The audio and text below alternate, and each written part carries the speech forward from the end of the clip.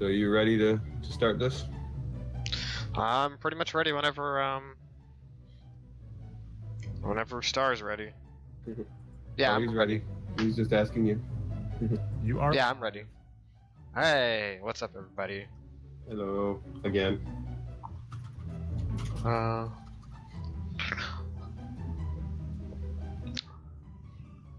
So, time is going to start when I enter my character name, and I gotta go with the classic. Okay. So welcome to Dragon Quest Heroes Rocket Slime. Contrary to the name, it has no affiliation with the game known as Dragon Quest Heroes. What are you talking about? It's Dragon Quest Heroes Rocket Slime. Yes, it is. Kaishin no Ichigeki. Alright. Man, it's been a while since I run this category. Okay. Don't worry, I've never seen this category, so...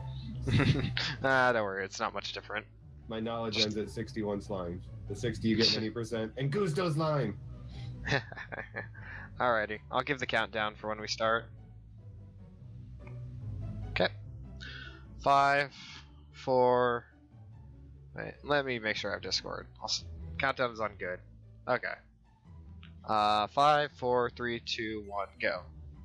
So, this is a little bit different from the most Dragon Quest games. You play as a little blue slime ball by the name of, it defaults to Rocket, or Surari in Japanese, which is a combination of the words for slime and Rin.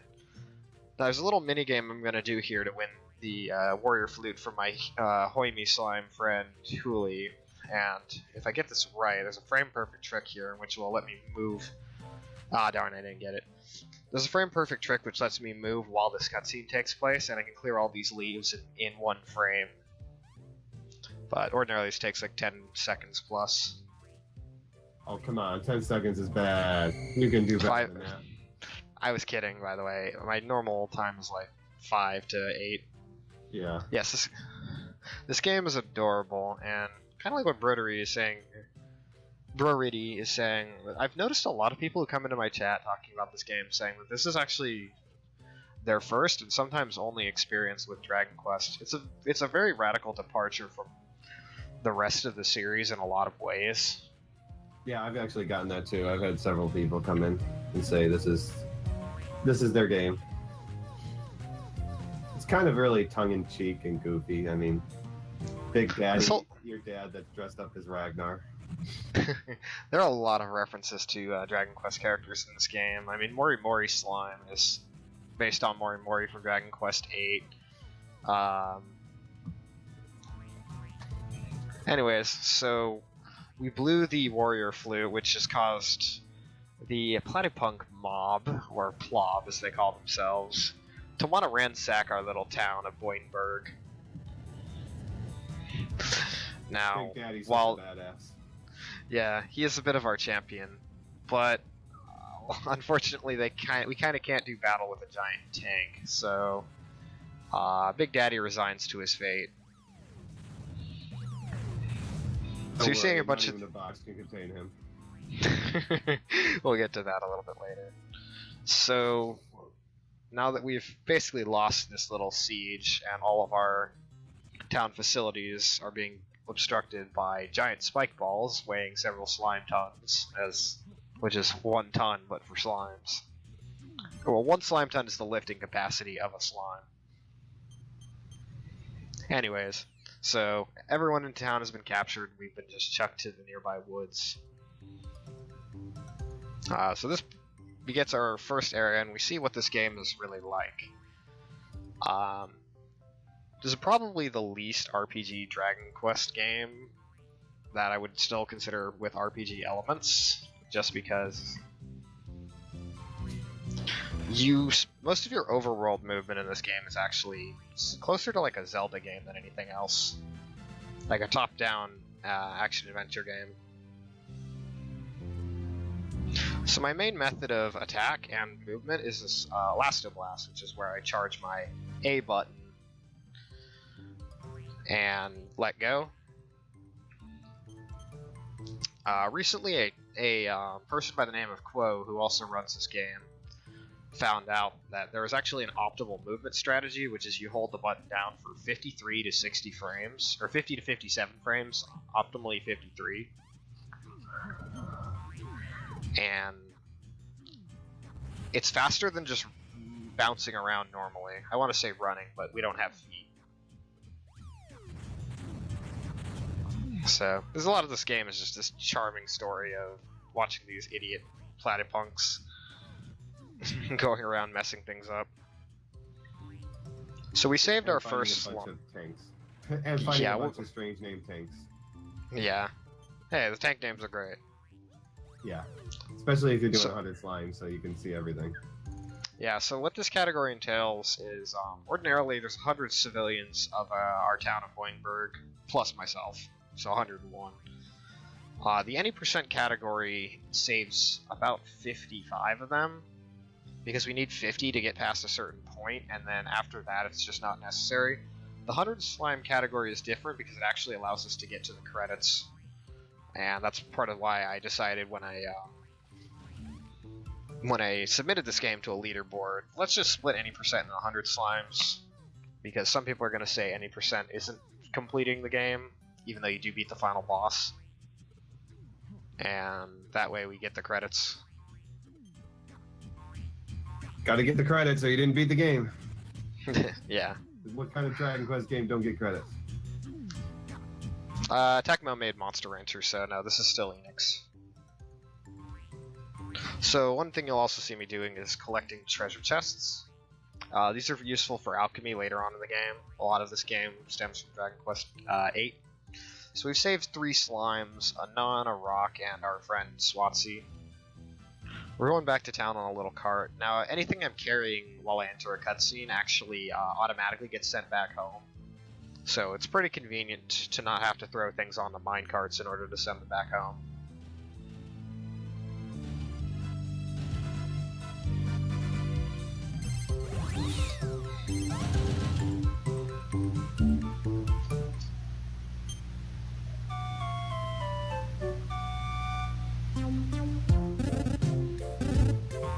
Alright, day 2.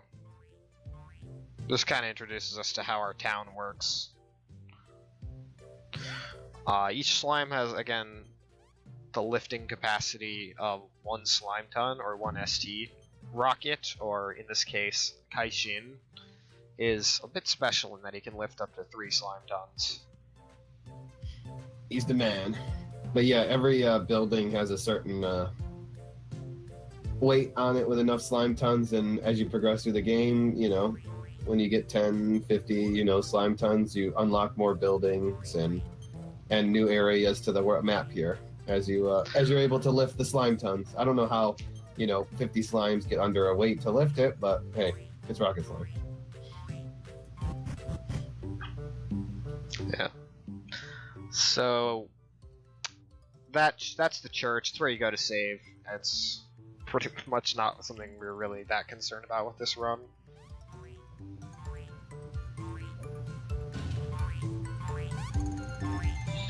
So one of the mechanics of this game is you can collect enemies and recruit them later, but we're not going to be doing too much of that just because it takes at least 30, and we don't need to waste the spot.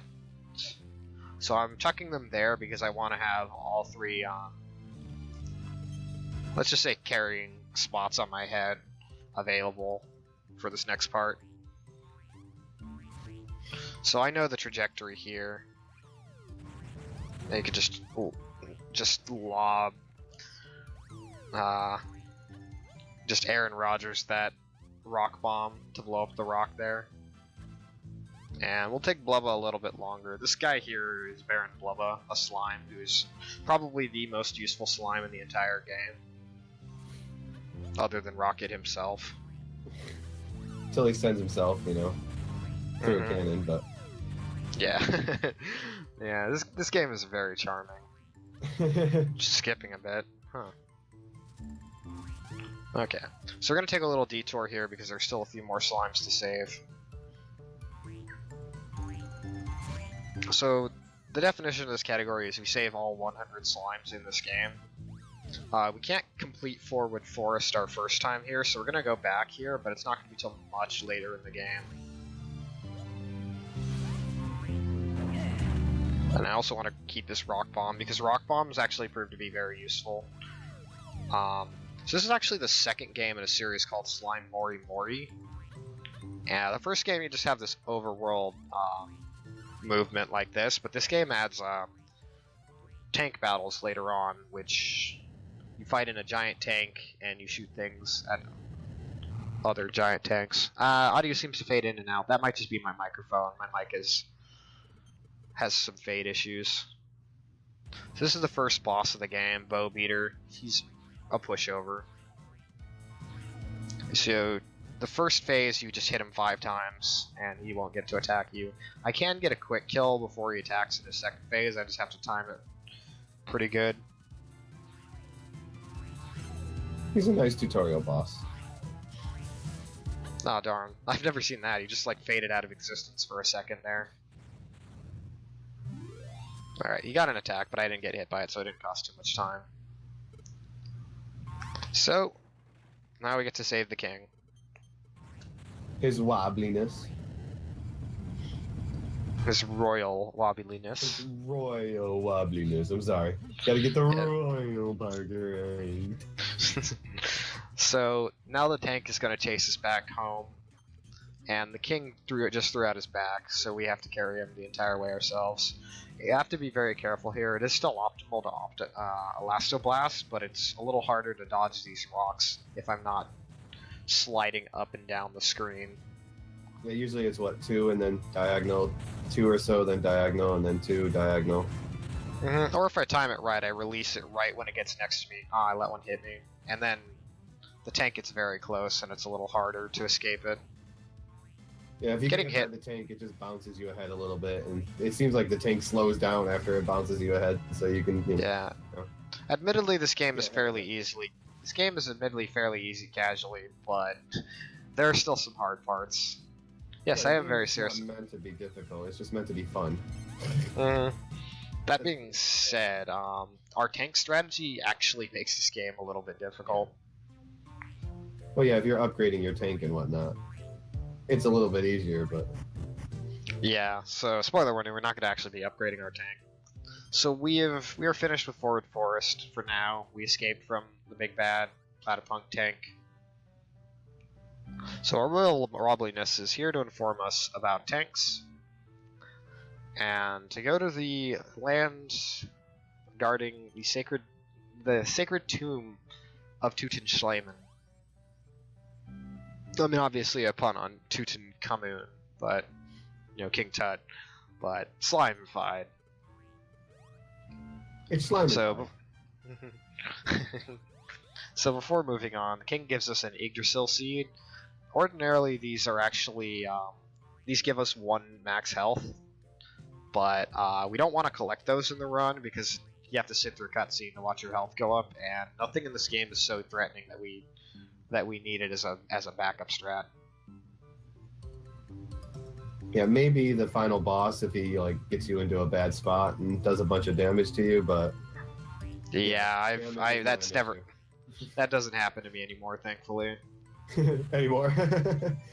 See, yeah, it does have, the first time runs I did, it's definitely had issues with oh, do I got enough health? Yes, I survived! And then, after a few attempts, it's yeah, it's not too hard.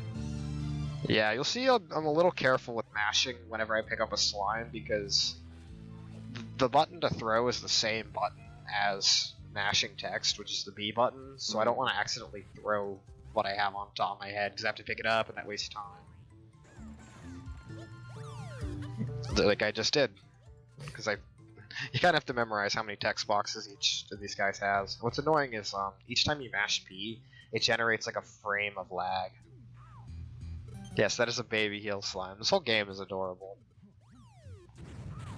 Especially when you get Bitsy, the little tiny slimes.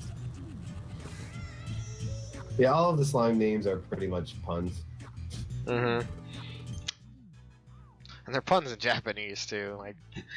I love what the localization team did for this game. So I'm gonna pick up this bullet here, and I'm gonna hold on to it for a little while. The Ductor. The Ductor. Ductor. Please help the Ductor.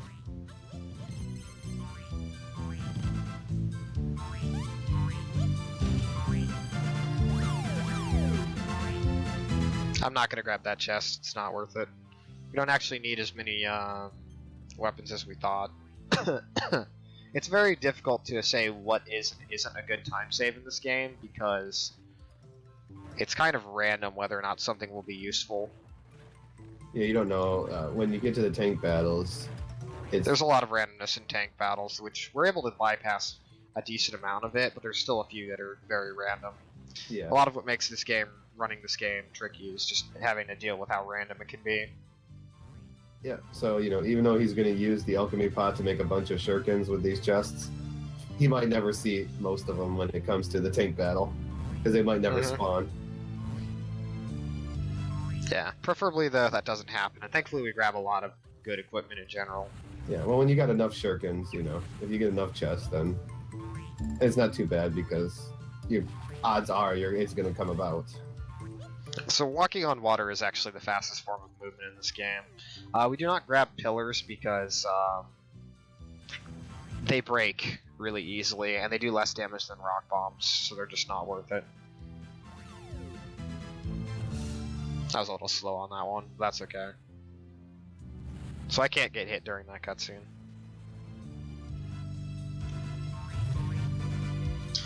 So we've saved the Ductor.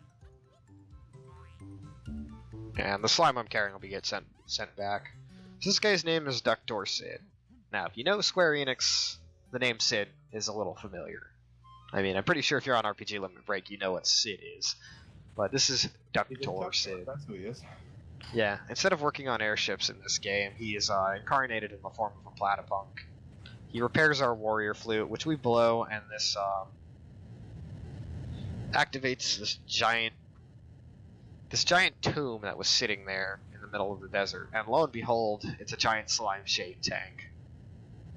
Obviously. The Schleiman tank!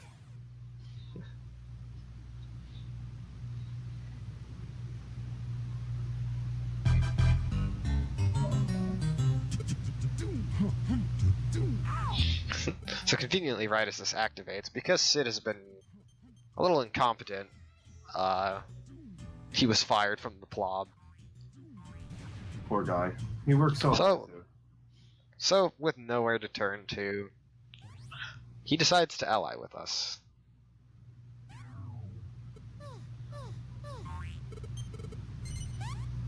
Have to be careful I don't accidentally mash B there. Also, as a twist, he speaks with a German accent.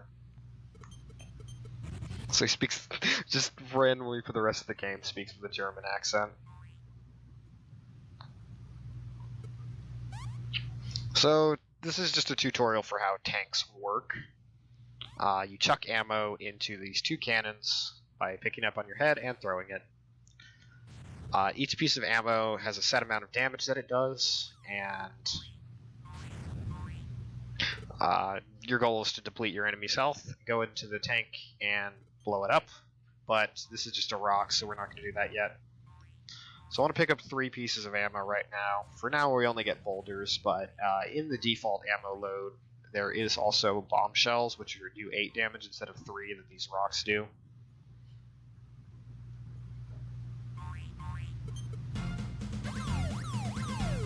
Also, the bottom cannon is a little faster. It takes less time for the ammo to fire. So for this fight, when there's nothing shooting at us, we want to actually throw it through the bottom tank cannon. I want this bombshell.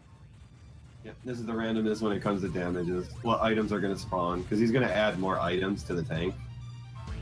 But it's random what spawns where, so sometimes you get lucky, sometimes you get stuck with rocks. It's actually the top screen is where you can see where the ammo is going. I just have the bottom screen set as the main screen for this stream because... Oh, that was almost enough. Dang. Yeah, so I'm going to try and see if I can't get a frame perfect zip. I call it a zip, it doesn't get you anywhere, but it looks hilarious. Yeah, he does. You're supposed to watch the other screen to see where the ammo's flying because um, ammo can Oh intercept darn, each I didn't other get the sip. and knock down the other ammo. So, like when you're playing casually, especially, you want to try to avoid your ammo getting knocked down. But even in this case, for the first few tanks, you want to make sure that your best ammo is not getting knocked down, or you're not doing any damage to the other tank. This game actually does not have tap controls. Everything you do is on the D-pad and directional buttons. There's no use of the touchscreen for anything, as far as I'm aware. I But think you can use it to Elastoban. But that's it. It's kind of no, you can't. I just tried it. Oh, I thought that's what the one thing it could do it for. Oh crap, that was bad. Okay. So I have to go and enter the church because this guy, if I accidentally hit him, he won't calm down and let me do this mini game. Oh, you So hit there's Telly again? Yeah, I do that from time to time. So we have to do this mini game here to get an item called Orichalcum. To give you an idea of how broken Orichalcum is right now, the strongest piece of ammo I have available is a rock bomb, which is 16 damage. The Orichalcum does 30. Even on 100 slime, where we get a few more pieces of good ammo, it never leaves the tank. So it's worth it to take the 75 seconds to get it, because that can like add up to literal minutes of time save. Again, it's random, so you're kind of taking a chance there, but the amount of time it can save potentially is totally worth it.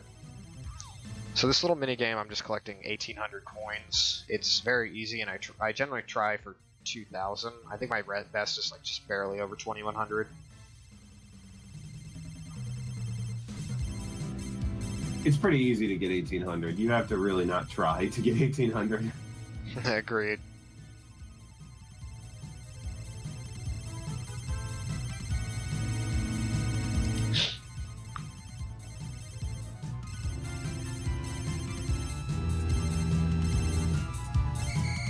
Yeah, 2068.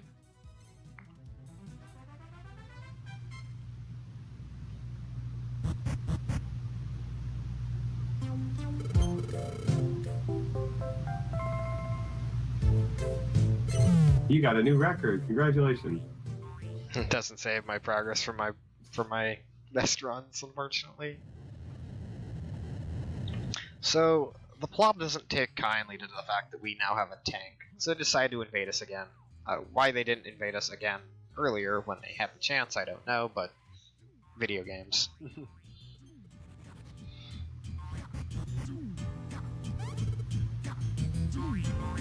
So this is the first tank fight.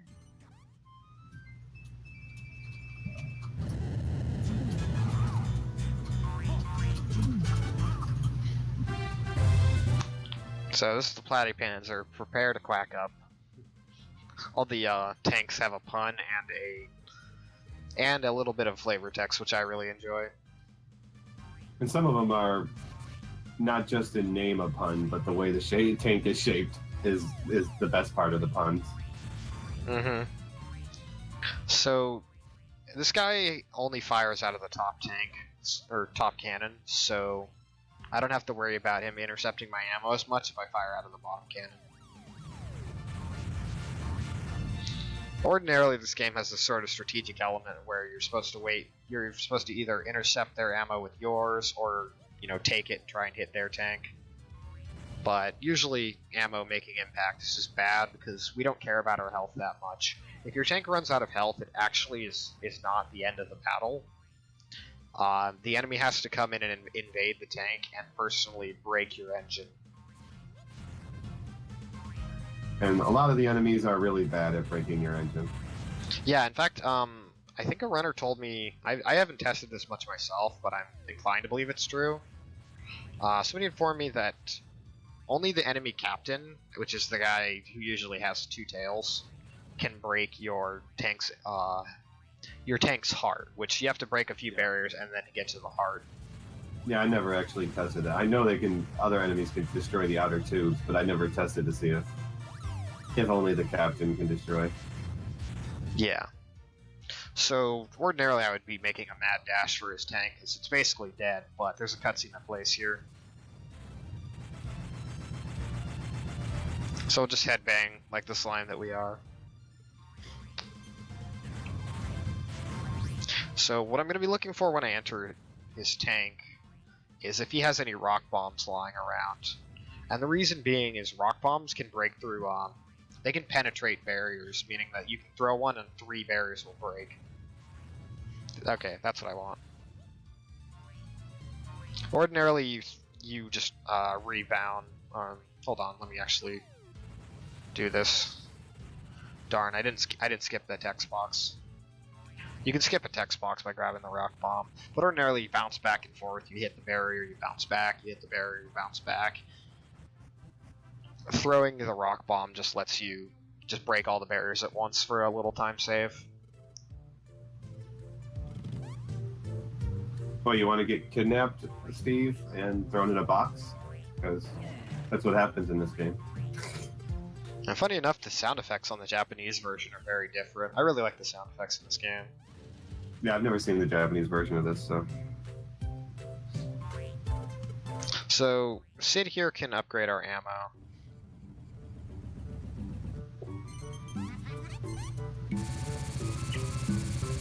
So I'm just going to hit default and then quit. And before I move on any further... Nope, that was accidental. I gotta sit through this cutscene again.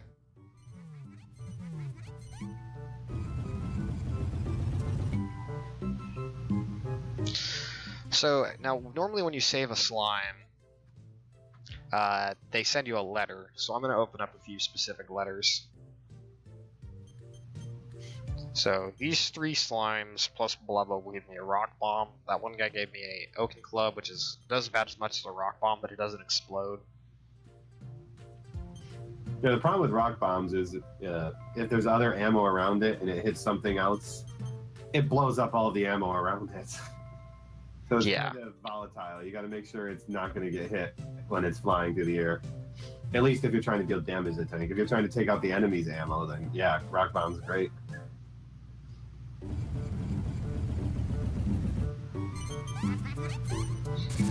Alright, so let's upgrade the ammo again now that we have good stuff. You see the Orichalcum there, twice as powerful as anything I have right now, which means the best time for it is actually in the early game. Time to throw chests at the enemy tank. It's pretty great. Now you can launch anything out of those tubes, including your own party members and the enemies. And yourself. And yourself, yep. Speaking of which, I'll be jumping into this cannon because it's a little faster than moving. I was trying to jump, but I accidentally held the button down. I want to jump before I hit the wall to save a few frames.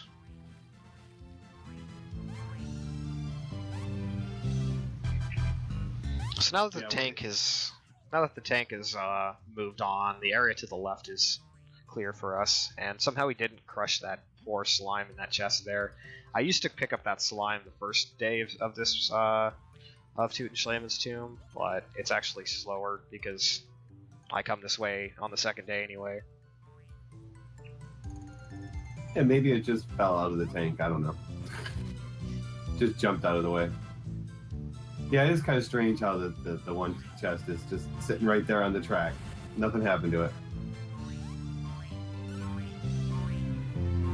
Yeah, he dug it back up.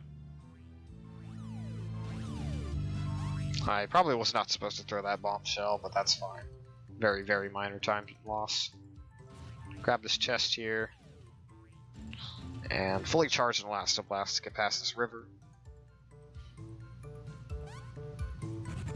So the idea behind this game actually was a world of Dragon Quest without any humans.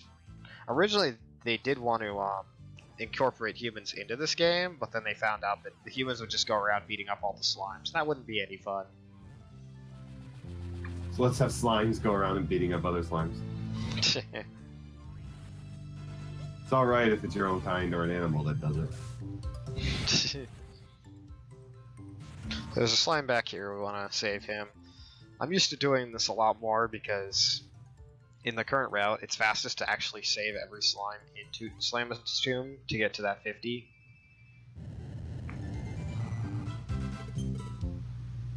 because all of the villains of the blob have tails. That's how you have two tails. That's how you tell that they're from the blob, even if it's not quite a platypus that has two tails. Yep. You can even have a killer machine with two tails, and it's pretty funny to look at. The platypans are unbelievable. Oh god. Come on, we gotta say the names of the tanks. They're great. They are. Darn, I was hoping it wasn't going to fire out of the bottom cannon. Oh well. Hopefully at least the Oaken Club makes contact, and it's not going to make contact.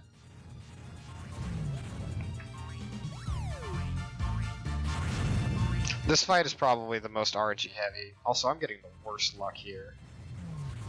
One thing you want to do is throw your weakest ammo first, and then your best ammo as the second or third, because if Okay, you throw ammo out, you want them to hit knock down the weak ammo. Oh hey, Ori Calcum. I'm just getting like the worst luck right now. Oh my gosh. Okay, they've started firing it out of the middle. If that Ori Calcum hits, it does half his health. No. Oh no. Aw, yeah, what sucks is there are certain points at the very beginning and very end in which the bottom cannons, like ammo fired out of the bottom cannon, will make contact with ammo fired out of the top cannon, and it sucks every time it happens. Yeah. The Plob is any of the gang that has the tails. Most of them are platypus, but there are some other animals that have the tails. Yeah, it's a bit of a translation thing, because in the Japanese version, their name is Shippodon, which means Tails Brigade.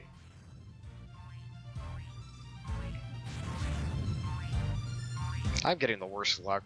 So this fight introduces us to the idea of having a crew, which we don't have a crew yet. We're just kind of doing this solo.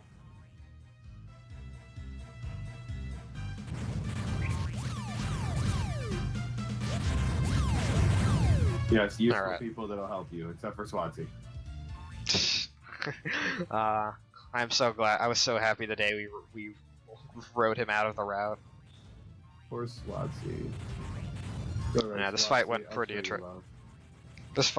atrociously. It was just poor luck. I couldn't do anything about it. There we go. That's what Swansea love.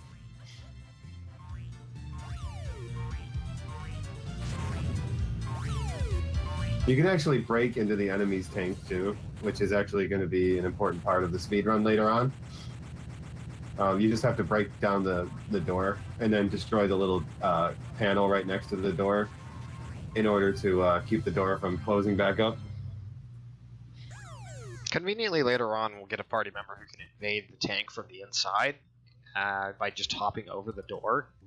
And when he comes out, there's a brief window which we can sneak into the tank without having to break it. It's a little faster to break the door, but it's a contingency plan.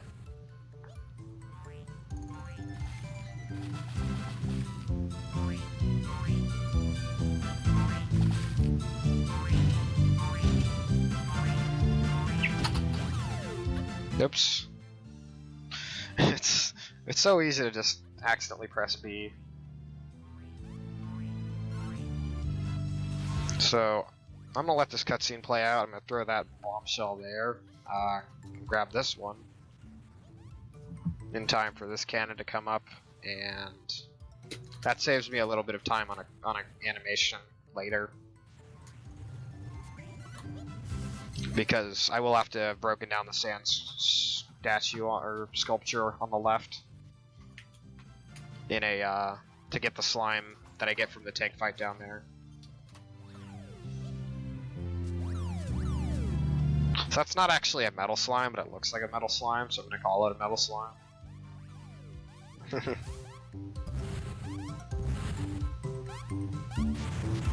This poor kitty cat son is helpless on top of my head. Like I said, I'm not grabbing any Yggdrasil seeds because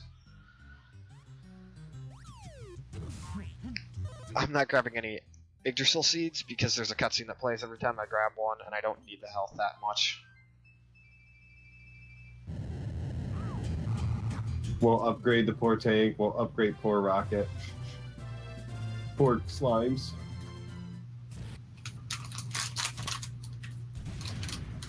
Bum, ba-da-dum. I never get tired of this battle theme. Or this game's soundtrack. It's just adorable. Darn, looks like a rock bomb was in here and it blew up. So this fight, it's a bit of a tutorial on invasions. The enemy Captain Cat will be invading my tank while the Cactoball is throwing ammo at me. I don't actually have to worry about the cat very much. Oops, I didn't angle myself, so I ended up throwing ammo out of the top cannon.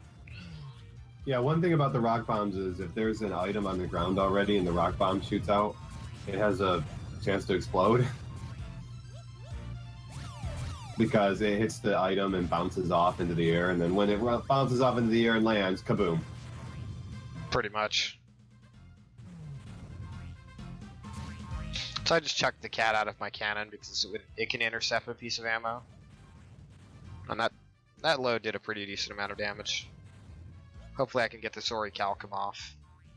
Because there's only one enemy firing at me, this fight's a lot less RNG than the previous one.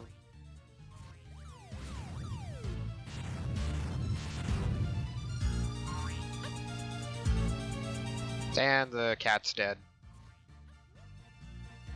I'll wait for the bullet to hit me and just chuck this as a contingency.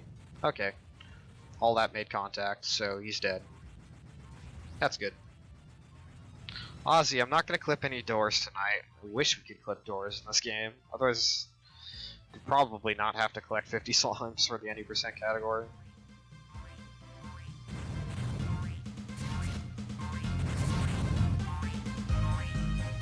I like this rock bomb. This actually saves me a little bit of time to get.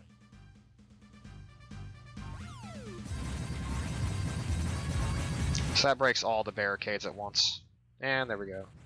Firing an empty chest does 5 damage. You can see on the top screen when something makes contact how much damage it does.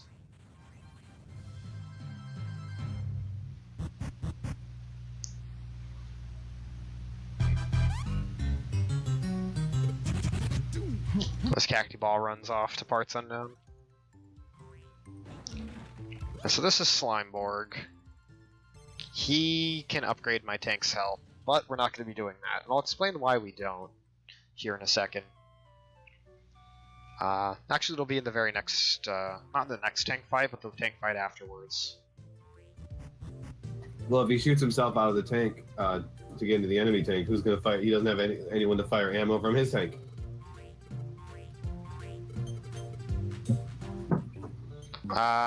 So ordinarily it's actually faster to run into their tank. I just was being a little bit safe there. I'm talking to the wrong guy. I don't know why I went to talk to him. Go ahead and upgrade my tank. Only a slight upgrade. His resistance slimy.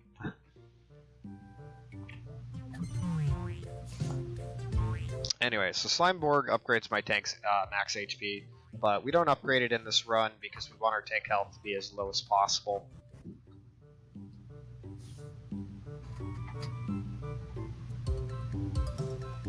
So we're going to finish off the Tomb of Tutenschlamen, and I made a mess up, so that's going to cost me some time. I forgot to activate the warp point. That's going to cost me like... It's going to cost me like... 20 seconds.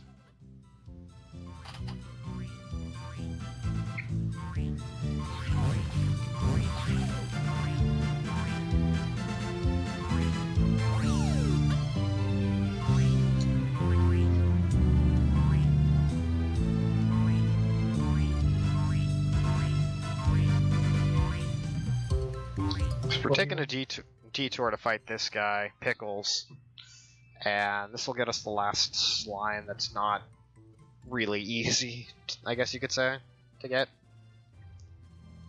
This is probably the easiest fight in the game, other than Platypanzer and the Boulder. And the reason being is this guy tells me exactly where he's going to fire. Sharpshooter. Well, there's a reason why he wants a low health on the tank is because if your tank is destroyed, enemies are no longer firing ammo. If they're not firing ammo, they're not knocking down your ammo. Pretty much. So later on in the game, our strategy is going to be die as quickly as possible, because enemies are less imposing when they're charging at you than when they're throwing ammo at you. Otherwise, tank fights are just random and take days.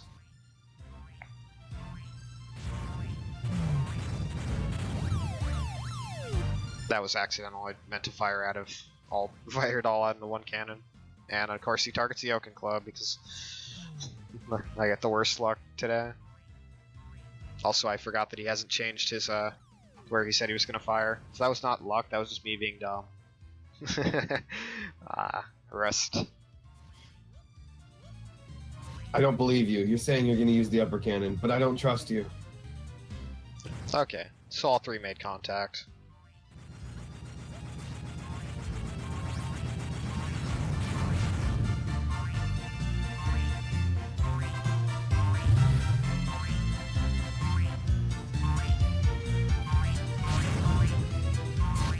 You can enter their tank and prevent them from shooting. That is a viable strategy, but it's slower in the long run.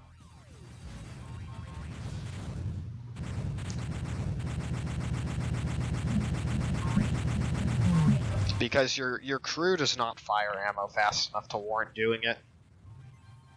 And also they can't invade, and you never get good enough ammo to compete with your opponents. So your ammo is only support. The main reason we even bother with ammo in this game is because the final boss, we have to use our own arsenal because it's impossible to rob the final boss of their ammo. It'd be interesting if you could. Yeah, because he's just really useful. Because he has this broken ammo. He has the kind of stuff that you use in multiplayer battles, and he has a piece of ammo that you can't actually get in a run. It's like a spike that drills itself into your head, into your tank's head, I should say. Their doors open because he takes down the HP of the tank. Yeah, it automatically opens when their health runs out. Up.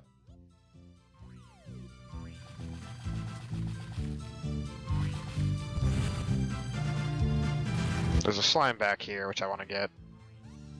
It's a little unclear what you can and can't rebound off of in this game, which is a little annoying.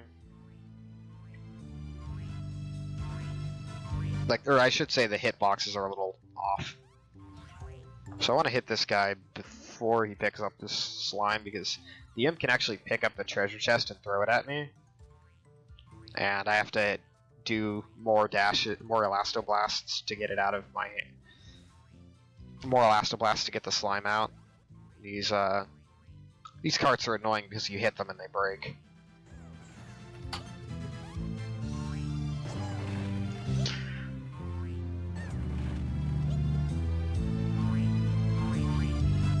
That's why we're here, to answer the questions. This slime's name is Curedon Blue.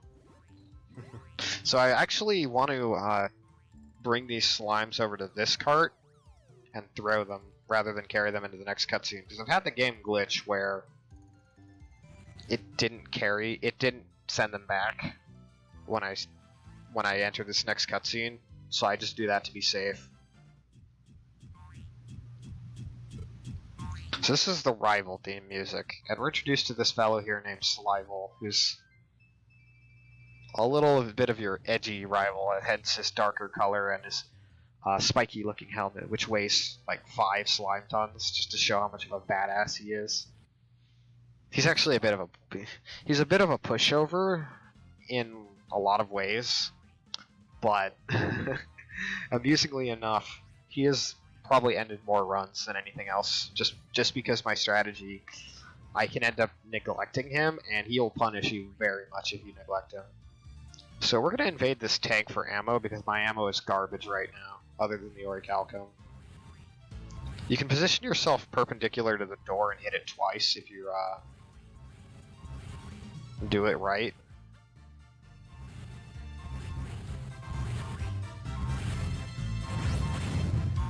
Yeah, we'll be seeing more of Slival later, though. So the ideal strategy is to pick up 3 iron balls, and they merge into a level 2 iron ball, which does twice the damage of 1 iron ball. And he has a lot of iron balls. So we want to get as many of them as we can in order to get a 2 level 2 iron balls and then 1 level 1 iron ball, because if we get 3 iron balls. Also, this enemy captain is in my tank. I need to. I'm gonna have to take a. Oh, that's not the captain. Never mind. That's just a cacti ball. I have what I need anyways. So now what sucks here is. Okay. Whoops. I'm getting beat up by the captain. So I'm gonna do something a little different than I usually do, just because this guy is really annoying. So I'm gonna take this cacti ball and I'm gonna chuck him out of their cannon. Oh, he's already dead. So I'll do it to this guy. And now I need to hightail it back to my tank, or else I'm gonna die. Most of the enemies are really slow at destroying your engine. Other than Slival. Nah, Whatever. And the final boss, who can destroy your engine from the room away from it. Oh yeah, he's really annoying. Yeah, we're gonna trust these. That drives me crazy. All he has to do is turn to the left and fire, and you just like watch your engine get destroyed from like outside the room. There's like nothing you can do about it. Yeah. As you can see, he's only on the 4th barrier. He's pretty slow. And to be honest, that's the closest he's ever gotten. So I just want to hit him until he dies.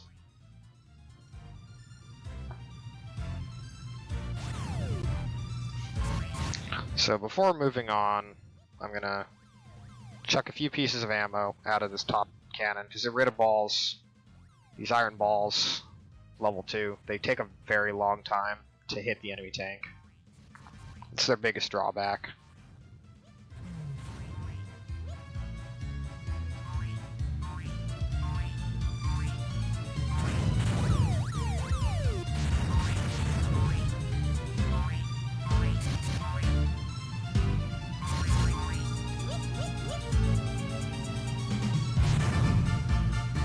Ah, that's unfortunate. Only one of them made contact. So that didn't pan out. That strategy is a little bit luck reliant, but it's better than just having weaker ammo.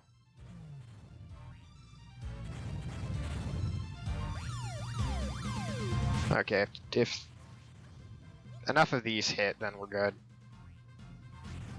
Yeah, 55 damage. 2 of them hit. You almost destroyed the tank.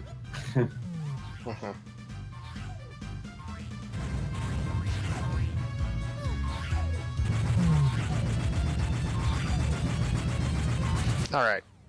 So I'm going to pick up this rock bomb here because I have it.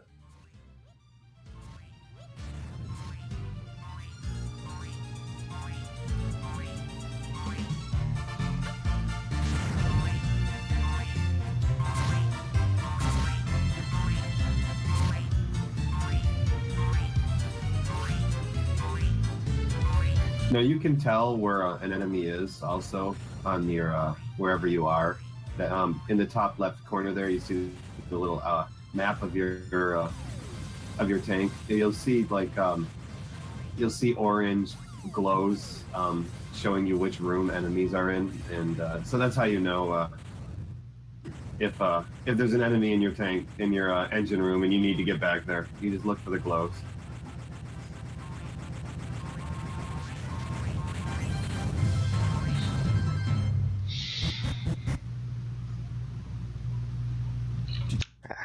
I would be talking more, but unfortunately, I'm not in the best of health.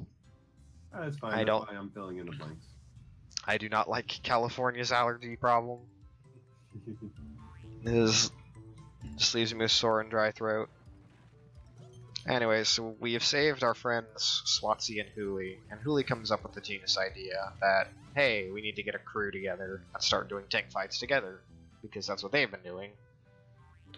Also, we got a steel broadsword for getting every item, or every slime in the area. If you save every slime in an area, you get a bonus item. Yes, you have to bring the enemy's tank's HP to 0 before you can attack the heart, and we exploit the fact that this works in our favor, honestly.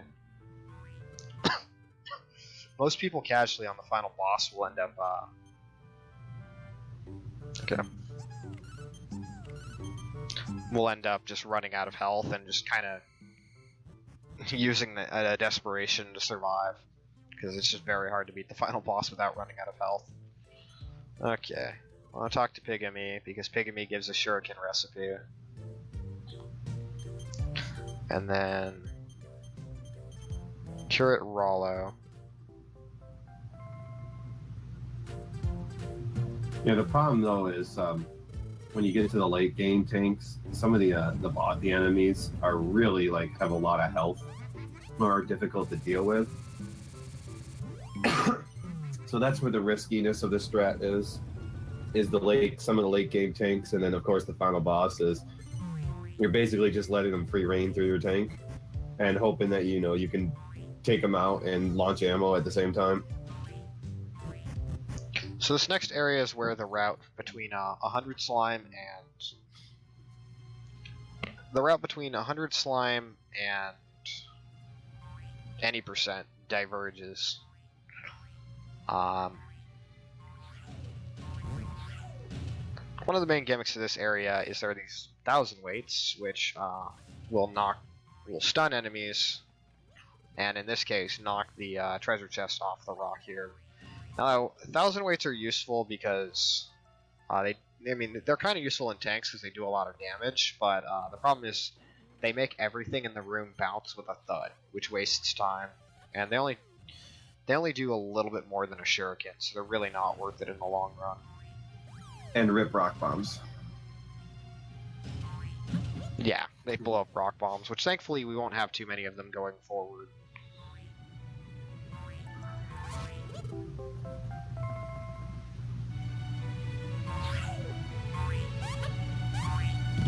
This also introduces Chimera Wings in this game, which they're really useful because they send stuff right back home.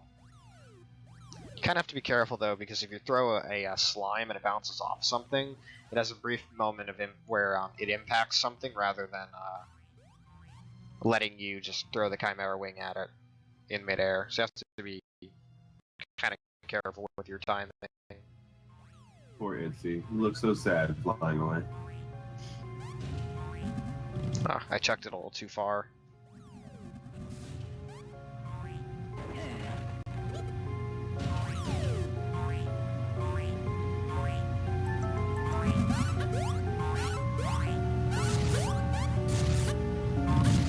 For some reason I forgot there was not a Chimera Wing on the screen. So grab this slime here, the Crystal Chronicler, obviously a reference to Final Fantasy Crystal Chronicles. There's all kinds of Square Enix references in this game. So as I made mention to earlier, this is the second game in a series. There's actually a third game, which instead of tank battles, you're on pirate ships. And it's actually really neat because the pirate ships are more condensed than the tanks. Thankfully I've gotten a chance to play it. It was never localized, nor was Slime Mori Mori 1. Supposedly the guy who Clyde Mandelin, the guy who made the Mother 3 translation, was actually working on a patch for Slime Mori Mori 1, but I accidentally activated the cutscene. But then he worked on the Mother 3 project a bit later instead, and only ever got halfway through translating Slime Mori Mori 1. So sadly that game is still in Japanese. It's basically like this game without any tank battles. Way too many Dragon Quest games in Japanese that we don't get. Whoa. My R button was kind of jamming there. I don't want my R button to jam. Now those imps there, you can actually catch them when they're in the middle of casting. One of their spells, and it actually like freezes them in your stack on your head in that casting animation. Yeah, the one thing you have to be wary is, unlike in Dragon Quest VIII, these imps can actually cast Cabrizzle. It hurts them every time when they face plant and do it, but they can do it. Oh, goodie bag. It's kind of like a new in Chrono Trigger. Every time you see a goodie bag, it's good luck. Yeah, try to collect 30 of them. to Yeah, it's to get the that gold takes statue. like an hour. No, that's just the bronze statue. You need 100 for Oh the yeah, gold that's the bronze statue. statue. Yeah. Yeah, goodie bags are the best ammo or the best crew member in the entire game because they just teleport into the enemy's tank and just run fast and steal good stuff. That being said, they're so good that me and my friends just soft ban them in our multiplayer guest sessions because this game has multiplayer and multiplayer sessions are a lot of fun. I'll capture the goodie bag. Good luck. Not every run ends up seeing them. They can appear in any area in this game, but it's completely random whether they do or don't. So before I enter the next tank fight, I have 2 slimes I'm going to save.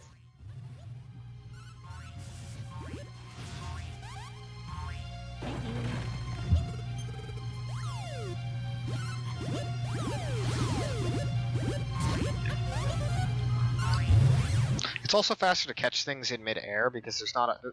When you catch things on the ground, there's a brief lag a brief moment of lag. Sorry, I'm a little...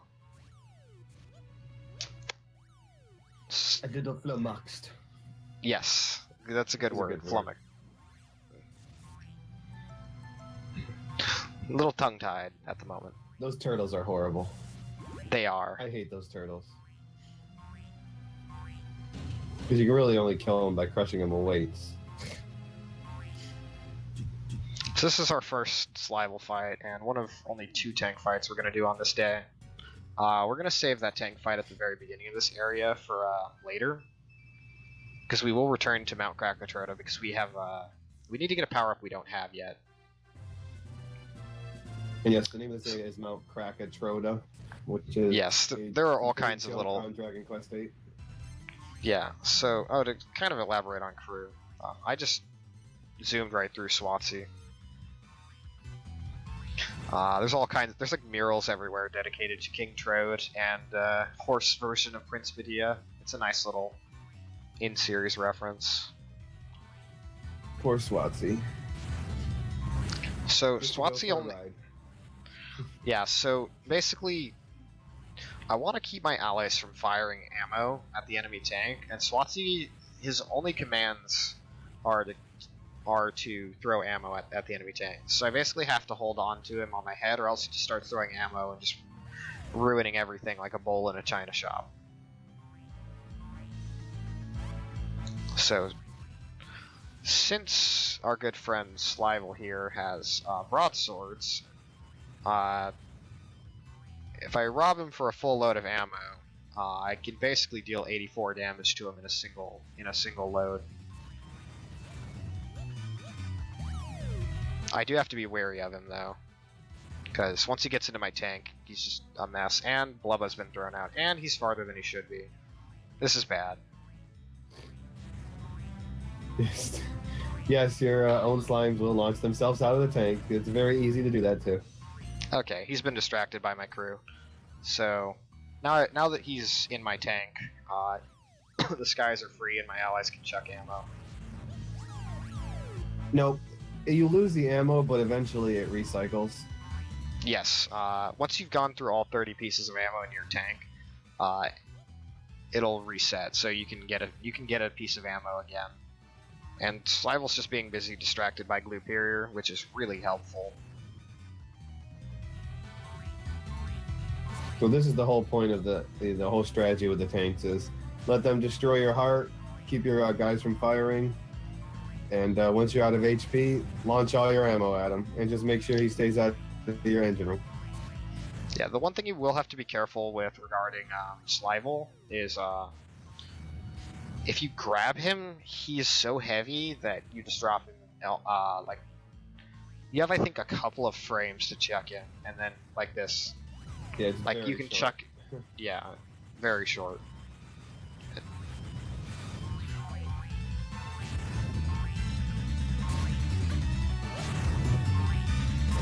And it's very easy to pick him up when you don't have anything on your head. I guess so. I always pick him up. I hate it. Oh no, sorry. When I say I guess so, I meant to Neve 8557's question. Oh.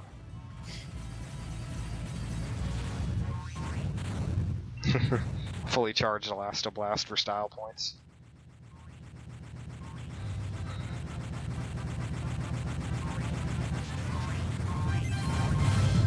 Oh, yeah, sorry, I dropped about 950 frames, which is almost 10 seconds. Apologies about that, my internet is not great.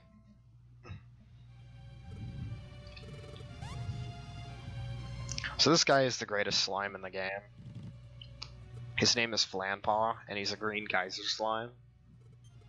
And the reason he's... well, okay, there are a few slimes who do this, but he's the first, and he's also the most, like, regular person, I guess. Regular slime. He's a grandpa. The only other... So basically what he does is he just walks himself back to town.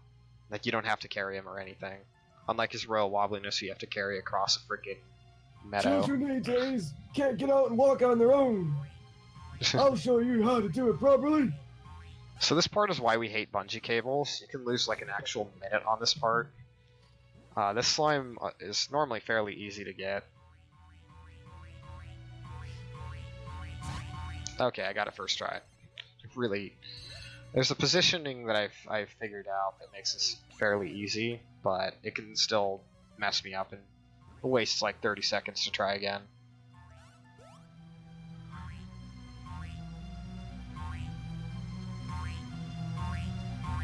There are a couple other slimes who actually walk themselves home. Flanpaw's just the first, and that's the coolest in my opinion. Because everyone else just copied him. You also notice he's not elastobanding upstairs because stairs are really wonky. Yeah, you can just end up bouncing over and over again. So this is where the route's going to deviate from 100 slime. And from any percent, I should say.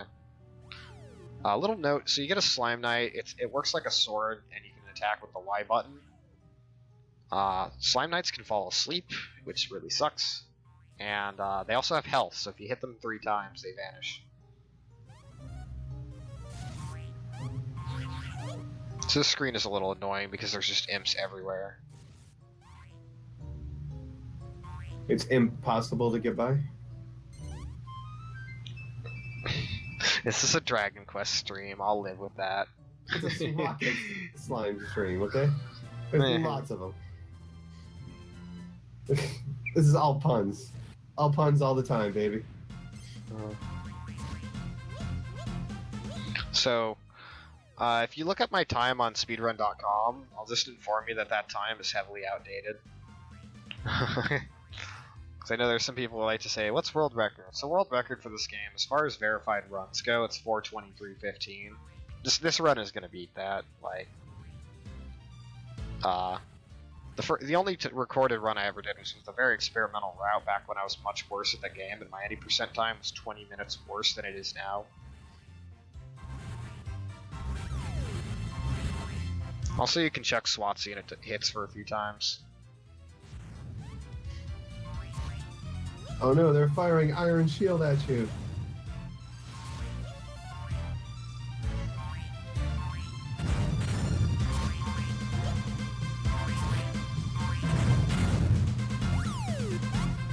I probably should have stopped him before he threw that iron ball, but oh well.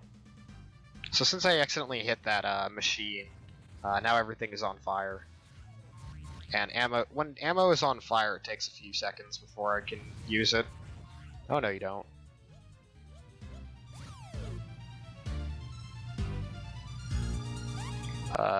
Somebody stole the iron ball I was looking at. Ah, darn. There you are. Yeah, even speedrunning this game is just silly because just little shenanigans like that happen all the time. Hey, they're just trying to fire their ammo. They just want to kill me. Okay, so now that my now that the skies are basically clear, I can go and chuck all this at them, and my allies can unleash fury.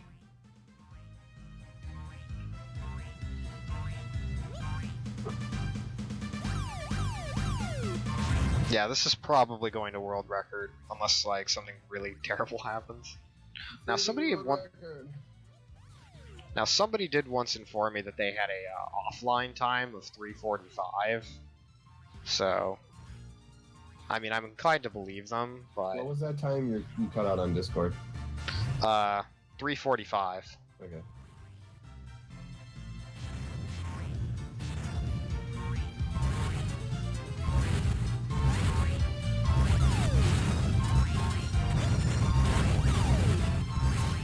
I accidentally forgot to break this open. That was bad of me. Like, wait. I never set glue period to fire ammo. That's bad. Oh well.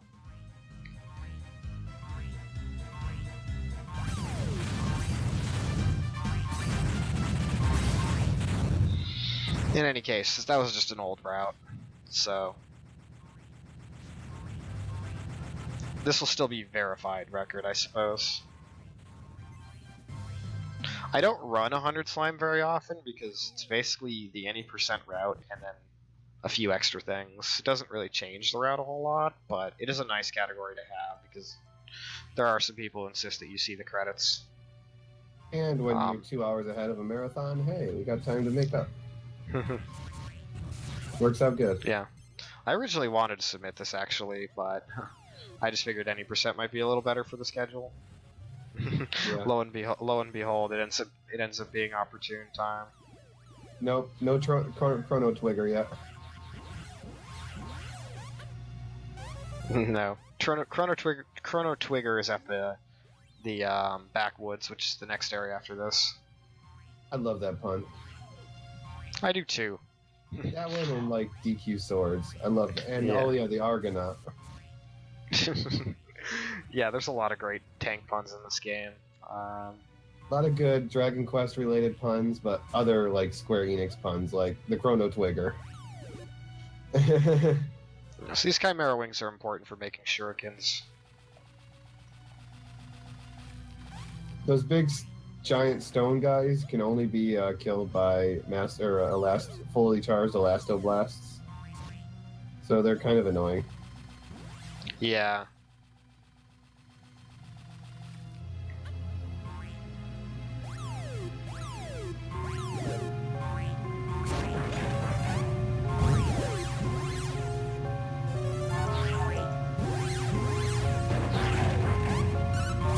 It's a little faster to kill them than it is to throw the Chimera Wings at the last two of them, and it also lets me get these two Chimera Wings sent back to town.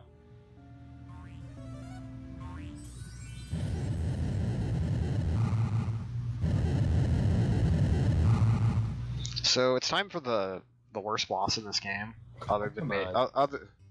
Okay, he's funny. There is He's the best. He kills himself. This is You Crackpot. literally have to do nothing against this boss, and he will die. Yes, but if you want to kill him quickly, it's pretty much RNG.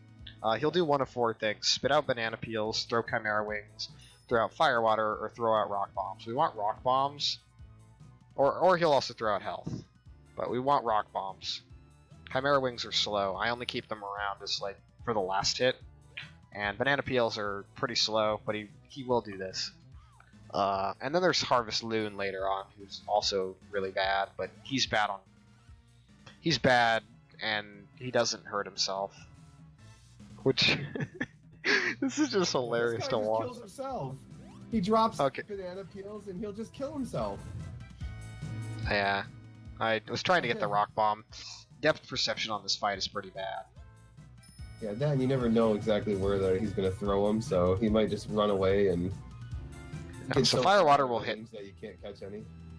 Yeah, fire water will hit him 3 times. You have to hit him, I believe, 12 before he dies. Ideally, you get like 3 rock bombs and you can hit him for 6 because he takes damage once from the explosion and once from when you throw it at him. Yes, this boss literally kills himself. Oh gosh. A lot of banana peels. He had 2 fire waters. I didn't see he was ready to throw the next one. Okay, I can kill him right now. And if you throw the wing at him, he ends up hitting his head on the ceiling and taking damage. Yeah, unfortunately you can't take... This boss is really, really dumb. Pot belly. So yeah, now we have the Crackpot. CRAK, I should say. And this lets us do alchemy. It's the same crackpot from. Well, it's supposed to be Dragon Quest VIII, but they didn't really name it crackpot until Dragon Quest IX. So. So technically, this game named it. Yeah.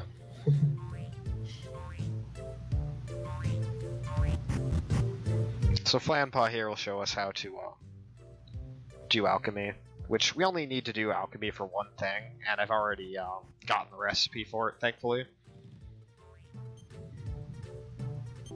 KRACK.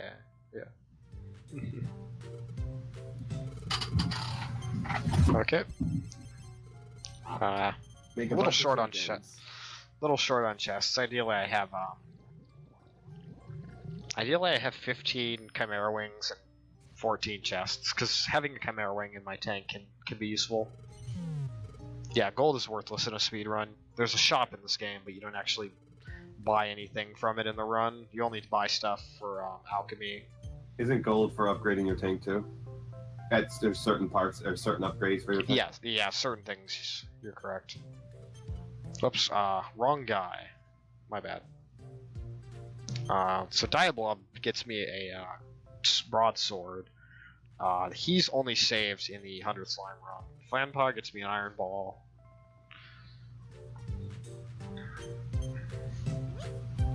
Oops. Itzy here gets me something useful. And he says the letter's gonna self-destruct. And You can make cruise missiles. Probably one right now. And that's all I need from these guys. Oops. I'm just following my notes right now. It's actually faster to leave ammo to him and then just edit it yourself. Put the Slime Knights in there. Slime Knights are extremely useful. Yeah, because most of the game you're playing a defensively oriented strategy, having Slime Knights to just break things makes things go by much quicker. Not to mention when you're breaking into an engine room, it destroys the tubes extremely Very fast. So our poor friend Sid here just got hit with a plunger on a arrow, with a note from our sister calling us a schmo and telling us to go save her in backwoods. So it's not a trap, obviously. I mean, why would the blob ever trap us with anything?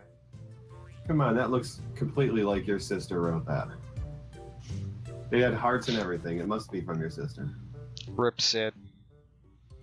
We didn't even have to feed it. We didn't even have to feed him any fish for him to die in this game. Duck tour.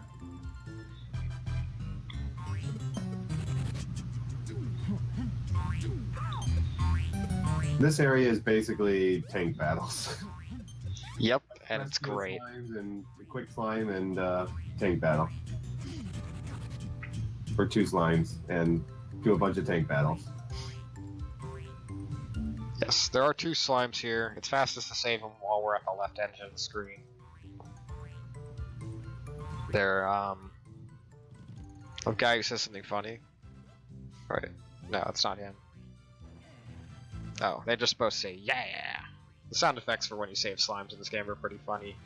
There's another one you save later, and he's just saying like France, like France, like he says France in like a very high pitched voice, and he says like flaunts. Flaunt. All right. I'm just honest. I'm just waiting for a certain slime. There's only one slime I want. Here's Chrono Twigger. Yeah, Its bark is worse than its bite. The Chrono Twigger. Oops. Set both allies to passive commands, and then go and invade.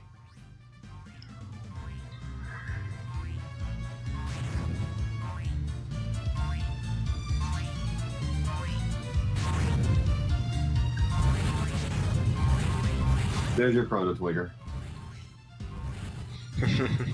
I remember how much Karul, the second person ever to run this game, liked Chrono Twigger. It was like, time for the best tank in the game. Yeah, so it was actually really exciting. Originally, this game actually had no speedrun community, even among the Dragon Quest community. And the only thing I had really to base any sort of speedrun off of was there was an old SDA thread discussing, potential for running this game, and there were a few ideas bounced here and there. Some people had some ideas for a route, which a couple of them are still in the route, mainly the using of shurikens as ammo is still in the route. But for the most part, just about everything in there I had to redo myself in routing the game almost from scratch. And I was about a year ago, I was the only one who had ever run this game, and nowadays we have 6 runners on the leaderboards. Well, actually 5 runners, and then High Spirits here, who has run the game, never submitted it. Yeah, I haven't submitted it my time yet. No worries. But it's quite exciting, actually, kind of seeing a game that you love, you decide to run it yourself, come up with your own route, and then see people join you and just, work on making this game faster. So I have a few people to thank for the changes to this route and why my time is now 8 minutes faster than it was when I broke the world record last year at Dragon Quest RTA Marathon 2 for any percent. So it's not actually any faster to go and invade them right now. I'm just trying to pick up what I can on the side, and then I'll wait to bombard them. Okay.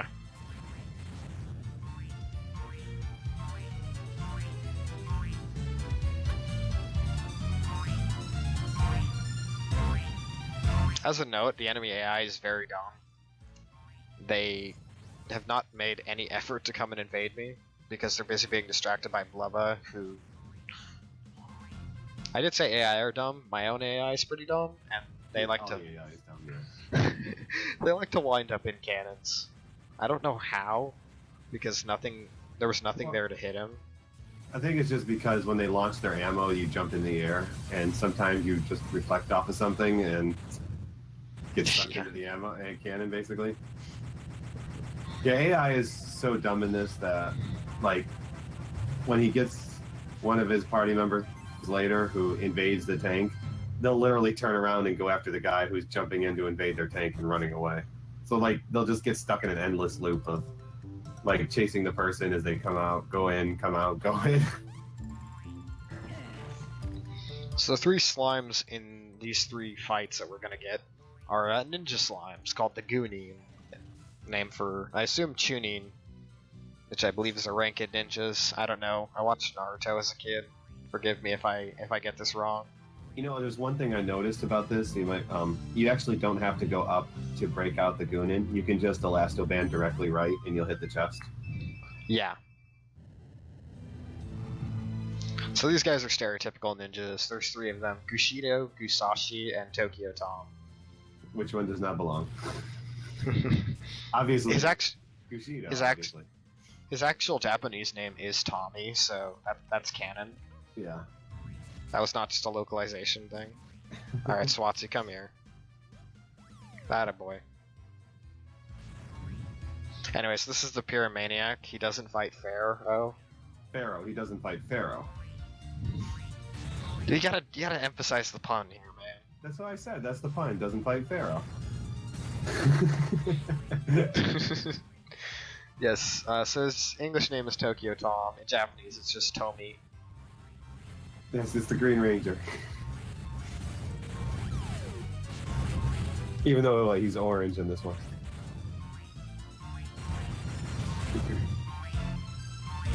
So these are spooklier bombs. They look like rock bombs, but they have no properties of rock bombs. I guess they were just too lazy to give it its own sprite. In any case, what the spooklier bombs do is they can only make contact in air with other spooklier bombs. Meaning, like, they'll pass through any other ammo that isn't a spooklier bomb or a mirror shield. Which, we're not going to deal with mirror shields in this run, thankfully. Because those are just hell.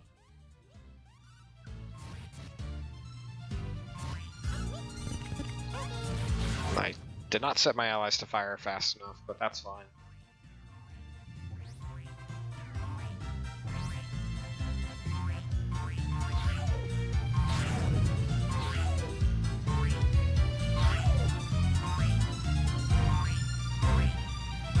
This is rocket slime. There's no such thing as physics. We literally move by stretching ourselves out by the sheer force of will. Nice piece of orichalcum just sitting right there. None of my crew doing anything about it. Alright. Enemy's dead. Let's take the Slime Knight and move on. And I clipped through the Slime Knight again. Okay, I want to make sure that their captain isn't in here anywhere. Nope, he isn't. They're going to be very slow to take anything out, so I can just go and finish them off.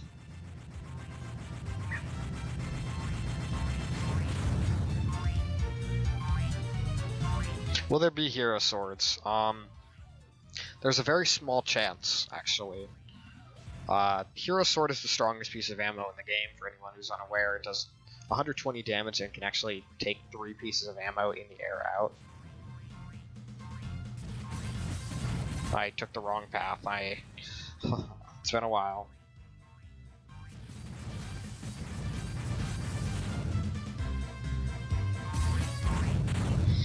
And it does 120 damage, but it's, you only get 2 of them in the game through story reasons, and both of them happen in post-game. So the only way you see a hero sword in the run is Slivel has 1 in his final fight, and there's a chance you might be able to steal it from him. I don't think I've ever seen it so far. I've seen it like in maybe 2 runs. Elasto Blub. So 2 of the tank battles down, 1 to go.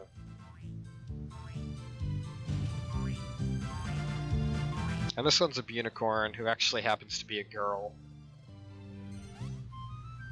who speaks like a Southern belle. What in tarnation are you talking about? The Carrot Top.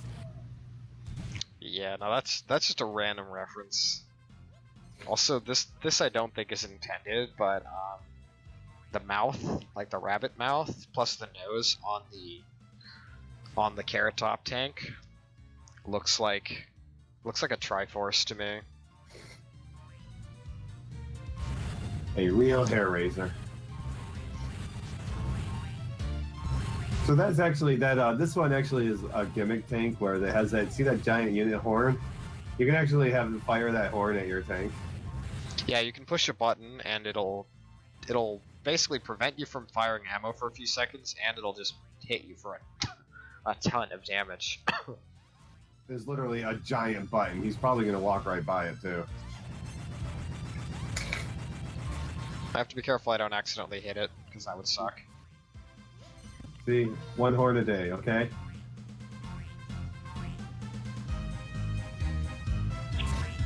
Darn, there's nothing else for me to take. I guess I'll just take this 2 arrow. A triple arrow is fairly decent. It does 48 damage. We'll see it a bit later in the run.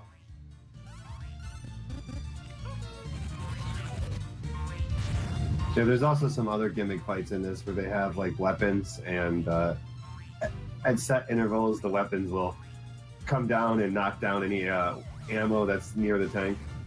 Yeah, either a sword or an axe. There's one other one that it randomly spawn. It has its own separate ammo dispenser that spawns something called a Kaboomamite, which does a lot of damage. But the problem with it is that Kaboomamite it explodes after 10 seconds, and if you fire it and it hits something in midair, it knocks everything else around it. Which means if you hit the enemy tank with a Kaboomamite, what ends up happening is... Come on, Blubba. What ends up happening is any ammo that follows after... Stop hitting me, Blubba. Jesus. I just want to grab some ammo. You can duke it out later. This is why 1000 weights are not good for your tank.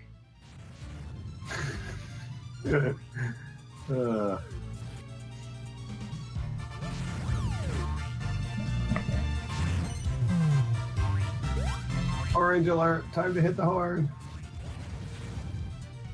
They say that, but they don't actually have anyone there to do it. Yeah, exactly.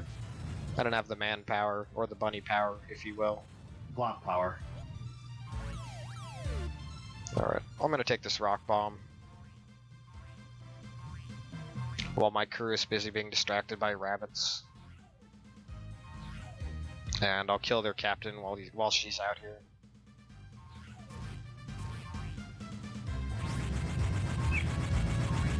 Ah, there's the 3 arrow. That would have been better.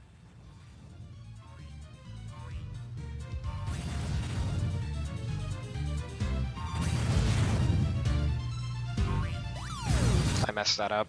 Oh well. Fire the horn, quick!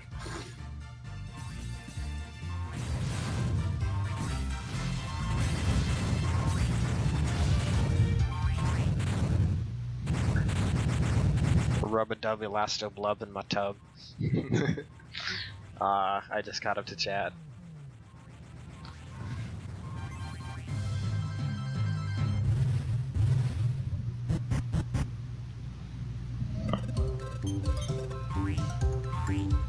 I wasn't gonna hit the horn. Why would I hit the horn, dude?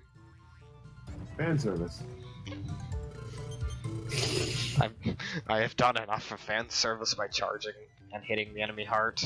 I love how the tank, like, when it blows up, like, the horn doesn't do anything. It just, like, it doesn't get affected until the very end, and the horn just disappears. Yeah, so now we get to go fight the boss of the Woodlums, as they call themselves.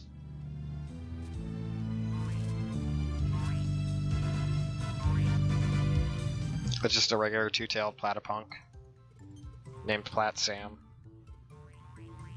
Calls himself the Grim Reaper, except for Mr. Slival here.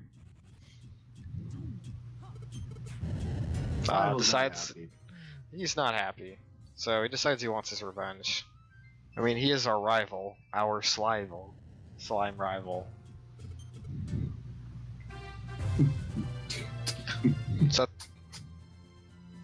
So at this point, he becomes much more fearsome as an enemy, because if he gets into my tank, I'm actually very much in trouble.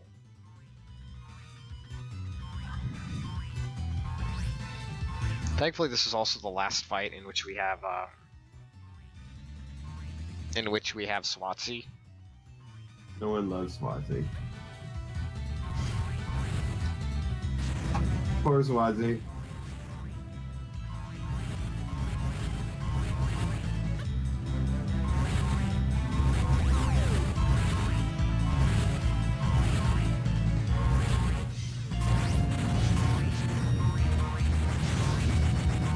The nice thing about the Schwartzman tank is it has one straight path to the engine room, so like I could. Oh gosh, that's awful. He snuck out of my tank when I was out of the tank when I wasn't looking. I really hope I don't die here. I'm gonna set my allies to defend tactics. Yeah, usually they're really good at like distracting Slival because he likes fighting. Yeah, enemy will. AI is programmed to start attacking anyone they see, which does come into our advantage.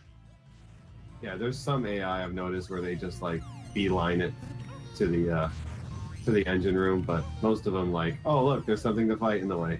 Let's fight it. Especially Slival. Yeah, so I chucked Slival out of the cannon. I got lucky that I was able to do that. There's no benefit to breaking all the enemy systems.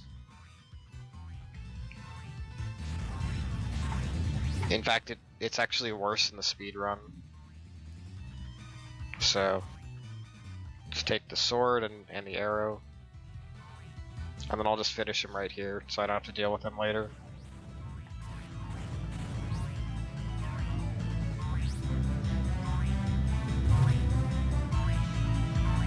Swazi's being useless.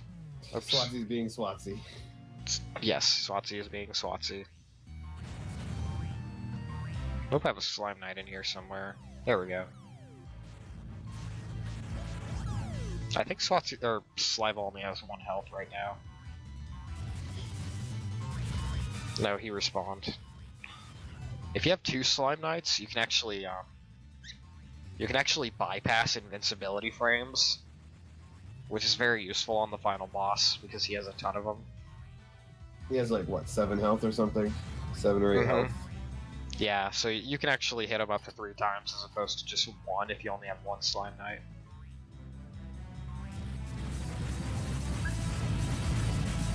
It also makes this part a little easier, clearing through the barricades. So there, we're done with Slival.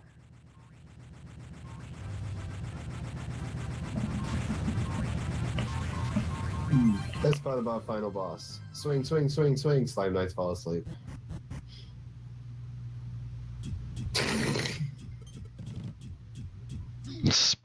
Spotsy. Yeah, well, he should be called Spotsy because he's very spotty in his usefulness. So there are only 2 items in that entire area. You can get a goodie bag, or 1 item, a treasure chest, and you can get a goodie bag. So we've saved our. I think this zone is the only time I've ever seen a goodie bag before.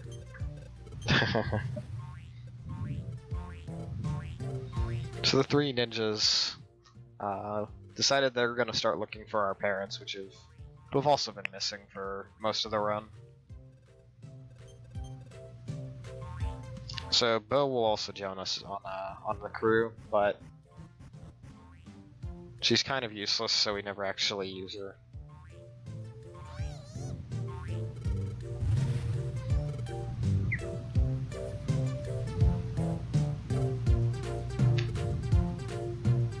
I'm surprised you have a Swatsy emote and a Bo emote, but not a Huli emote. Who wants Huli? Good Who needs point. Huli when I have Healy? Both are just as useless. Rude. So this next area is Call My Bluff. I will. Yeah, and I like how it has poker symbols.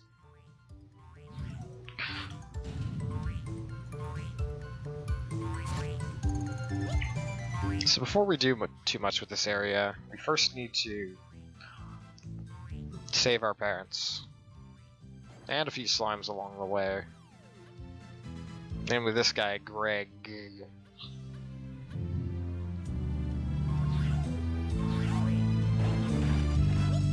This is also where we pick up our 3rd Slime Knight in our inventory. We used to grab another Slime Knight earlier, but determined that it was faster to do it this way. No, he won't use it in the crew because he has to collect 30 of them. Yeah, there's no enemy that's worth collecting 30 of in the run. All the good enemies are later in the game. Yeah, he'll be lucky if you find 30 of them, like, without just serious grinding. I guess you could say farming would be a little bit more accurate. Or shopping. There's our Flans guy.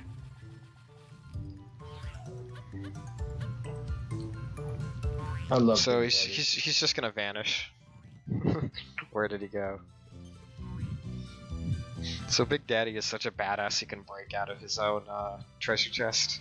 Yeah, no one could contain Big Daddy. And Mamma Mia. Believe it or not, Mamma Mia is actually a more useful crew member.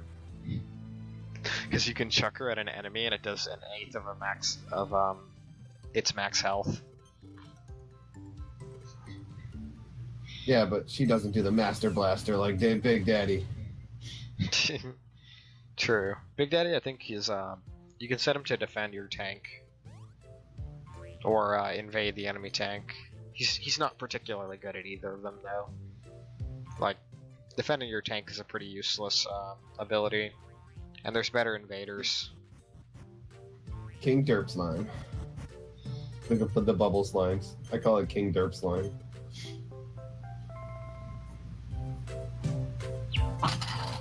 Yeah, Big Daddy is basically Ragnar. That's Big Daddy. Now, once he rescues Big Daddy, he needs to have at least 50 slimes collected. because that will unlock the Goonin's secret base where they can teach you how to do the Master Blaster after intense training. It's a fun game, Darknut. Like, it's a fun game to play through and laugh at everything. Oops. I apparently forgot that you can't recruit the Goonies until after the Master Blast exam. Yeah, you gotta go through the Master Blaster test. Training, that's what it is. It's training.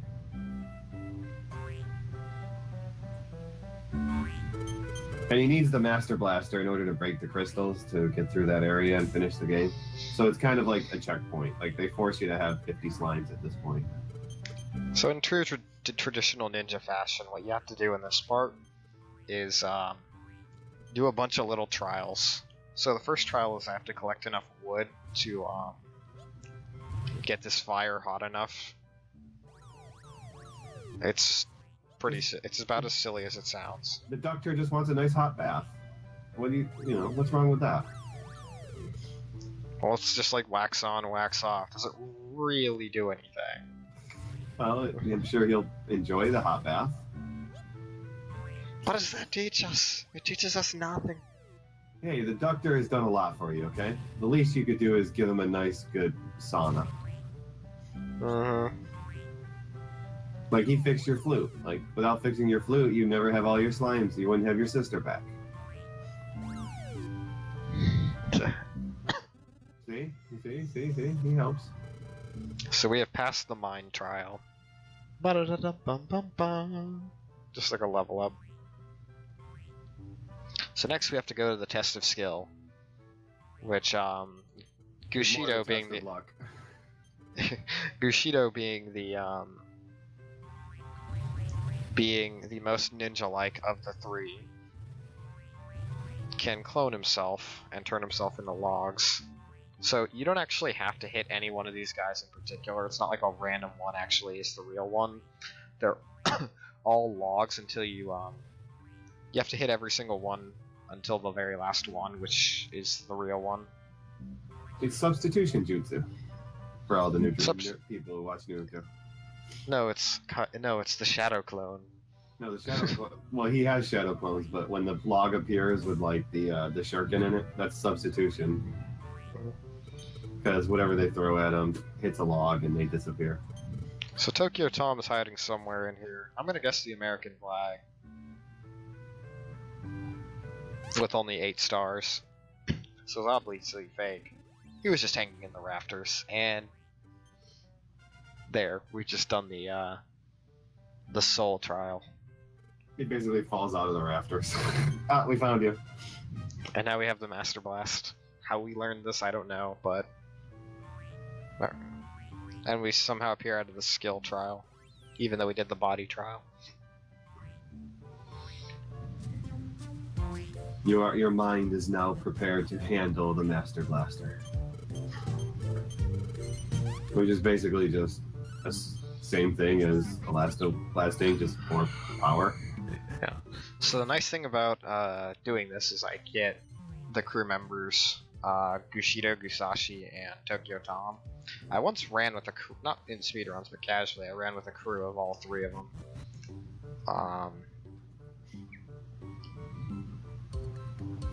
It's the body trial. I messed up on that one. In any case, Gushido is the best one for speedruns because I don't ever have to set his commands. Oops. For some reason I thought this was like something I had to break. So that's what the Master Blast looks like. I can break crystal and save these 3 slimes. And save Hooli's parents.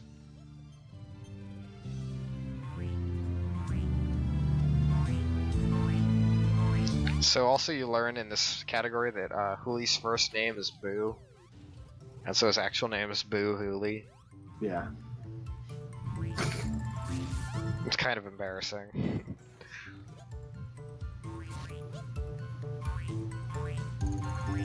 Yeah, I don't usually do this in speedruns. In any percent we're actually done collecting slimes, except for 2 in the end game and everything mandatory. But now we're saving every slime because this is a 100 slime run. No slimes left behind.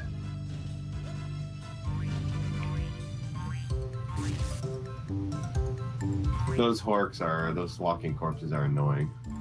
They really are. So there's great. Talk about me. So there's a glitch that happens in this game when if you elastoblast into the next screen, sometimes you'll just bounce back into the screen you were just in for no good reason. This is the Splatty Panzer. It's just a souped up Splatty Panzer.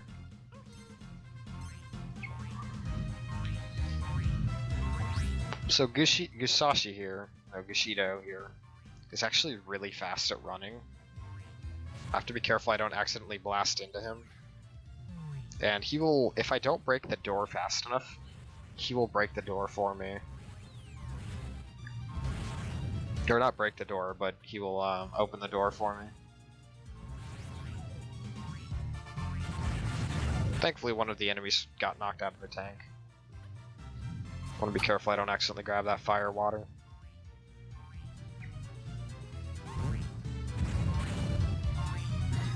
Let me guess. Dragon Quest 7, Zelma. Give or take 4. Okay, so this is a good load of ammo. The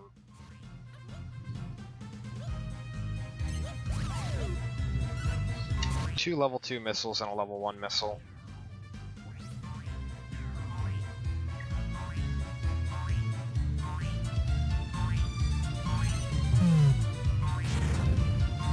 Apparently Swatsy died somehow. Being Gushido. Gushido, you're right. Like, wait a sec, Swatsy's still in here. No.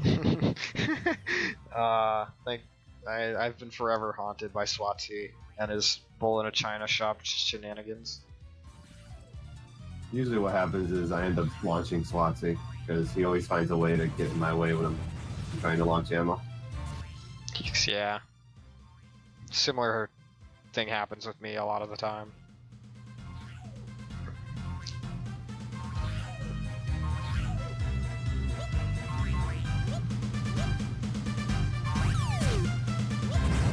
Oops. Well, I just launched my own. Oh. Who did you launch?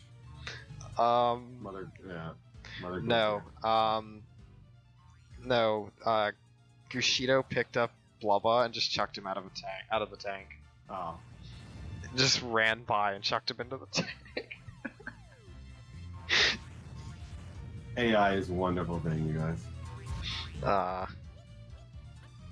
Yeah, there's just more of this. Can you see why I don't run this category too much?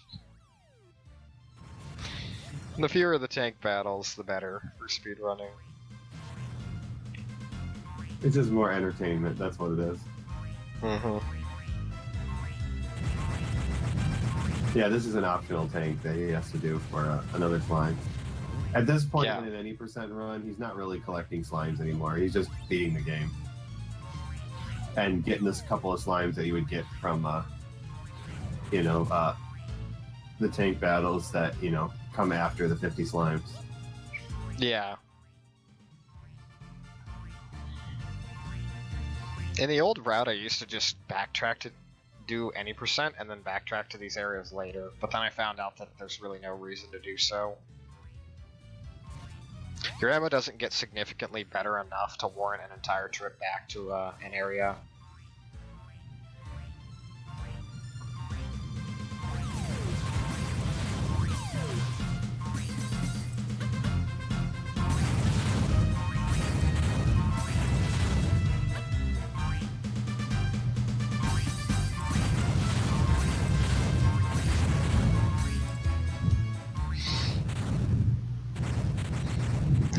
Everyone to the other tank. This entire game is just change places. Because they're always going into your tank and you're always going into theirs.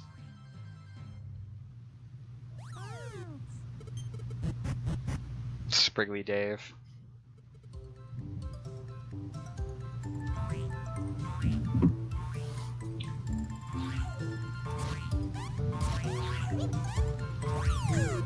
So now I just want to get every slime and call my bluff in 2 days.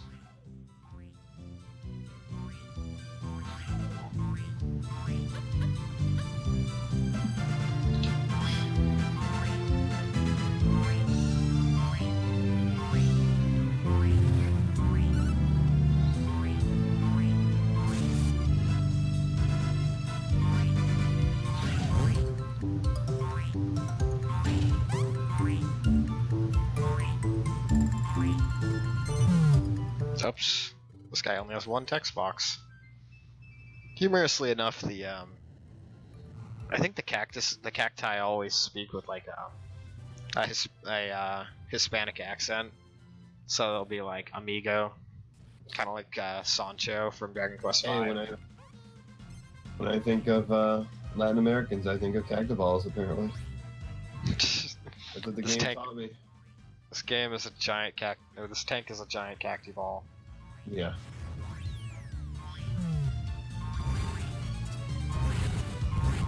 I really like the inside of this tank. It's just nice and green. It reminds me of Snake Man stage for Mega Man 3.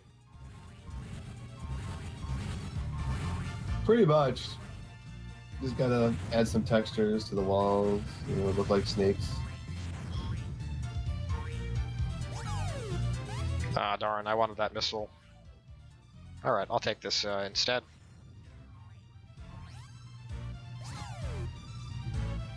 So there are no level 4 arrows. 3 is the max it goes to. Unfortunately. Unfortunately. Yes. High Spirits, dude, we need to hang out at Limit Break. I think you and I would get along very well. Or we would hate each other and destroy each other. I hope not. It'd just be nobody would else would want to be around us because we would just make puns after puns after puns.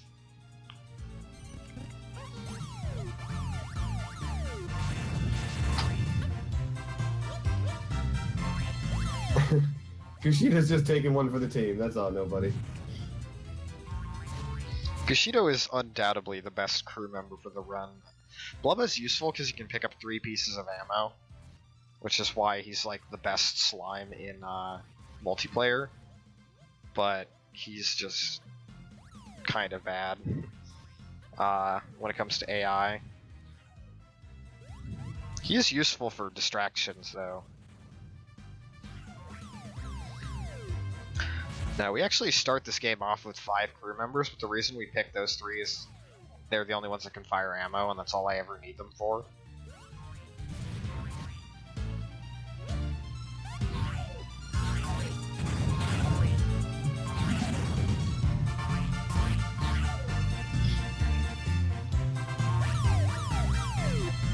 Okay, that may be the, No, it's not the captain. Okay, I don't have to worry.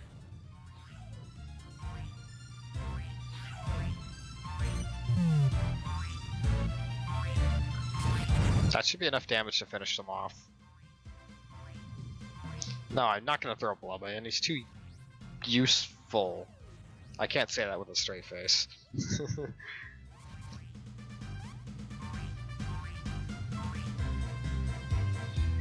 This game is weird, but it's so charming.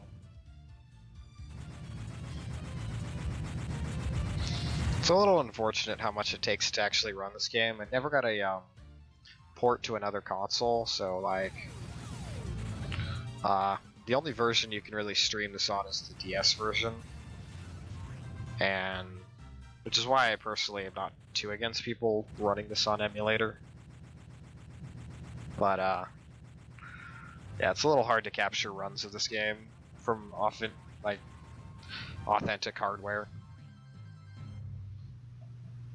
Slimes are love, slimes are life. So there's a lot of people who've approached me saying they wanted to run this game, but just never did.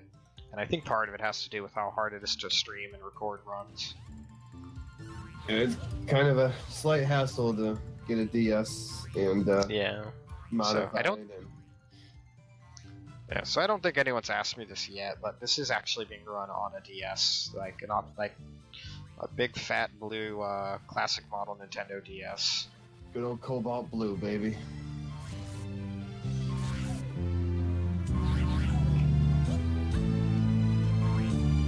Yeah, there is someone in the U.S. That does DS mods, but only on original DS. So unless you have a big old fat original DS, you have to basically take it to Japan to get it done.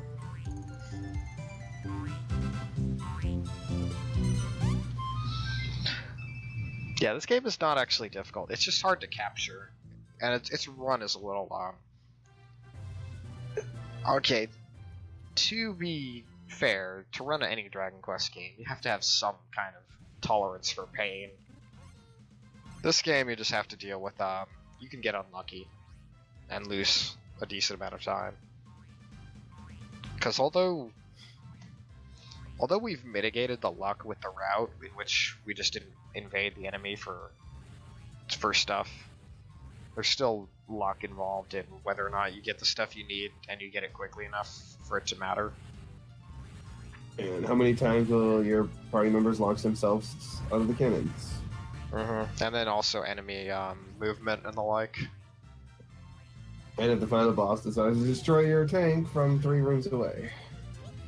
It's not actually that bad. He can only destroy it in the engine room, but like the second he enters that engine room, you're No, just actually, like... he can destroy it from the room outside.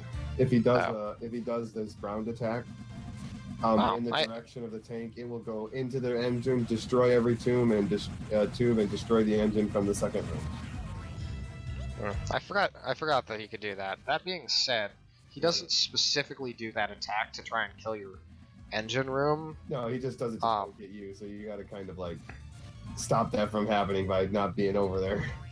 Yeah, I've come up with my own safe strategies for dealing with that. So this level 3 Irritable here is actually the strongest single piece of ammo in the game.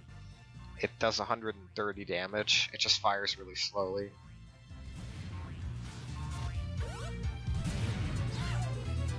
Blubba's making himself useful by hitting me. What is this game's purpose? To have fun. To save every slime. Yeah, and also get yourself a badass tank so that when you decide to hit multiplayer with your friends. Which I was lucky enough to actually have people who would play this game multiplayer with me. It's actually really fun, but you have to set some house rules because some things in this game are so inherently unbalanced. Basically, your town was invaded for some reason, which they don't tell you yet. And yeah, they do all 100 slimes that got kidnapped. Yeah, they do explain why everything's going on in this game later on. It's pretty comical. It's pretty dumb. Why the big bad is the big bad. Yeah, exactly. The whole reason why they destroyed your town. It is a pretty dumb reason, but what would you expect from a game like this? Yeah. So that one I'd rather not spoil until we get to the very end of the game. Because I think people will get a kick out of it. Yeah. So they just have to wait for one of these to hit. So yeah, we're saving our slimes, our townspeople. Save the slimes, kill the frames.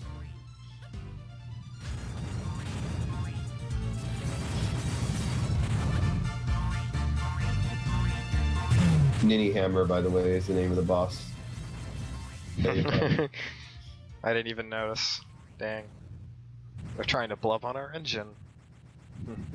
Not today.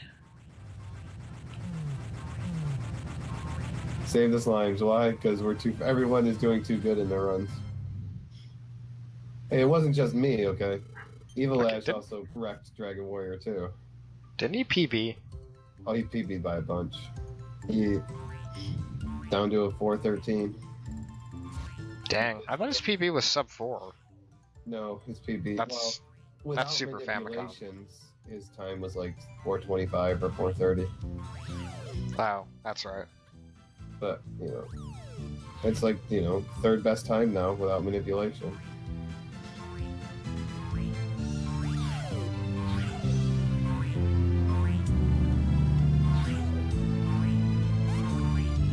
Yeah, it's not that expensive in the US, but if you're in Europe, this might be an expensive game to get. Yeah, it's not too expensive, but this game was actually never released in Europe. Oddly enough, there is a European runner of this game named Karul, and he normally runs Final Fantasy. He doesn't run this game anymore. He did a couple of runs for fun, and like he actually said this game he played it as a child when he like downloaded just a ton of ROMs. Hey, technically, Eli came in an hour over underestimate too, but he started an hour late, so. What was this time? I didn't catch that run, sadly. 8:15. Dang, that's a good run. Yep. So yeah, a lot of the runs so far have pretty much come in underestimate. All of the runs have. I don't know why I picked up my own ammo. I'll pick that up later. Sabotage from the inside. Okay, so this guy actually has the best piece of ammo in the game, like the actual best piece of ammo in this game for speedrunning. It's called the lightning rod. The reason why this piece of ammo is so good is because it does something delayed. In fact, I probably should head back to my tank and just pick up those lightning rods. Yeah, basically it does damage every interval, like 40 damage or something, and it just sits there and keeps blasting damage. Yeah, it's incredibly useful. It's like what, 300 or 400 damage or something that it does overall? About 200 per rod. Per rod, okay.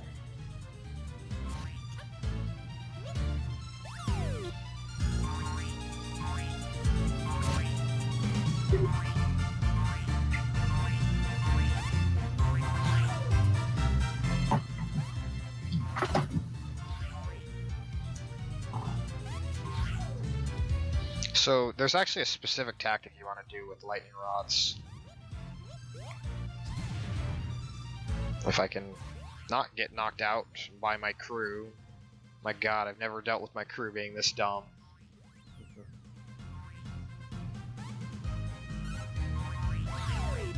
They're trying. They are really trying to sabotage this run. We're useful, yay!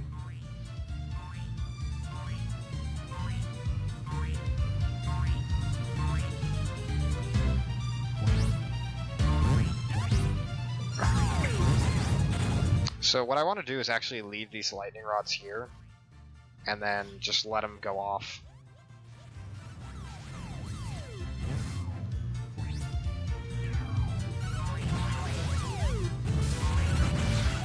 Yeah, once your HP hits 0, the heart of your engine gets exposed, and that's how you destroy the tank.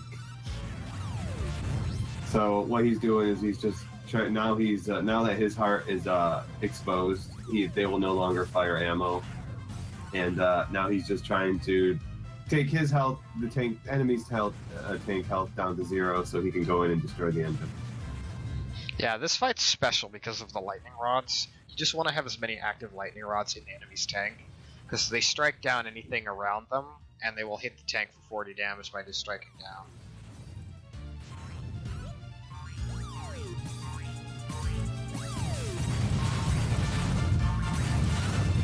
It makes it so if you smash all the computers, any ammo that comes out of that tube will be on fire, and you can't touch it for several seconds until the fire goes out. Yeah. Oh, so get ready for the slime that everyone was waiting for. The best slime in the game. Ragazzo, Grazi, the amazing rescue, eh? The rescue of passion and gusto. Ragazzo, Mori slime. I don't know if it actually makes their ammo dispensers go slower. I've never noticed. They don't fire as fast, though. Because you know, the ammo's on fire and it takes them a long time to actually do anything with it, because if you touch it while it's on fire, well, you just get hit for some damage, knocked back, and you can't pick it up.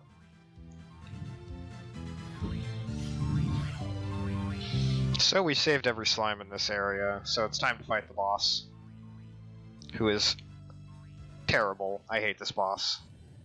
Probably the worst overworld boss for just an actual boss fight. You can lose more time to Potbelly, but this guy is just... you giggle in that fight. Yeah, this fight's just annoying. With very precise skill, you can hit him twice per cycle instead of once, and good luck. It's just very hard to angle it. Darn, I messed up bad. Okay, I was able to hit him twice on that cycle.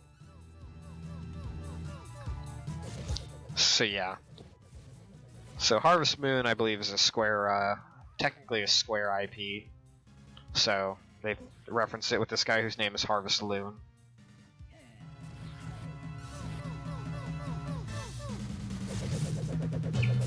So you can hit the scythe back and end the cycle a little bit early. I didn't know this for a long time. Yes, I do. My channel is Ghost King G1. Just type in ! follow if you want a link to it.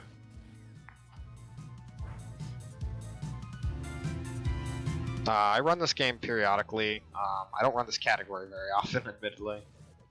The commentator is High Spirits, the guy who just posted the ! runner.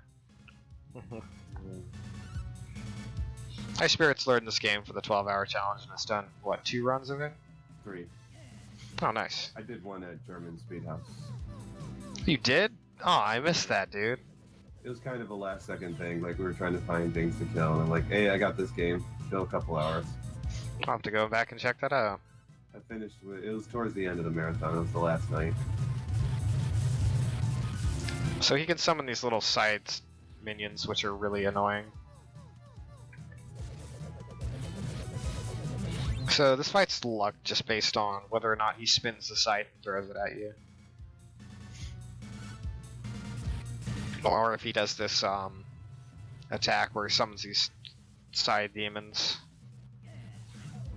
Or ghosts. I think they're ghosts.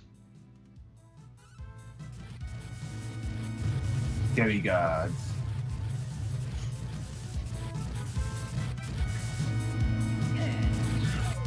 Got him.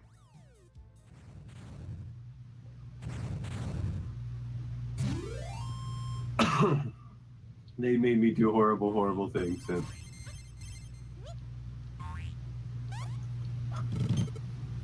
So this is the last slime of Call My Bluff. Mr. Flabbit Francisco.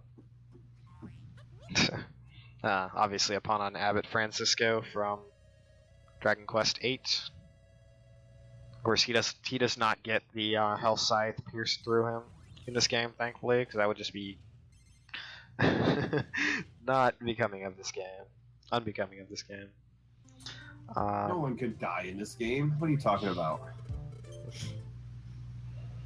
This game is like PG. It's E. It's right. I think it's rated E. Like not even E10, just E. Yeah, just E. Cutscene hype. Yep. So you'll notice that everything in town is just blown to smithereens. So even though we've been saving everybody, we haven't exactly done much to fix the town. So the king decides, let's do that.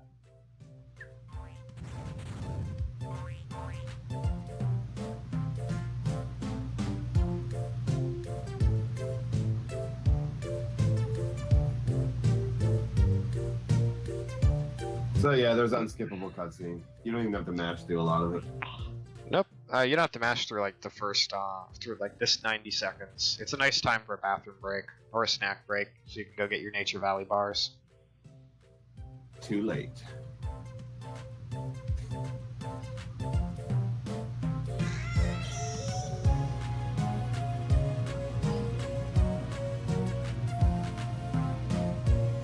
Dr. Sid is very talented. With duct tape.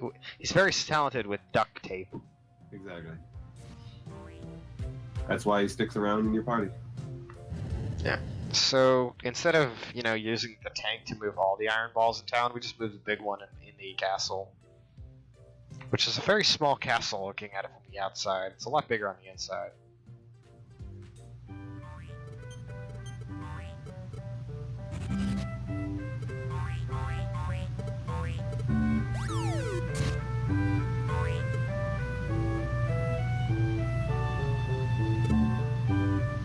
So the next area we have to go to is very darkly named Lucifer's Necropolis, where they are looking for a way to unearth the Dark One.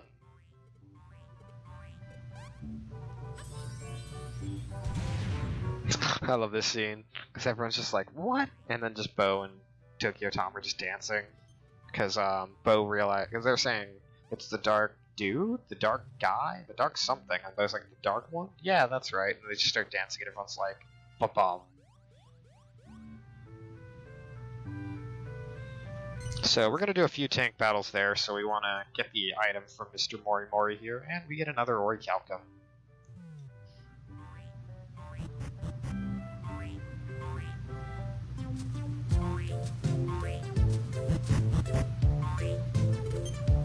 It's not that bad.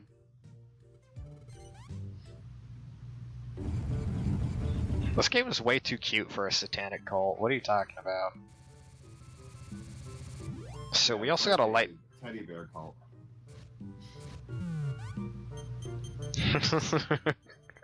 That's just funny. That's just funny. Teddy bear cult.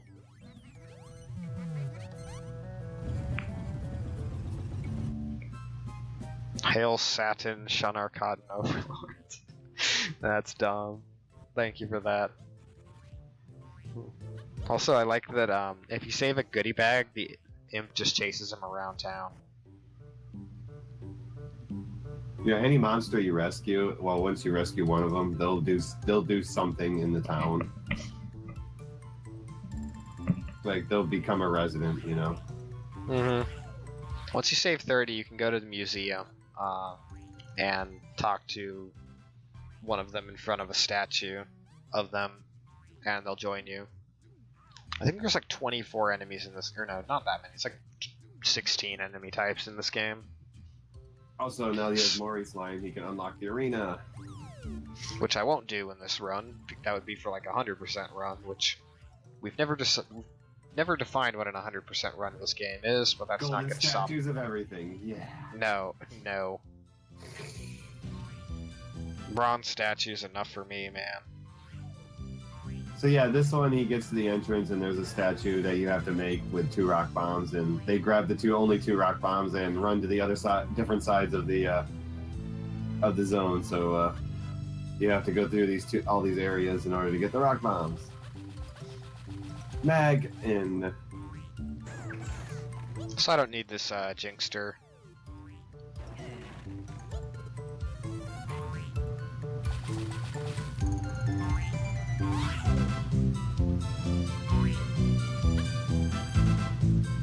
A bling-a-ling. Any metal turps line. I'm just doing this for fun, by the way. Also, I was actually slightly curious if there was anything on there that I would have wanted. But there isn't.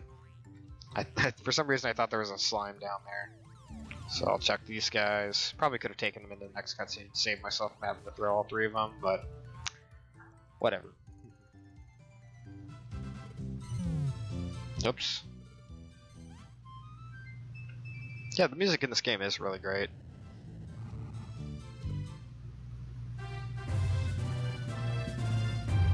Golly gosh, it's the Golemator.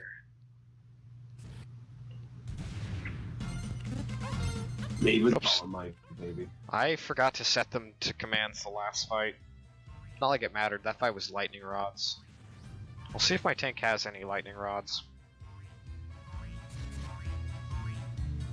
I forgot the tech in this run is to try and grab lightning rods. Yeah, you should have at least 1 lightning rod. Yeah, you get one from the fight that you you do to save Mori Slime. Yeah.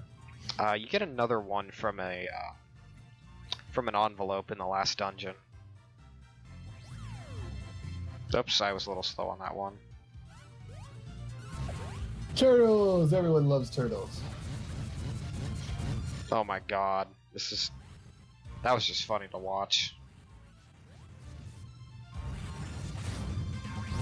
Okay, that's good. This is fine.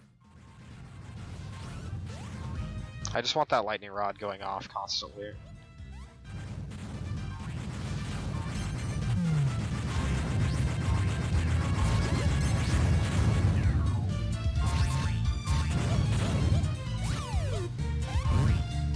Ah, these Wordles are getting in my way.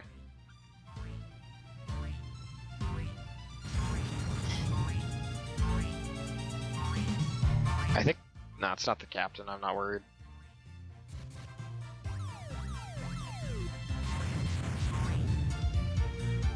Poor Doctor has to do put so much duct tape on your tank to fix it. It keeps getting blown open. Oh, crud. That's bad.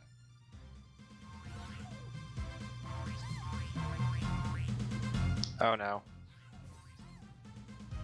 Okay, if he hits my tank, I'm dead. So I need to get this guy out of here ASAP. Yeah, so I'm fine for now, but I have no safety net.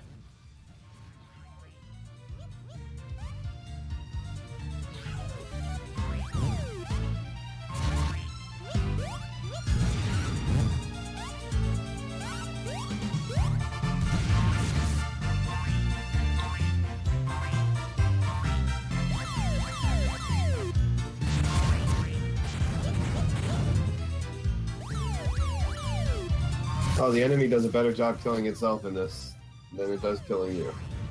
Pretty much. So, I have to kill these guys with a fully charged Elastoblast and not get hit by our pal Blubba.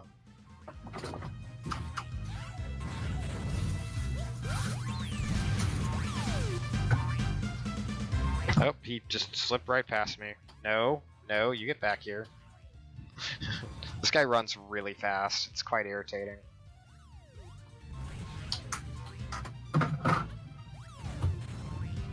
Alright.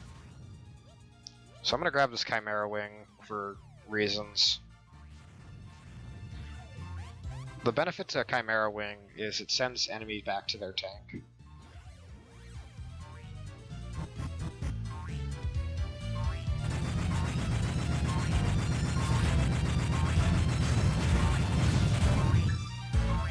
And that way I don't have to worry about them being a menace.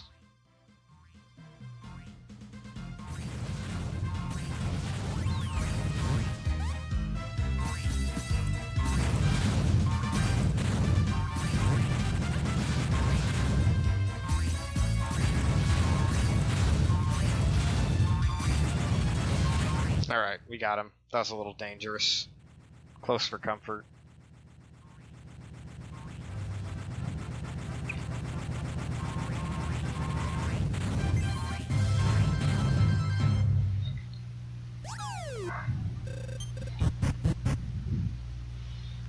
Rip. And of course, it ended with an enemy in your engine room, so. Of course. It's pretty close, but I think, like I said, I'm pretty sure only the captains can kill you, so I was fine. This is fine. Everything is fine. That slime doesn't pay. I had 1 HP left. Everything is fine. So Karul was actually one of the first people other than me to find RTA tech for this game, and he found it's faster to Elastoblast across that first half of the river rather than just hover jump.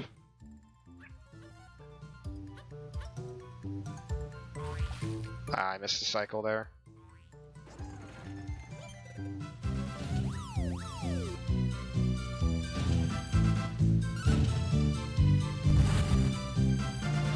So I have to wait for this cannon to be here so I can go across this current.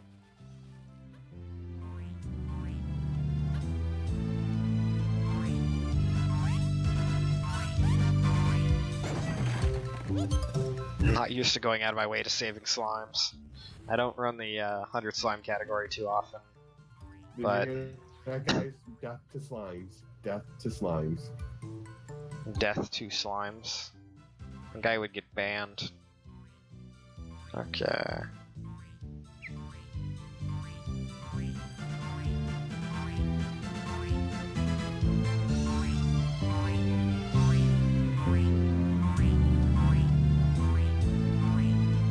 For some reason I thought there was a slime around here.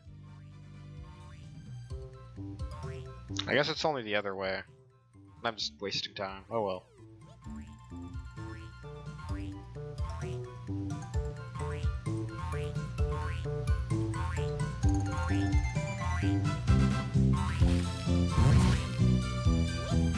Ditto is a pretty good slime.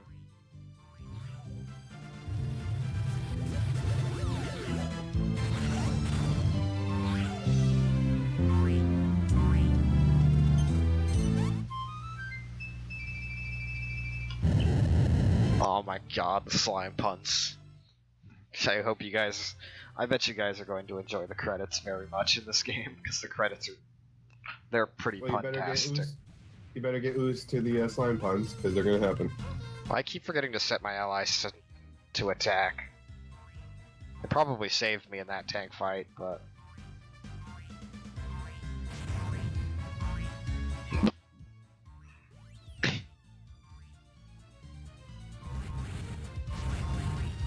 So these guys, this tank has ghosties as their crew members.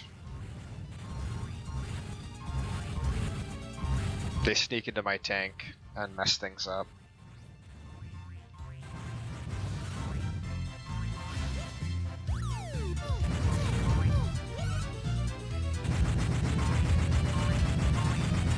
This guy has like nothing for ammo right now. No, you don't. We'll take that.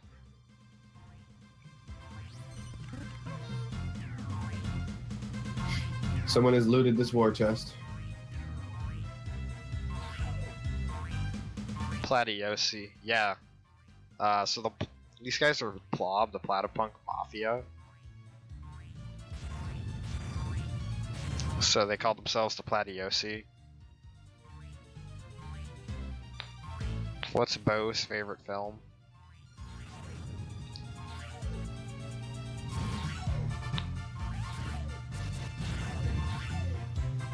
You guys, I'm loving this.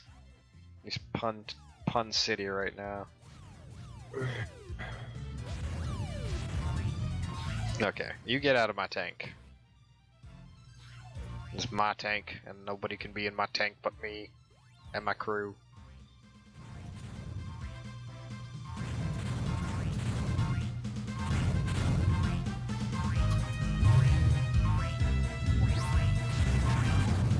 Oh no, there's a lightning rod in my tank. Whatever will I do? I'm going to run out of health. Take it and view it and throw it back.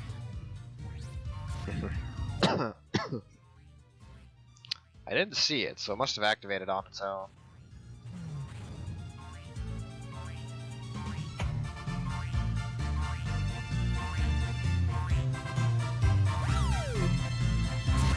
Thank you, Gluperior, for delivering me the slime. Oh, so I threw her out of my cannon. Oopsies. Oh no, you're not staying in here. Well, there's three rocket slime games already. This is 2. They just never released 1 or 3 in the West. Yeah, Slime Mori Mori 3, I've actually played it. Like I said earlier, so the way Slime Mori Mori 3 works is you have a pirate ship and you do a lot of pirate battles. In fact, tank battles in this game are a little bit more grand. They're like a giant battle. But pirate ship battles are more like little skirmishes. And you get overworld encounters in tank battles or ship battles.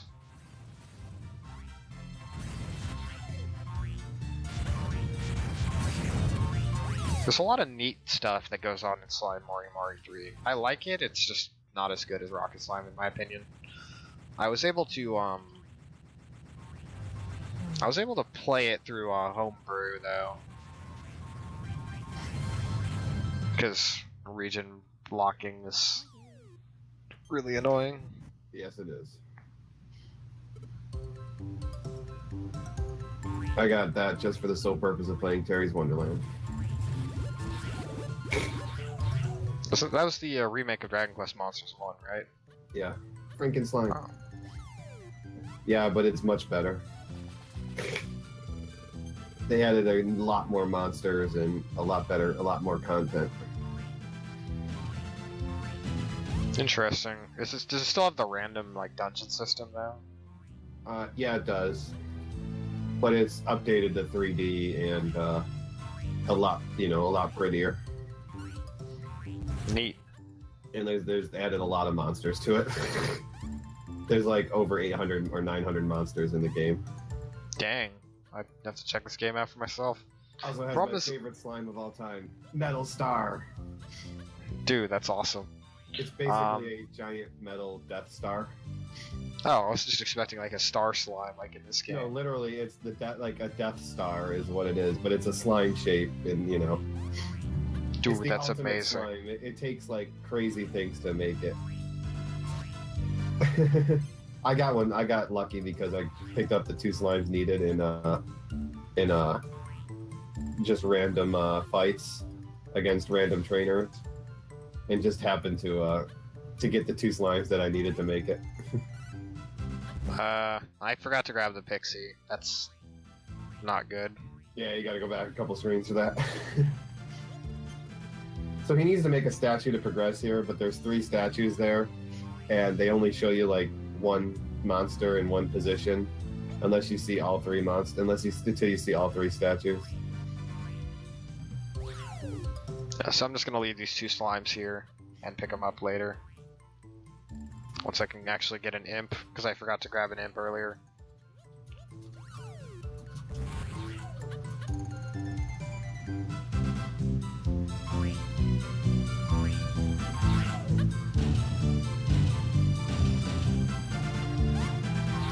There you are, buddy.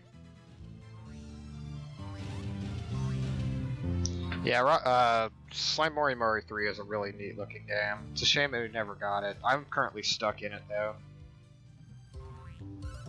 Okay, apparently the hitbox of this statue is as big as it shows.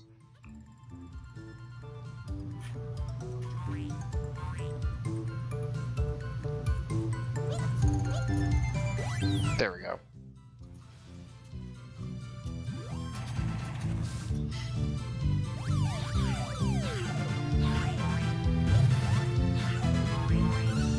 Thankfully, you can't kill slimes in this game. Like, slimes on the overworld have an infinite amount of health. Please, will someone think of the slimes?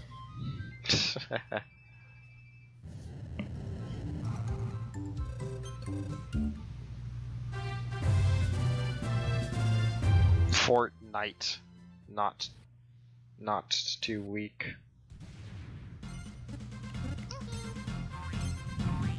That is an especially bad pun, but it's very clever. Glorious. It is very clever. We like especially bad puns. We're Dragon Quest runners. You more than me, probably. You more so than me. I can't really say that it's all Dragon Quest runners, because keep in mind, most of the puns come in English versions. That's true. So, well, if you're running all Japanese versions, you're not used to the puns like we are. It's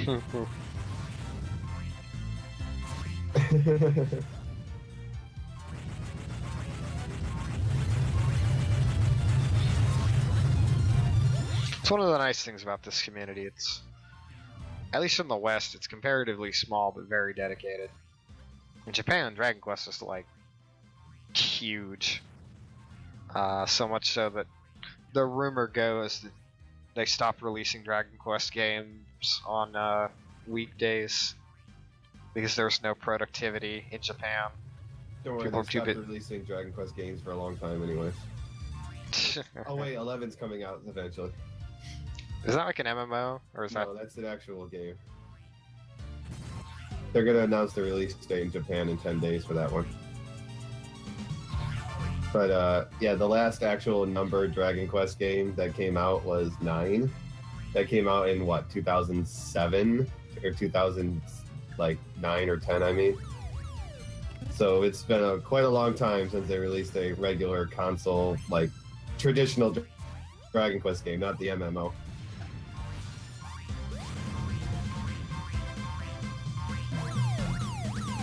Good morning. Callie, why are you still awake?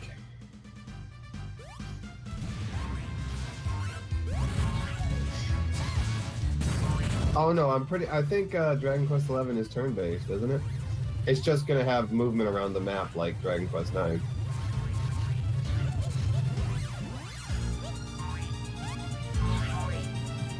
Okay, you get out of my tank. It's just gonna have the option to move around the camera and whatnot on the in combat. Time to use the mirror shield.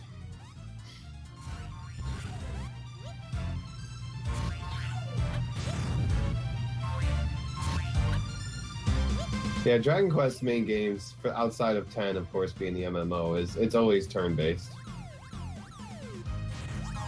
And Heroes, which is kind of an action RPG in a way. Yeah. Because it's built to be like a Musou or Dynasty Warriors game. Oh, thank you, Tioran. Don't worry, I'm American and I have bad English too. It goes with Oh my gosh, I never invaded. I think I'm slowly losing it from all the slime puns. I invaded for 3 arrows, and turns out they had Metal King swords. Oh man, you missed out on the Metal King swords. Yeah, Well, that would you have made this came- fight a lot quicker. Well, you did come in here once. They didn't have any Metal King swords available. You took Yeah, all, I like, thought arrows. I forgot. Yeah, I thought all they had was the arrows. This marathon has been going on now for 24, 36 hours, roughly. Yeah, 37 or 36 because We're Ellie halfway got through the Ellie marathon got. now. But everything will be VODed, including some of it's already had VODs put up. I'm not sure exactly how much is VODed right now. Dragon Quest Heroes is a pretty interesting game. Like it's a little mindless, but it's rather rewarding. It's Because unlike different, it's a- but it's a mashing game. It's a fighting game. You go out and you kill everything. yeah, more like a hack and slash, Dynasty beat 'em up. Warriors is basically what It's- it is. Yeah. So With if you a haven't played, Dragon Quest storyline.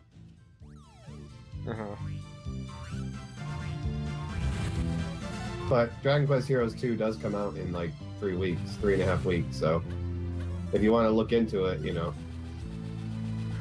could always do Heroes 1, and if you like it, maybe buy Heroes 2 when it comes out.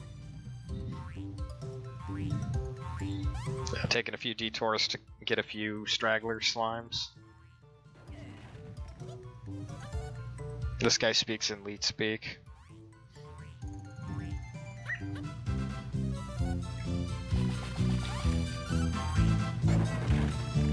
Sure you do. You just add exclamation points. That's how you express how you want to say.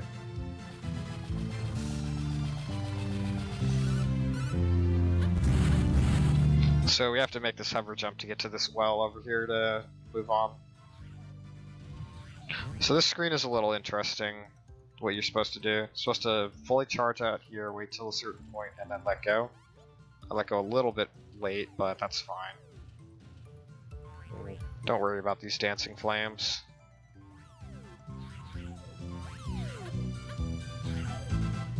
Actually, there might actually be a chance that me and someone else is going to be focusing on co-op Dragon Quest Heroes 2 for submissions next year.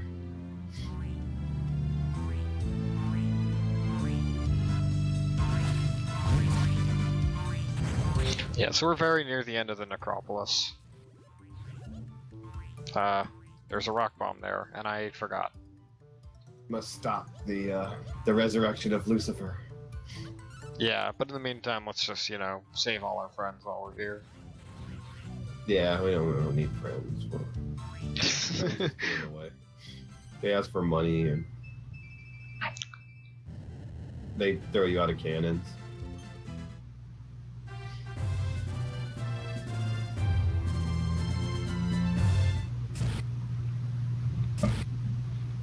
Because they're part of the blob, Cowie, that's why. Gotta have tails if you're part of the blob. Everyone has tails in this game other than my crew. Imagine I don't remember if I don't remember if recruiting enemies like they still have tails after you've recruited them. Probably not, just so you can tell yours from your opponents.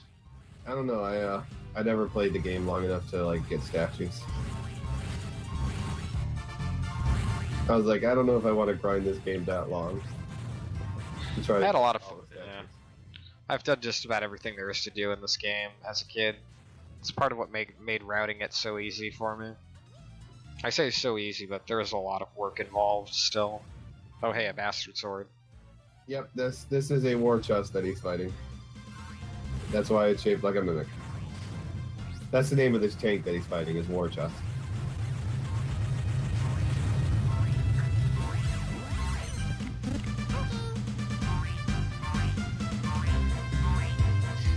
Yeah, sometimes. Yeah, they threw fire. Sometimes enemies will just knock themselves into your tank. Yeah. These guys Jinxsters are really annoying. Thankfully, we don't have to deal with them at any percent. What they do is they will like just kind of warp into your tank and just start breaking stuff. Yeah, it's very easy for the AI, whether it's the enemies or your own crewmates, to launch themselves into a cannon. Yeah, another thing you kind of have to subconsciously be aware about when running this game is the fact that your enemy, your allies can end up accidentally knocking you into a cannon with their ammo, so you want to position yourself in such a way that when they throw their ammo, it's not going to hit you.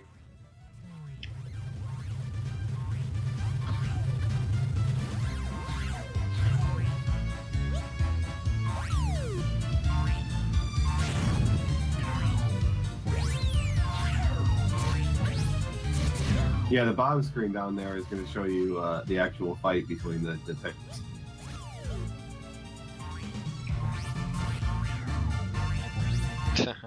That's actually it is actually the top screen. The bottom screen is where most of the action happens, but yeah. I was just trying to point it out for people on stream, you know. Yeah, that's. I was gonna say it.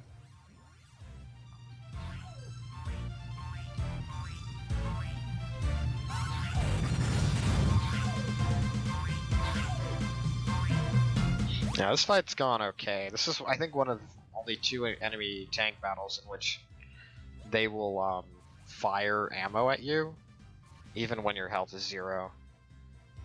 You have to be you have to be very careful of these metal boomerangs because they will just intercept everything.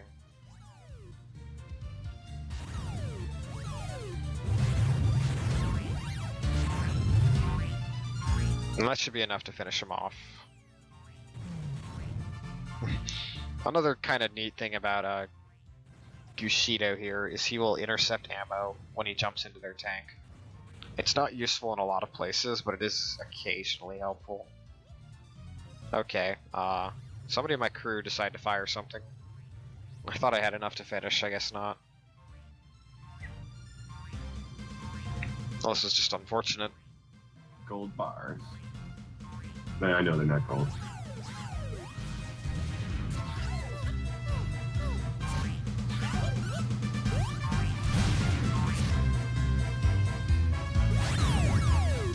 The estimate for this run is a little over 4 hours, or about 4 hours.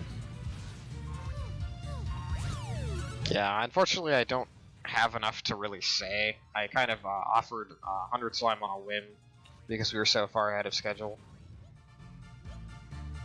as a option, especially because it's something different from last year.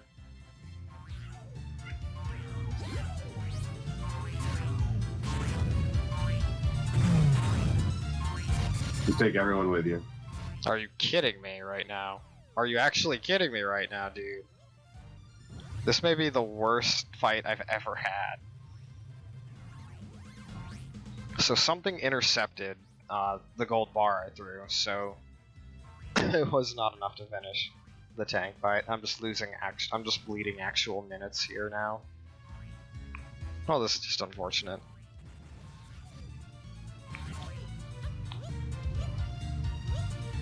Oh, this category.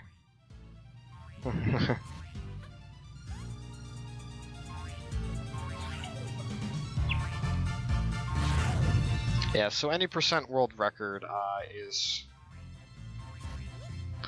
Any percent world record of this game is 2 hours, 29 minutes, and 4 seconds. Which I have, because I'm one of the few people who've ever run this game more than once. And submitted it.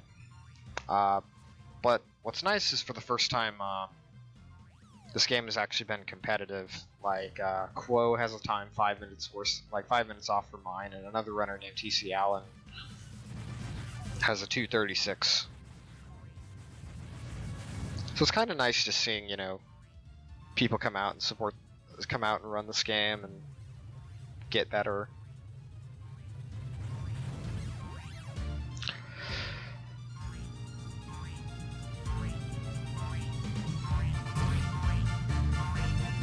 Yeah, but he never sleeps, Howie, so.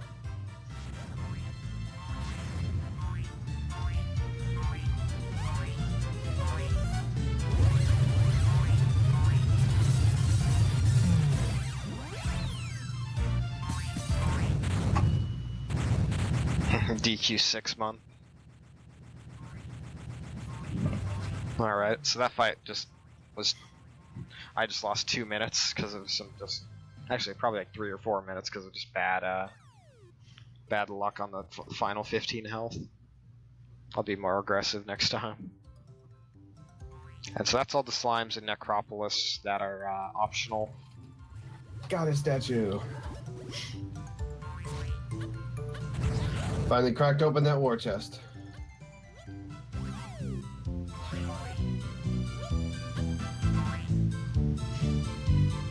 I like how when I go through the teleporter, the imp still has the Kefrizzle on his fork.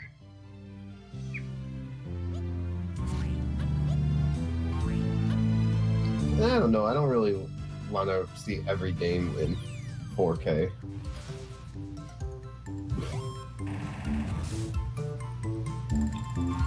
I think the games are fine the way they look, personally. It's kind of a charm to just an old game running on a CRT.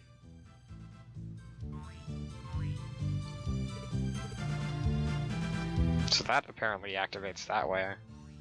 So you do have to fight Slival here. This fight can be a bit of a killer if I'm not careful.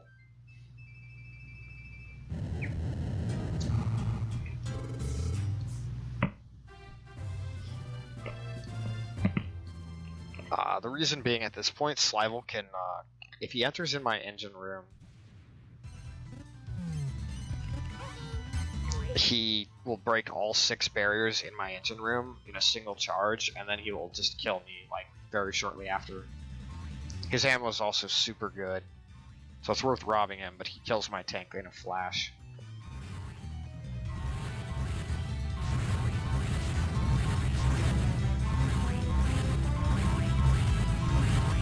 I like how everyone took the time to draw those little squids on the sand in every tank fight.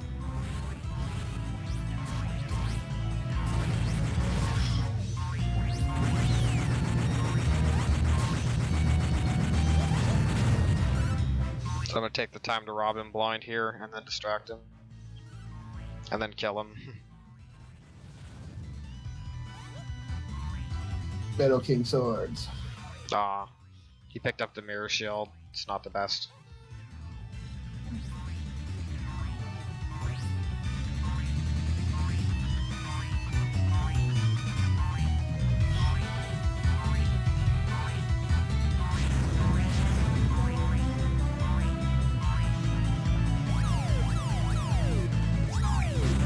So Slival's gonna enter my tank, and I'm just gonna beat him up.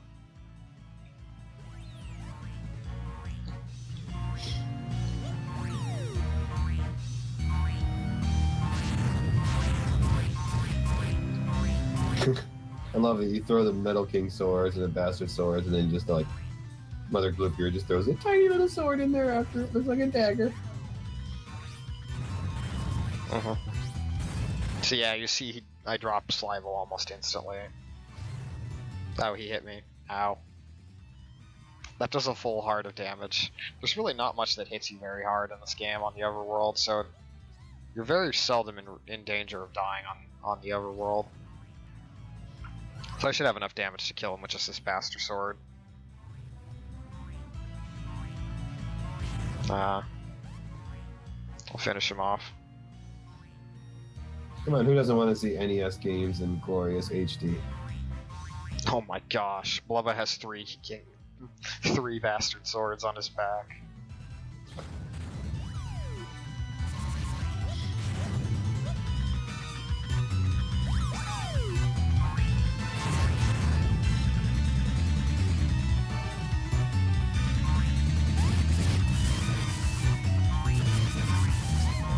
Ah, crud.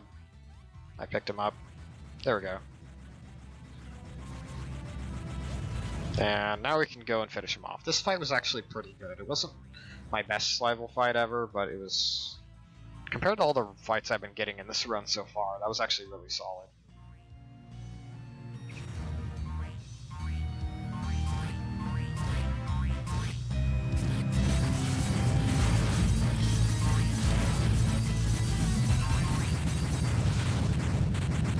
Oh yeah, somebody asked me to finish off survival fights with a fully charged Elastoblast. I should remember to do that on the last 2 fights.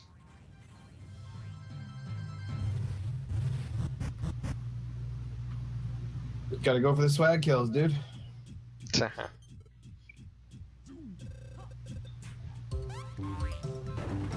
So the queen here is a strong, independent slime who don't need no slime. And she just walks herself back home. Or bounces, I guess. I don't know how slimes move. Melodic jiggling. Slither. I think it's melodic jiggles. That's what I learned in Dragon Quest VII. Thank you, Tierenzo. So the fight here with Lickety Spit, as he is known. The actual fastest strategy is to try and get the cacti balls to jump onto his tongue. And just set them all up so that what you can pick him up once he spits them back.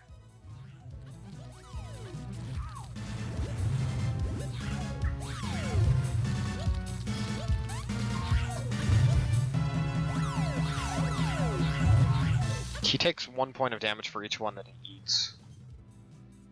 And the second half of the fight gets considerably harder because he starts spinning these tentacles in the ground around. And those make it difficult because those just hit you and mess you up. I've actually died to this fight before in the most embarrassing run of my life. Like, it's the only fight I've ever died to in this a run of this game. That was like that was not a tank fight. While speedrunning this game, I should say. I have died to other things before.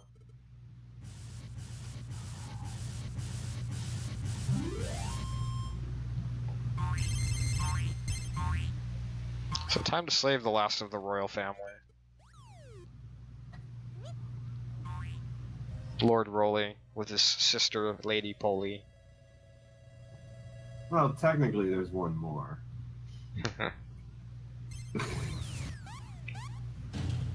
So we're at now 78 slimes of 100. There are 10 in the final dungeon, 2 remaining in Mount Krakatoa, and a few more in Forward Forest. Just a few more. I think there's 9 in Forward Forest, 3 in Krakatoa, and 2 and yeah, it's because I didn't do that tank fight. That's right. And then there's 10 in the final dungeon. There we go, Gluttanoa. The really fat princess. Yeah, the other last part of the royal family. She's not fat, okay? She's big. Slime. Well, big is correct, because as soon as this cutscene plays, the king's like, "That's enormous. It's almost as big as Glutton. I mean, a tank. It's almost as enormous as a tank." King she's kind of the runt of the litter. Let us just say. Here, you don't got much to talk about there. His royal wobbliness, okay? You're about the size of a tank, also. He is pretty big. And yes, the Plob Father, Mr. Don Clawleone, has a bunch of, I grabbed the wrong chest. Okay, I will not open any more letters except for the last two. Oops, that was an accident. He's probably thinking it's my clouds, okay? I'm not fat. It's my clouds.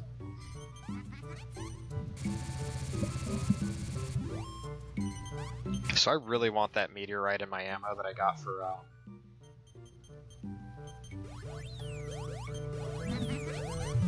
got for saving every slime in that area.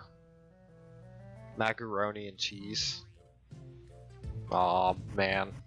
If I ever go back and watch this VOD, I'm gonna write some of these down. They're...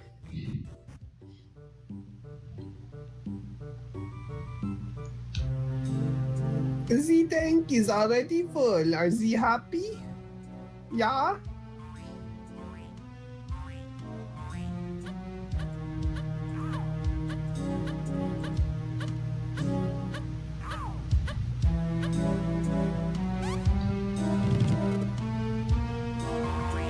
So my pace right now is actually pretty good. All things considered. I mean, this isn't a great run. I could do so much better, but I think this is going to be sub 4 hours. Tutorial Cyber Slime. Robobop. Teaches you how to exit the claustrus through these rocket-powered platforms. He also is really useful for one more reason, which I will demonstrate in just a second. So before I save this guy, I'm going to use him to break all of these machines here. And we will get to that golem in a second, because I want to send him back to town. But yeah, you can ride golems in this game, in the final dungeon, and it's really cool. It's also the fastest form of movement, because you just punch things. Like a punch is like a fully charged Elastoblast.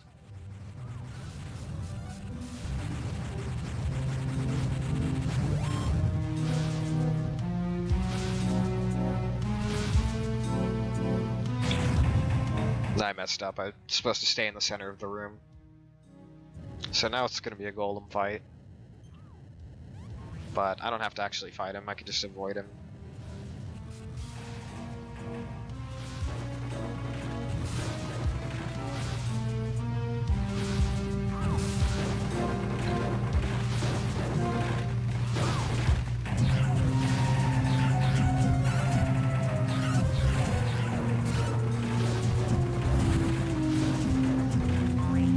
I don't know why, for some reason I'm thinking there's a slime around here to save, but there isn't. These Chimera Wings are the only way to actually send golems back to your town. You can recruit golems as a crewmate, and all you do is pilot them. Also, this guy is the most badass looking dude. This Fang Slime here. I have a friend who likes Dragon Quest so much, and he's the one who got me into this series. Shoutouts to my friend Fang Slime. As in that's his actual handle, is Fang Slime. I would have honestly never played this game without if he had never got me into this series.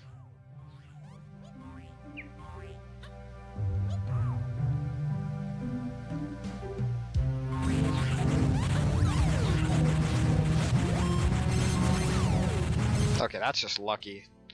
If you kill these knights, sometimes they'll drop a broadsword. I could definitely use one of those.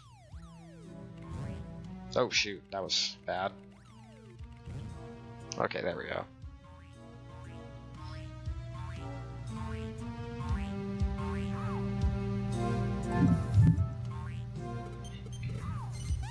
I tell you, every time I watch a marathon of Dragon Quest games, it always makes me want to play Dragon Quest. I think I'm good right now. I think I need a small break from it. About 3 days. Oh, I wish.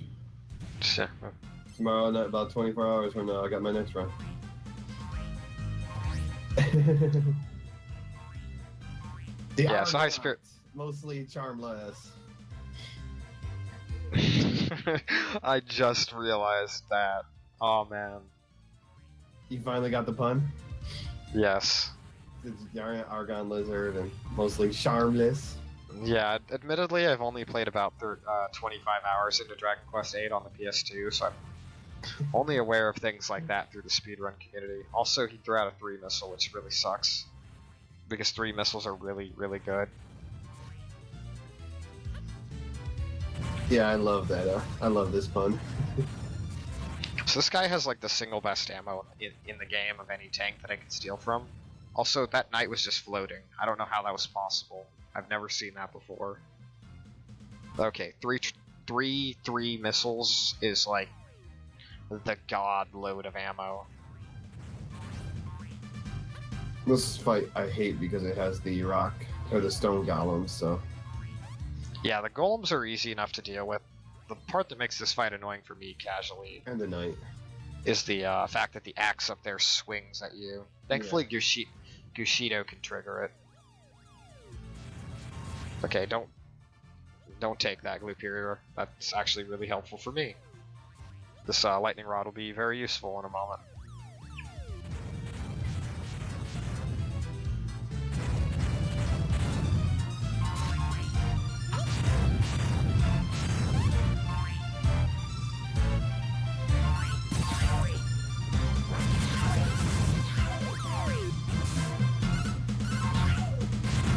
Yeah, so it only takes one fully charged hit to kill the living statues, thankfully. Okay, hopefully at least a couple of those make contact. Alright, I should be able to finish him off from here. This was like a really, really good fight against the Argonaut. Like, this would have been good enough for an any percent run. I guess the lightning rod ran out. Oh well, that sword will be enough to finish it.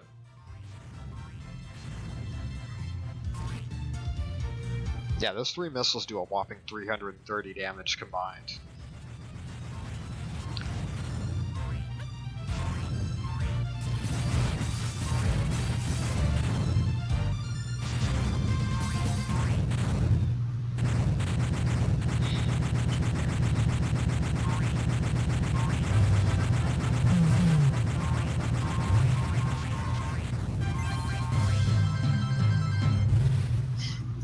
Yep, this game is the one of the Mori slime games that we got in the West.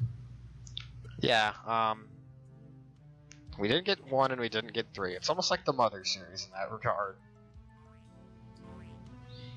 That said, I have played Slime Mori 3. It's pretty neat. Although I am admittedly biased towards this game. I just clipped past the knight. I've been clipping through a lot of things this run. I'm not used to seeing this.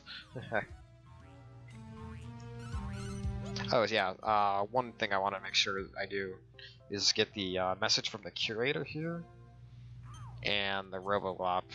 It gives me a level 2 missile, which does 50 damage and is really helpful, and then the lightning rod, which, as I've demonstrated, can do up to like 200 damage if done perfectly. The bounce.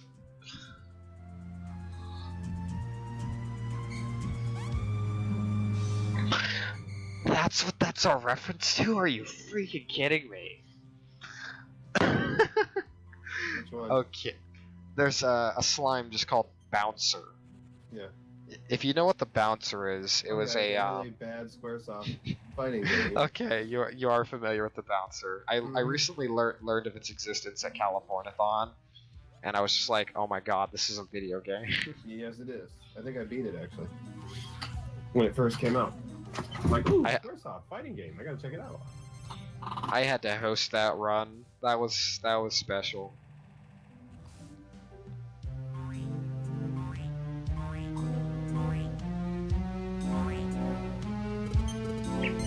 Folo, you're killing it right now. Your body.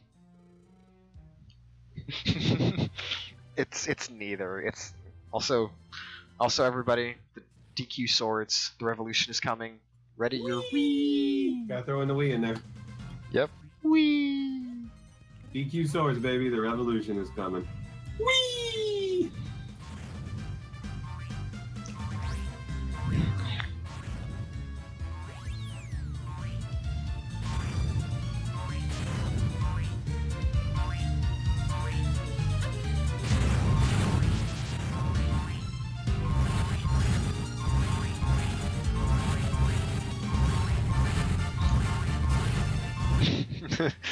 uh, I'm glad you're around for this, High Spirits. Kind of around. I'm half asleep right now. Half. Yeah. Doing better. You're doing better than I am. No, I'm kidding. I'm enjoying this a lot. This is the end of the Schleiman. Tank is nigh. Okay, 3 Metal King swords is pretty good, considering Gushido took the. Considering Gushido took the best thing they had, which was the level 3 Irritable.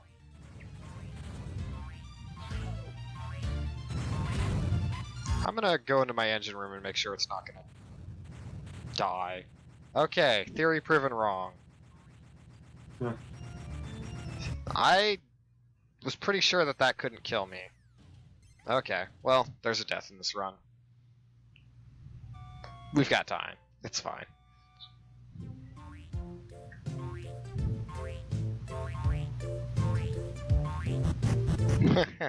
Oh wow.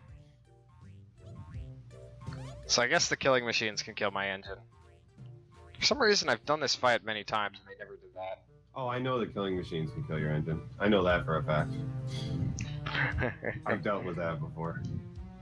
Well, that was my mistake. Time to not let that happen again. You have to play this game fairly recklessly. What is COD counter? I've been missing up. I haven't been keeping up with COD counter. That is a Dragon Quest 2 thing. Dragon Warrior 2, where every time you die, it says cold as a cod. Ah, that's bad. I am COD number 36, and this game was easy peasy.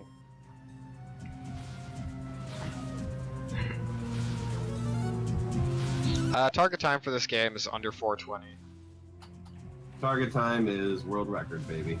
Or bust. Pretty much. I mean, Or world riot. record's like 423, so as far as verified runs go, would you get out of my way, Golem? Also, record or riot? he killed my Golem. I've never seen this happen before. This run is going south very fast. And you still got the fun part left. Oh yeah, the final boss. Mm-hmm. No, the actual fun part is when I backtrack to Mount Krakatoa and Forward Forest, because those are areas in this game. Remember? Yeah, I know. Yeah. Ordinarily, the game wants me to get those slimes earlier, but we don't do that because that's slow. Oh, if you ever want to get into Dragon Quest speedrunning, you know, we do have this, which I'll put the thing up. Oh, what the heck? There we go. Really want Dairy Queen.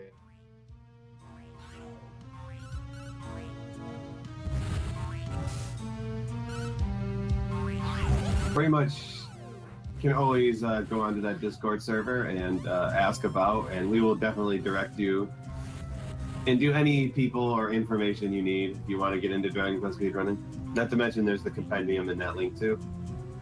It's great for if you're interested in running any game from DQ1 to DQ7 to this game. Although, admittedly, I'm kind of the main person for this game in that Discord. Alright, Revolution's coming once again! Whee! Maybe this time the revolution will. Oh yeah, it already did stick. You help the revolution be a reality. Alright, let's play this one a little bit safer. I'm not gonna die to this again. That was a fluke.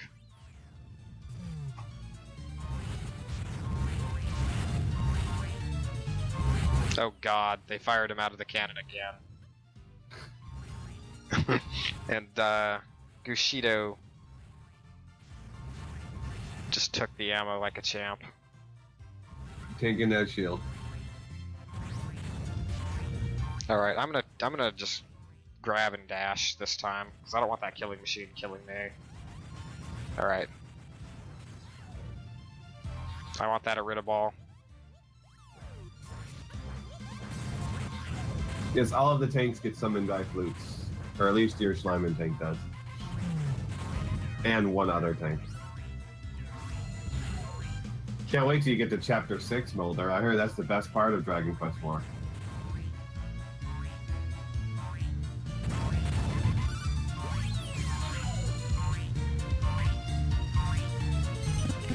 Just ask Cowie. So now that they're all cleared out and I can safely leave my allies to fire, I can start having them attack again.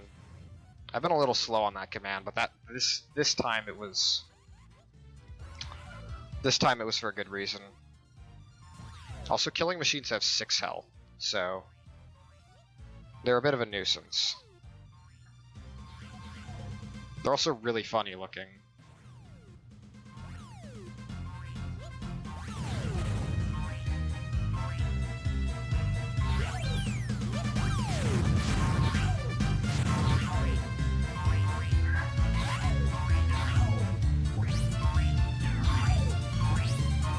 Alright, Metal King Sword.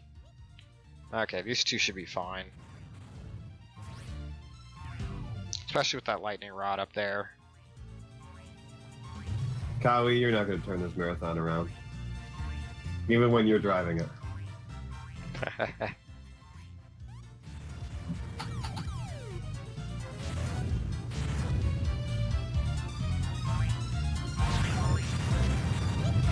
You know, you said 4DS there, and I thought like the sequel to the 3DS, and I was just like, what, for a second there? Oh man. Yeah, the Switch bomb, they had to switch to the 4DS. I've been playing this game for too long. We only got, hopefully not more than 45 minutes more to go.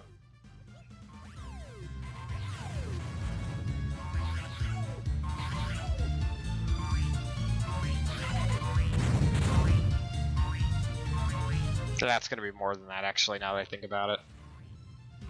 I have at least 10 more minutes on this part, and there's 17 minutes for the final 3 fights.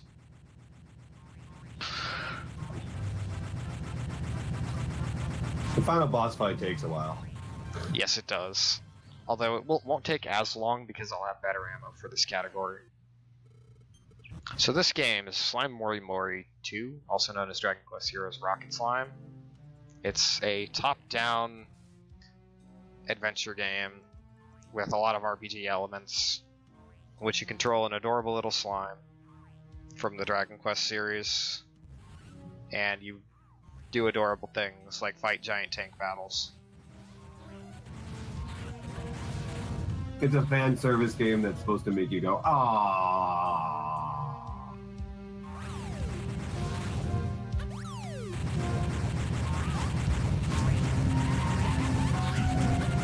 Because this game is really adorable.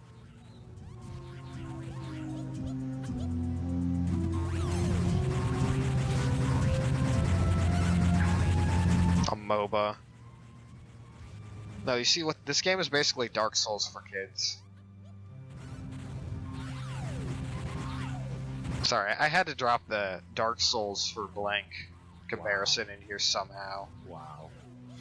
Really? Yes, I do, because everyone does apparently.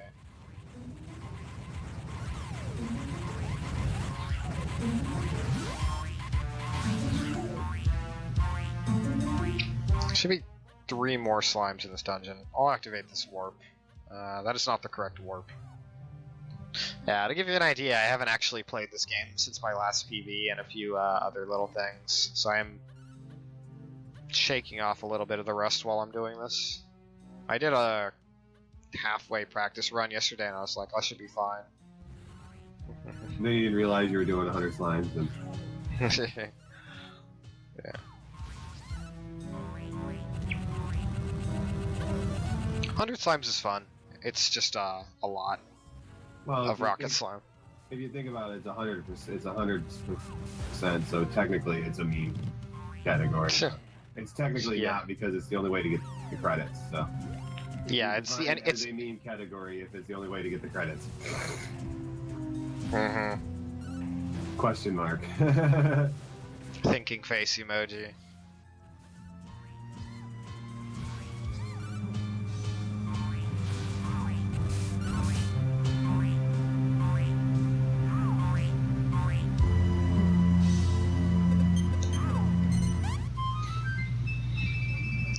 Most games are Dark Souls.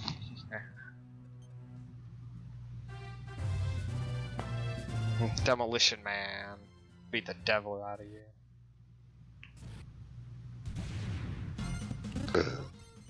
Oops, I completely messed up my commands. I'm not used to having to do this many tank fights. Hollow Kitty.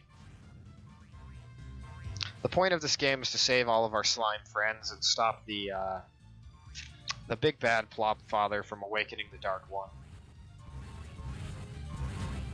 And you're doing battle in Don Corleone, reference to Mr. Don Corleone from The Godfather. He is known as the Plop Father. What count is said, except they're platypuses. And they're also cutesy because it's Dragon Quest. And they all have 2 tails, which makes them even cuter. Darn, like I have no ammo here. Oh god. Okay, I want this Arita ball, and then I'm off like a rock. I'm off like a rocket.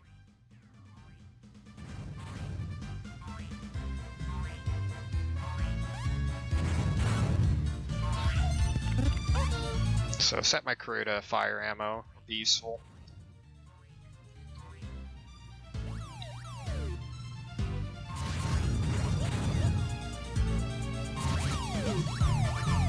Yeah, except the big bad has like 8 tails. I don't know how many tails does he have. He has like 6 or something. Is a lot. It's kind of hard to count when he's pummeling you to death. Please stop mercifully beating me to death. I'll stop counting your tails.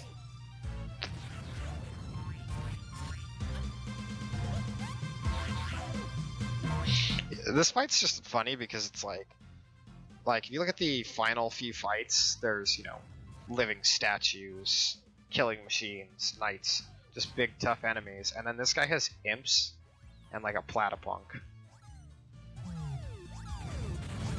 This is the guy who just like took his crew. Like he's like the creepy or the son-in-law who's just glad to be part of the gang. So he's got his old high school buddies instead of like the big bad muscle protecting his tank.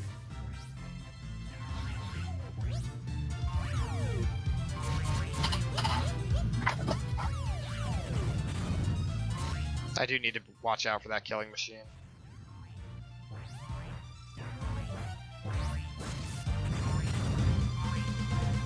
Yeah, the tank battles do get kind of repetitive when it comes to like visually.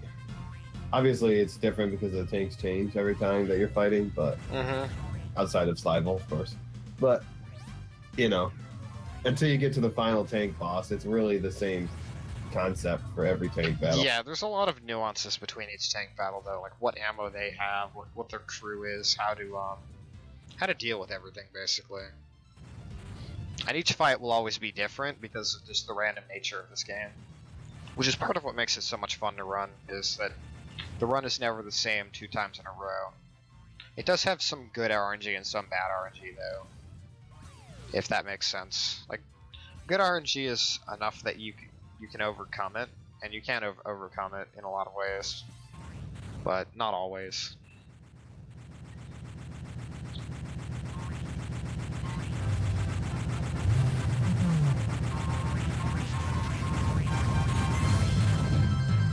So this is, yes, Hollow Kitty. The knight's name is Hollow Kitty. There are some really great puns in this game, as we've been saying many, many times. Alright, so we are basically done with the Clotris for right now. we'll be coming back here in a little while, but we are going to head back to town. Oops, I accidentally jumped.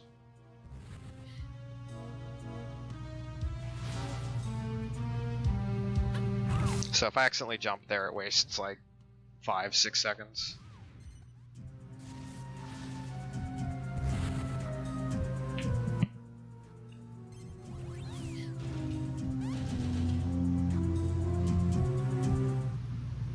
Da da da ba ba ba ba.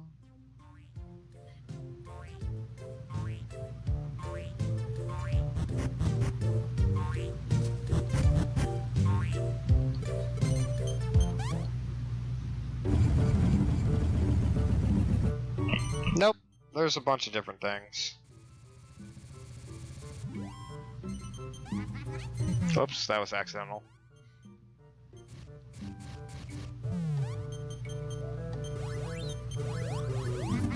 RTA means real-time attack. Basically, the timer starts when you're doing real-time. You're doing a timer, not in-game time. So the timer starts when you start playing and stops when you finish the game, and keeps going whether you reset the game, go to the bathroom, do a little dance, or reset or anything like that. So basically, there's two different types of gameplay in this game. There's this what I call overworld gameplay, which is where I'm going around adventuring as a little happy slime, saving the day, saving my townfolk, and this has like a bit more like a Zelda-esque title, where it's overworld action. You even get a sword, and then there's this part's my favorite. It's the roller.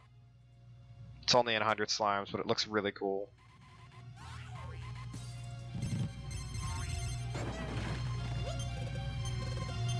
Make a little love, get down tonight. Ooh. And then there's the tank battles, which are also... Oh, darn, I couldn't do that. I messed up a little bit. I hate the rolling.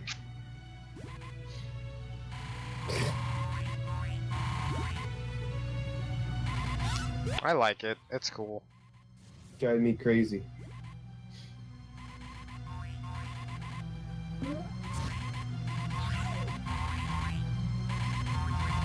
That is not the correct way to go. And I'm bouncing off the walls. Well, technically, you only need 50 or like 55, 60 slimes to beat the game, microtransaction. But you actually don't get. You can beat the boss, but you actually don't get credit. See the credits until you collect all 100 slimes. So the question is this technically a meme or not? Because Yeah, the whole reason them all just to see the credits, anyways. Yeah, we consider any percent just beat the final boss because you've effectively done that anyways. But there are some people who are purists and insist that credits matter. So I decided, hey, we can make both a category. For this T-Rex, Haxorus. For this category, who knows what the average time is, because it doesn't get run that much. This is absolutely a good game. I love this game to bits. There's a reason I ratted it. That being said, it has a lot more strategy when you're not doing the speedrun tech, which is basically die over and over again. It's pretty goofy and lighthearted, Micro, so it's fun. Yeah, it's very goofy, lighthearted fun. Well, he's only doing a fraction of it, though. Yeah, there's all kinds of stuff you can do in this game outside of just the story mode. He's not collecting monsters, doing mini games. Yeah, there's all kinds of side games like the what is it? The Mori Mori's like just I forgot what he calls it. It's like a tournament. Yeah, the arena. The arena. The arena is a lot of fun. I've 100%ed this game before. It's nice and short, too. It doesn't overstay its welcome.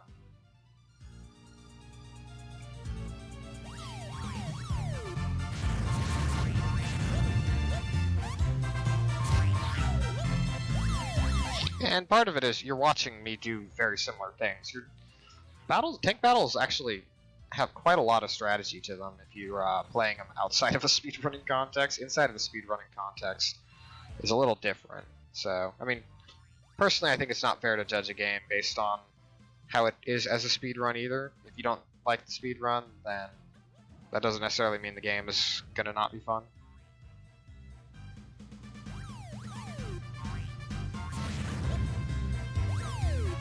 But enough about that. So, I'm doing a lot of extra fights here. Normally, I think the any percent category has, I want to say like 11 or 12 tank fights, one of them being optional, and this category has over 20. But thankfully, since I'm backtracking to get a few of these early game ones, these are much easier and quicker than they would be otherwise.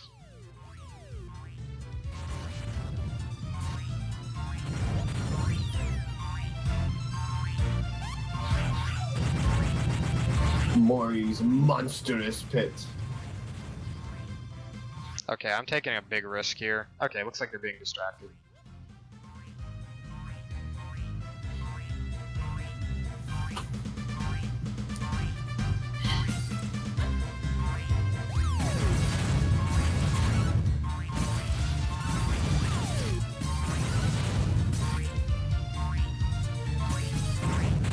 Okay, we got it.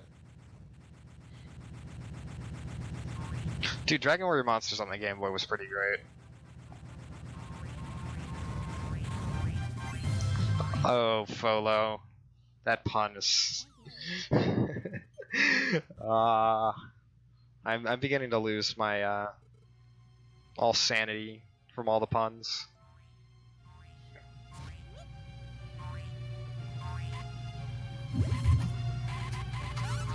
You mean the Slimes isn't doing it for you? Pebbles! He rocks. Oops, I was trying to slip through there.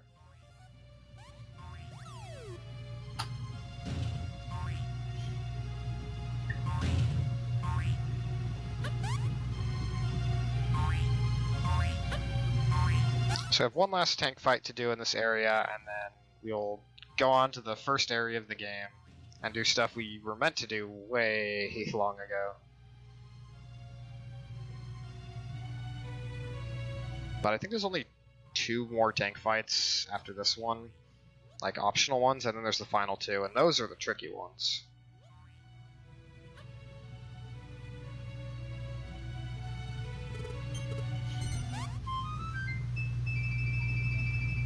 He's going. His sanity is starting to slip slime away.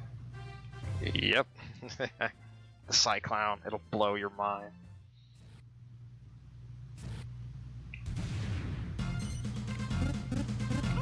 This guy we're not going to actually invade because my ammo is better than what he has. We could have fought him a little bit earlier, but it's just faster to now.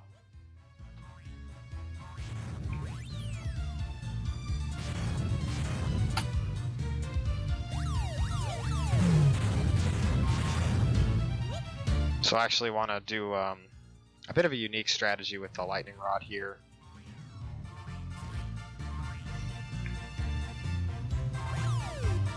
So what I want to do is fully charge my Elastoblast and then just chuck it.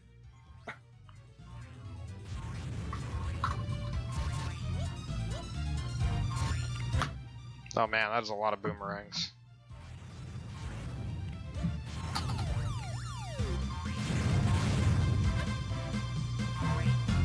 But the boomerangs aren't knocking each other down. Dang, can't believe they launched 3 boomerangs at once.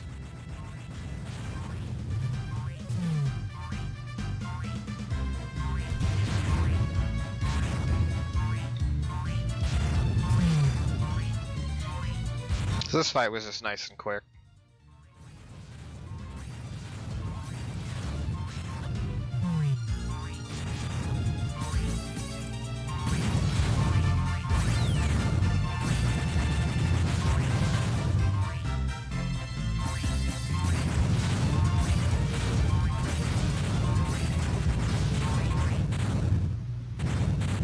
What a sublime victory.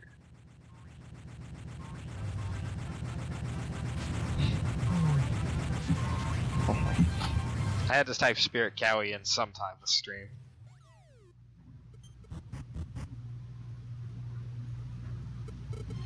Alright, so that's it for Mount Krakatoa. There's no way around that.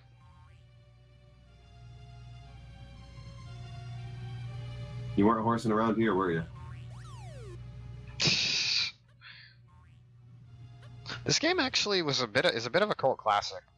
A lot of people have gotten into this series through this game, oddly enough. It's on the DS. As you can see, there are two screens. There's a screen on the bottom left.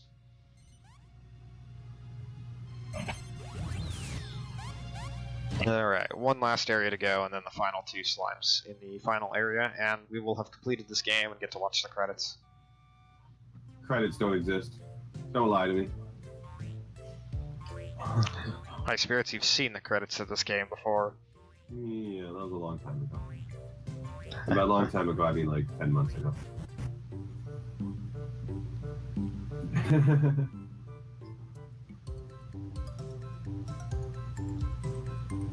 This is the first Dragon Quest game I ever knew. Then I got one of the other ones, and I'm like, dang, they sure changed. Yeah, this game is. I saw this at plenty of used game stores. It's pretty inexpensive because it's not like some major hit title that, you know, some like major hard to find cult classic with limited print. And it may have also been because this game came out really early in the DS's lifespan, but there was really not very much at the time for this console. So there was a lot of people who came to like this game because part of it was because there wasn't much else at the time. Onwood. That's how you say it with a Brooklyn accent. Onwood. Coming from California. Coming from California.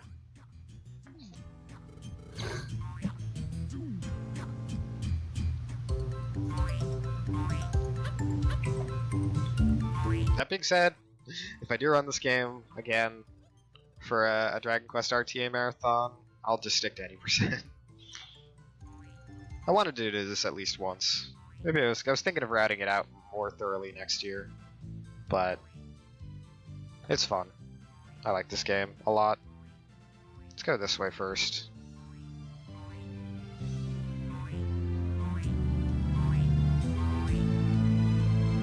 That's right. That one you have to break another way. I've not done enough in this area. My bad. Yeah, I actually found out about this game through a friend who was big on Dragon Quest, and he told me you got to try this game out. And because he was big into handheld Dragon Quest, he played 1, 2, and 3, and the Monsters game all on Game Boy. Please, the world record in this category is like free.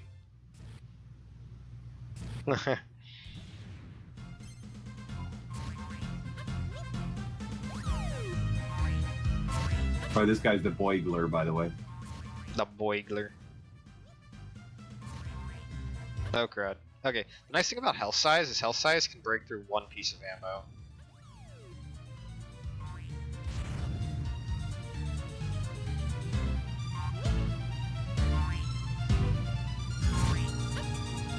Now, is all of that going to hit? Wow, I'm impressed. That doesn't happen very often.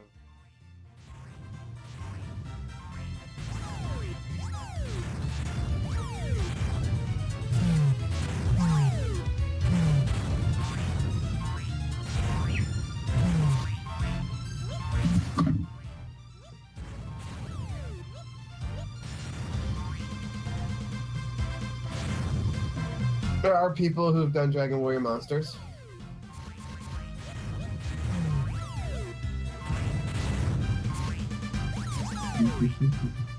Oh hey, another lightning rod.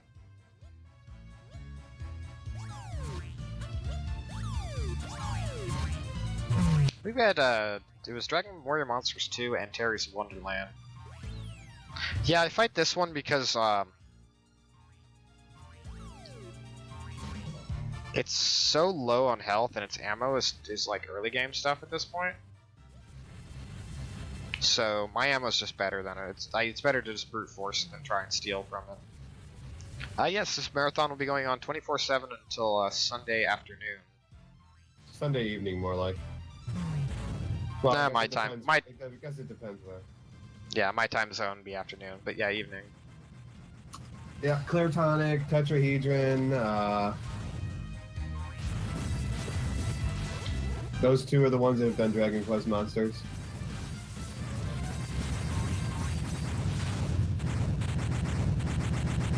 I think Melon. I'm not sure if Melon has done any attempts outside of Glitched.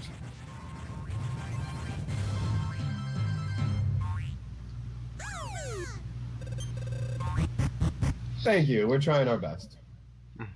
Breaking Yeah, chains thank you. and streaming quests. Streaming Dragon Quest. You know, the games with no dragons.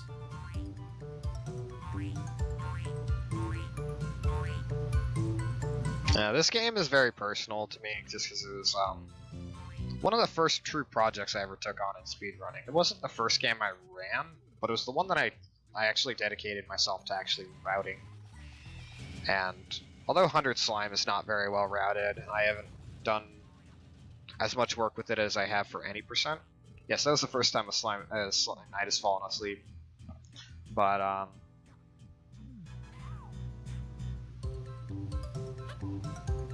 yeah, this game's been a lot of fun for me over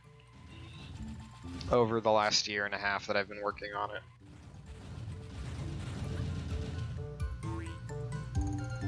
It's not a chest there. I'm just being dumb. There it is.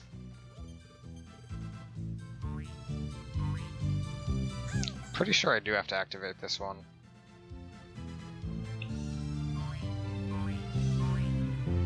Nah, man, the rest in 100 Slime is real.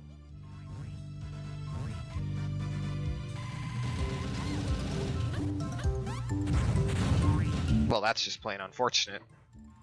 Yeah, Dragon Quest VIII was the first run of the marathon. Now, that was not supposed to happen there, but thankfully I gave myself a backup.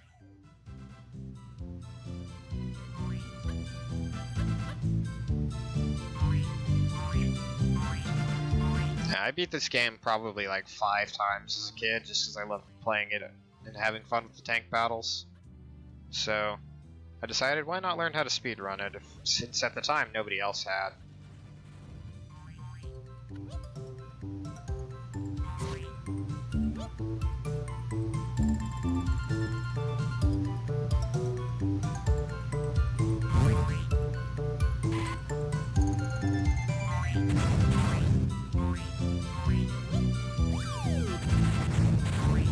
The problem that stinks with this area is there's just like no carts to work with.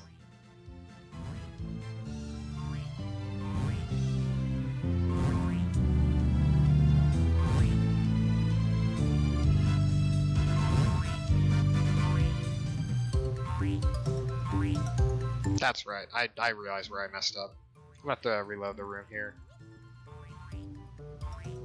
How many times have I beaten it since? I think I've completed probably 15 any% runs, and then let's say 300 slime runs. Actually, more like 2.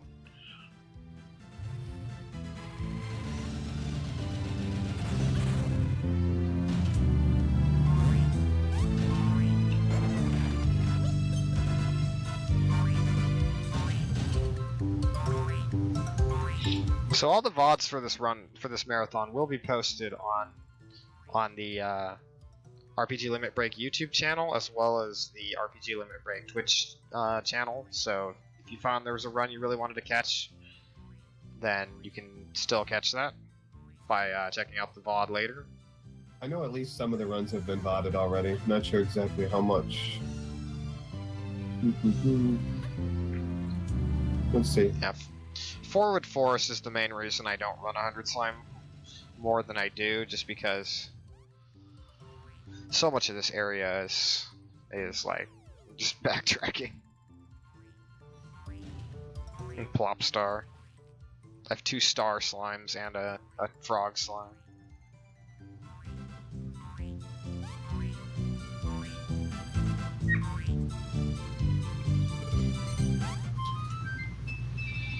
So the last few fights here I'm going to do normally.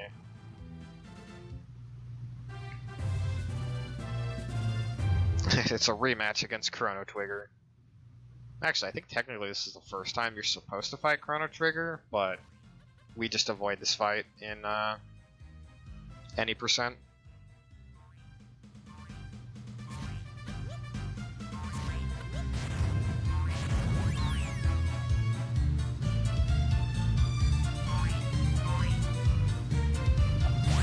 Nope, this is not a charity run. This is just a showcase of Dragon Quest this weekend. But there will be a charity run for RPG Limit Break in about 6 weeks when the actual event takes place.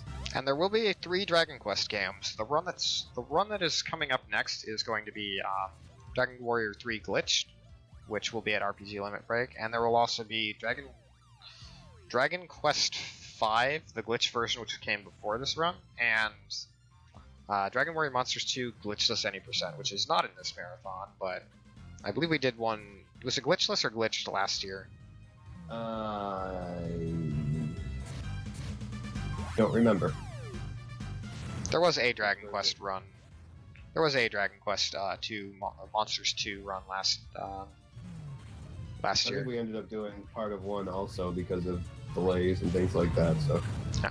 So while this channel is not currently being used for a charity marathon, stick around in a few weeks. We will be doing RPG Limit Break. Myself and High Spirits commentating with me will be there for the Dragon Quest block. But I have my own run. He's here. He's going to be there for commentary of a couple Dragon Quest runs. yeah, this channel is the main channel for the RPG Limit Break marathon, but there is other events that go on here. If you look below the stream, you'll see a whole small calendar, I guess, of, In fact, of events that are coming up, including the Final Fantasy Relay next week.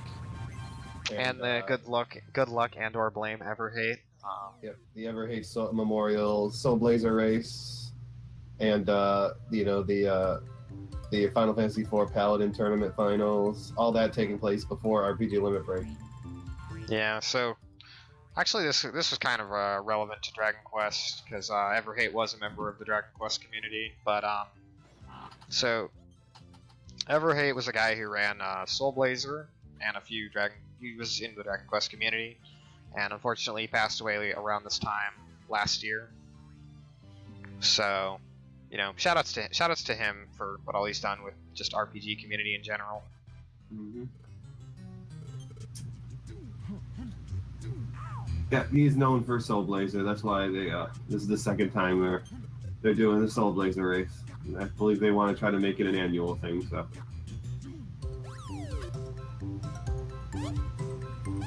And that race is open to anyone who wants to get in, whether you've played Soul Blazer or not.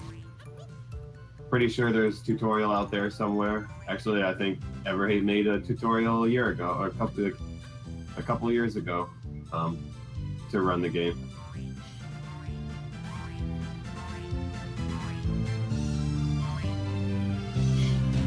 Okay, I figured out what I can do to fix this.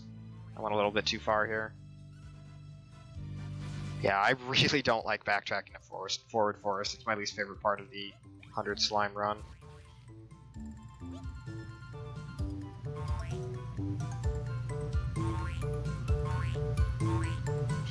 It will not be happening at RPG Limit Break. It will be on the RPG Limit Break channel. There was a run last year at RPG Limit Break 2016, pretty early on in the marathon, which was of Soul Blazer. It was by a friend in the community, Stinger PA. Absolutely killed that run. It was I think 20 seconds off his PB. Yep. Now it'll just be this will be a few runners will be highlighted on this channel. It'll be open to anyone, but some of the better Soul Blazer runners will be highlighted on this channel, like Jessica and Hulk and someone else. I think, I'm not sure. Okay, I'm missing a slime somewhere, and I don't know where. Wow, I feel like a scrub for doing this.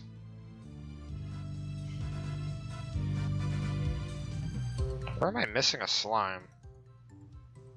Dagnabbit. Well, this is gonna take a moment.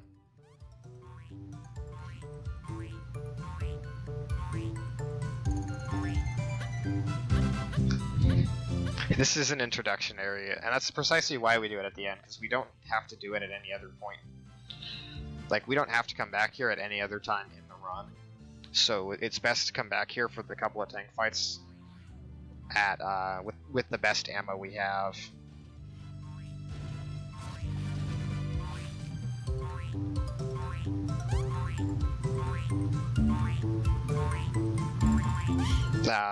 That's not it.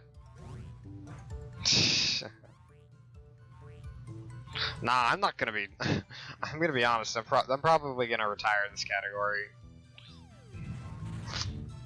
It's fun. It's fun once in a while, but it's a little repetitive, admittedly. And who has That's great. 4 hours to speedrun? I know, right? I gotta get in on that Dragon Quest VII action. Just don't Okay, have I'm like- time to spend 4 hours to speedrunning all the time. Okay, I'm like clearly missing something somewhere. Okay, bear with me a moment. Yeah, I don't know enough about all of the slimes in the game to help out.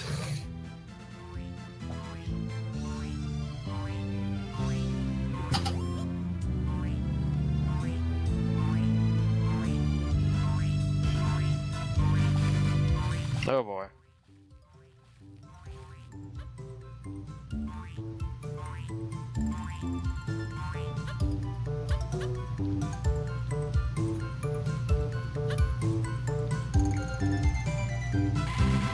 It kind of is.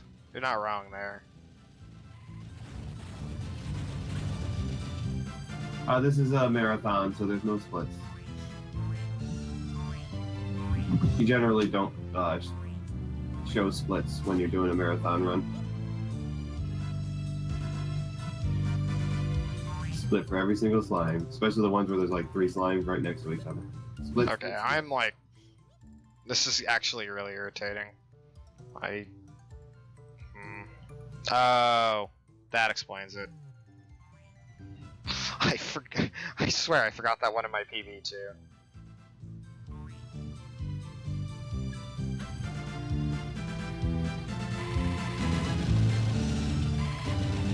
Alright, we fixed it. Speedrun is happening again. We are going to be doing the go fastings again.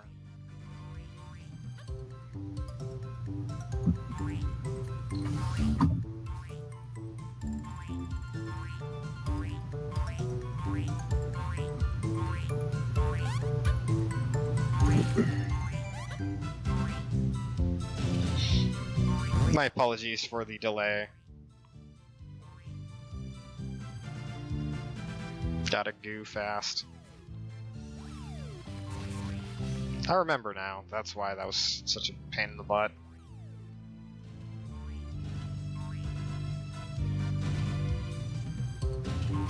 Okay. I let a whole day pass. That's actually really bad. Okay, I need a jail cat and 2 unicorns.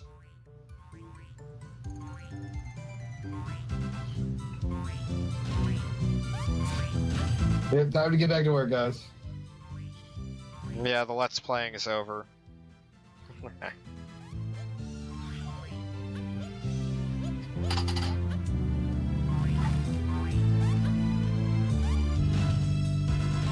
Memento Mori Mori. Oh boy. That might be my favorite one yet, High Spirits. I don't know how I'm gonna go back to work tomorrow with all these puns. I'm sure you'll handle it. You'll forget most of them by time you go to work, don't worry. It is actually M-O-R-I for Slime Mori Mori, but there's Mori Mori from DQ8 as well. And we're not here to go fast, we're here to show off Dragon Quest.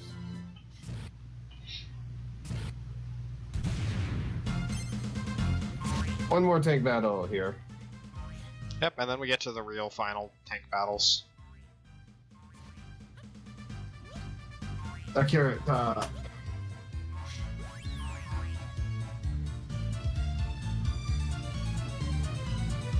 well, it's kind of hard to tell if it was done by Akira Toriyama since they're all slimes. Oh, obviously it's done by Akira Toriyama because he did the slime designs. Why is this a game? Because the same reason every other spin-off is a game.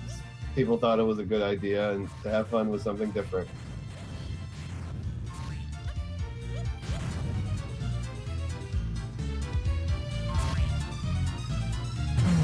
Alright, I'm gonna wait for this ammo thing to go through. Should be able to get all three past the iron ball.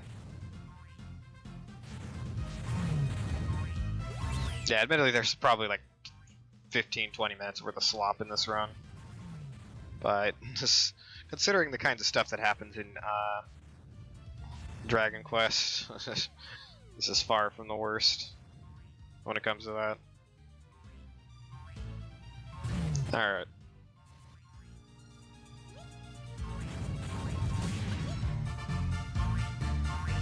Wow, they actually deployed the carrot. Oh, baby.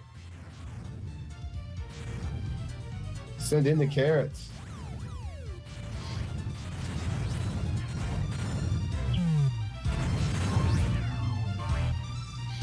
Oh, well, the reason why this was a game, this is actually a sequel to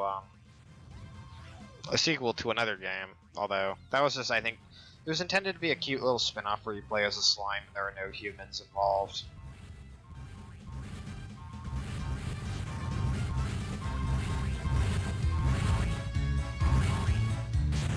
Horn is so slow, though.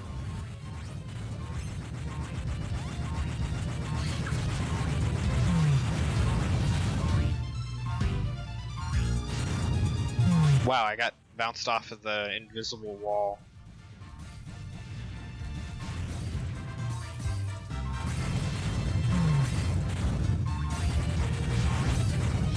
Yeah, I don't think they made the game to be difficult. They just made the game to be fun.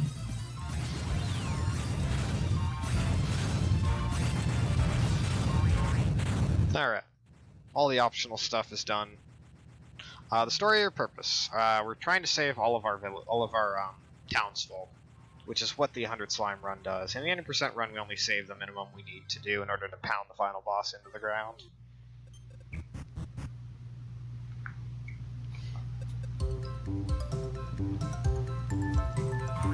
Alright, so that's every slime except for the last two, which means we can get the credits now. I'm getting stuck on the trees. Alright, this should be sub 4. Ooh, I don't know. That's gonna be close. We're gonna have about 10 minutes to do the last two tank fights. Got faith in you. You can do it. Has anyone here played Breath of the Wild? I'm not gonna lie, that question is kind of funny. Is there slimes in that game? I assume so. I don't know how many slimes you ever see in Zelda. There's the jellies in Twilight Princess. They don't have adorable faces, but they're there. Alright, so this is our final ammo loadout. Yeah, I might be just over 4 hours. Alright, that's not a problem.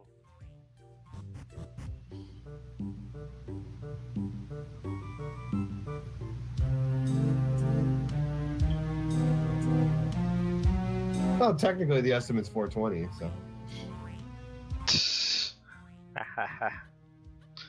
Man, it would take one hell of a bad run to get a 420, now that I think about it. Or miss another slime. Oh no. You had to remind me. Just want to drive the rabbit horn farther into the back. Yeah, my PB had a really good screen here, so I have to kill all 10 of these killing machines.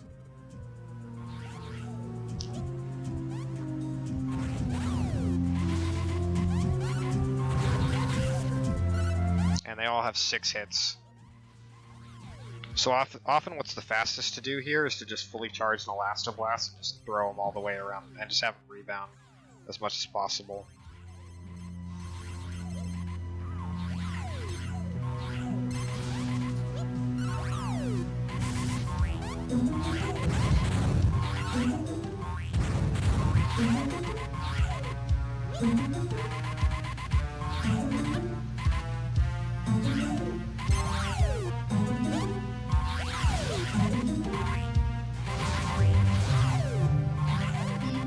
The screen is just pure stupidity. I love it. Sounds like, a lot of screens in this game. Oh god, he's stuck behind there.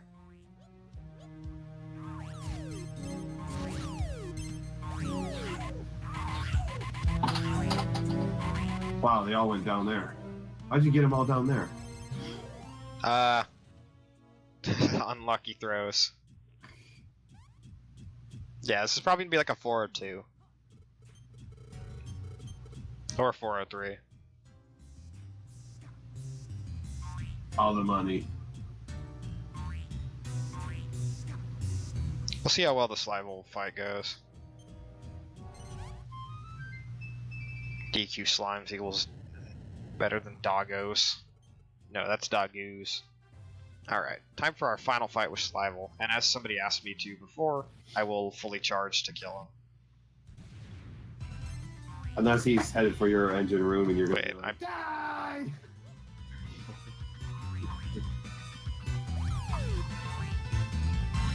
Pretty much.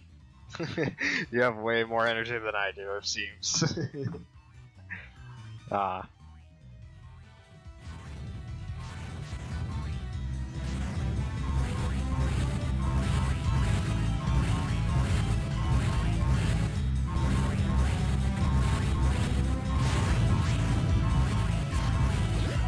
Oh snap. That was bad. Okay, my crew has been firing ammo.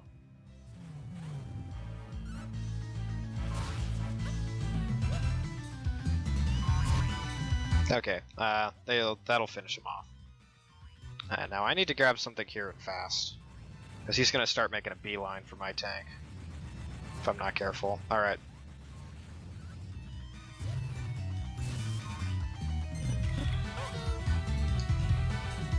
So this fight is very sketchy. Like, if I'm not careful with Slival, he will murder me.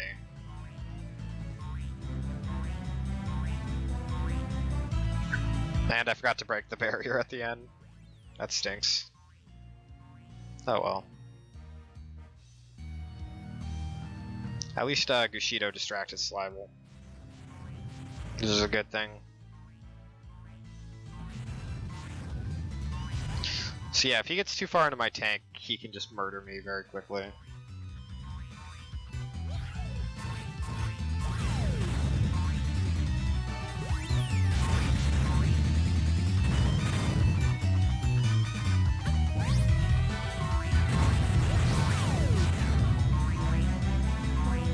So I have to make sure I kill him like before he can even get anywhere.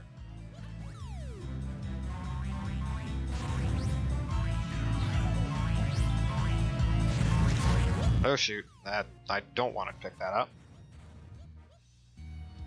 I'll take this.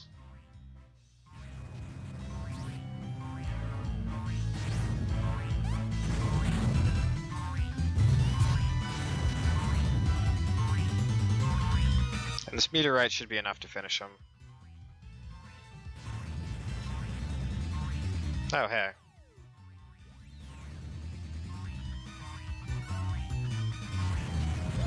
Okay, it seems my crew was able to do more damage than I thought.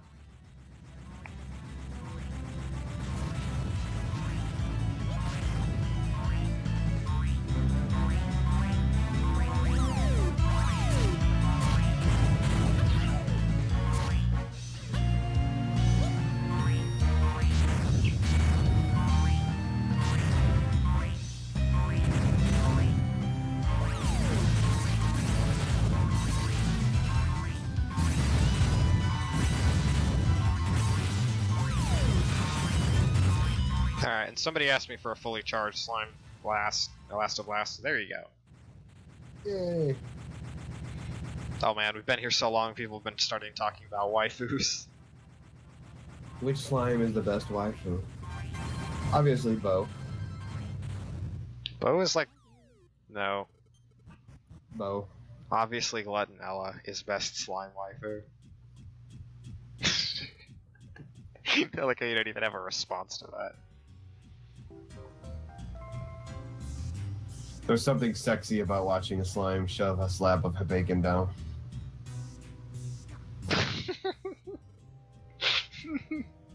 And a cake. There's no And Sancho another slime. cake. No, we all know the real that waifu lamb. slime. And The a real salad. The And real waifu fruit. slime. The real waifu slime is Mori Mori. Count calories. There we go. But no, the real waifu slime is Mori Mori.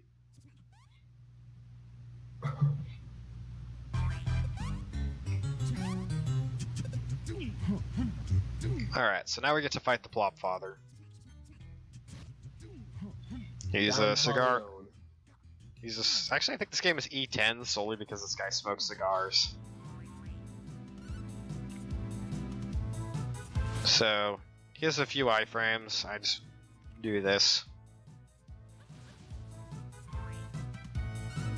But then his second phase is a lot more interesting.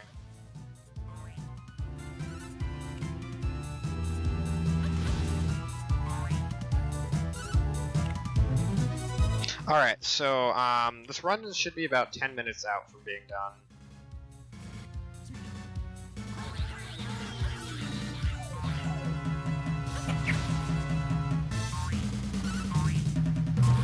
Okay, would you actually get hit, please?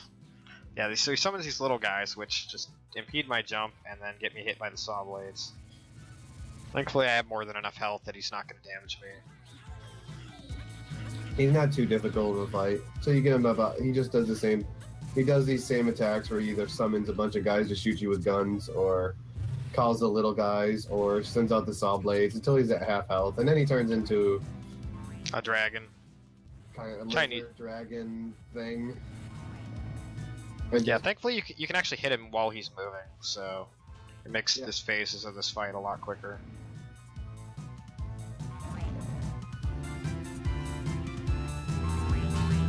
Ah, darn, I missed the angle. There we go. Okay, only one more hit to go. Got him. Hey, final boss dead? Question mark.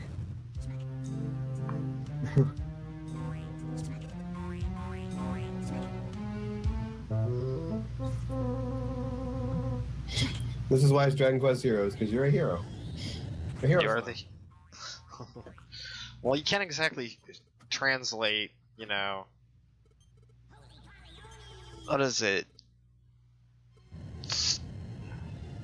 I think this game's Japanese title literally translates to Slime of Gusto, Giant Tanks, and the Tails Brigade. Something like that. Well, what happens is Glutton Ella gets a hold of Lucifer's flute and decides to play it. Because She's there's not enough angry. food in the Clotris, Yep, and she's angry. and she ate all of the food. Also, I like the little cartoony look of the laser that it fired. That Yeah. the final boss fires. So our And then tanks it- were powerless to stop him. So we fell into Mount Krakatoa, but the crackpot has a surprise. Well, Krakatoa is a giant alchemy pot. But anyways, she's angry because there's not enough food, because she ate all the food. And the boss is like, what are you talking about? There's not enough. We gave you plenty. So if you like the Dragon Quest Overture, be prepared to hear about 8 minutes of it.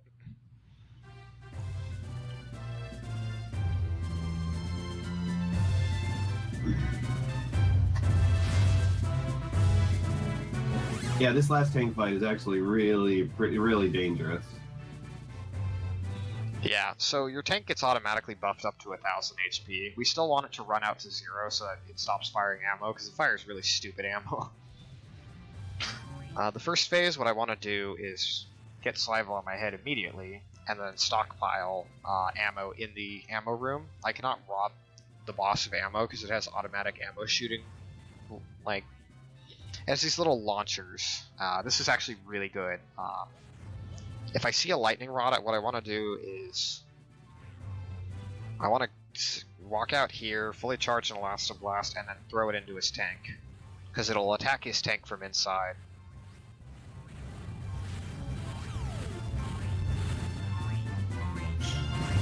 And since I have 2 lightning rods, the chance increases that I'll get one. But Slivel, I cannot actually set his commands, so I don't want him just running loose like a bull in a china shop. And this guy is going to run me out of health pretty quickly anyways. Yeah, his spikes just tear you apart. The other thing I want to do is I want to find a Slime Knight, which I don't have any Slime Knights yet so far, which is really bad. Yeah, Lucifer has about 7 health and a lot of iframes. A lot of... It's more like ice seconds. Yeah, it's like 3 seconds at least where you can't hit him. Alright, so I'm going to send Slivel loose in the engine room. I want to get him out here before he goes into my tank, because in my tank he can distract Slivel. So it's kind of hard to see this because this is a streaming 30 FPS on a 60 frames per second game. He blinks every frame, so it might not even show that he's on stream, or it might show him not actually, or it might just show him constantly being there. But yeah, I basically want to just keep him from ever entering my tank. Yeah, this guy can literally destroy your tank in seconds. Like he can destroy your One attack. engine. Yeah, he can destroy your engine from the room outside of the engine if he wanted to. That's how powerful this guy is.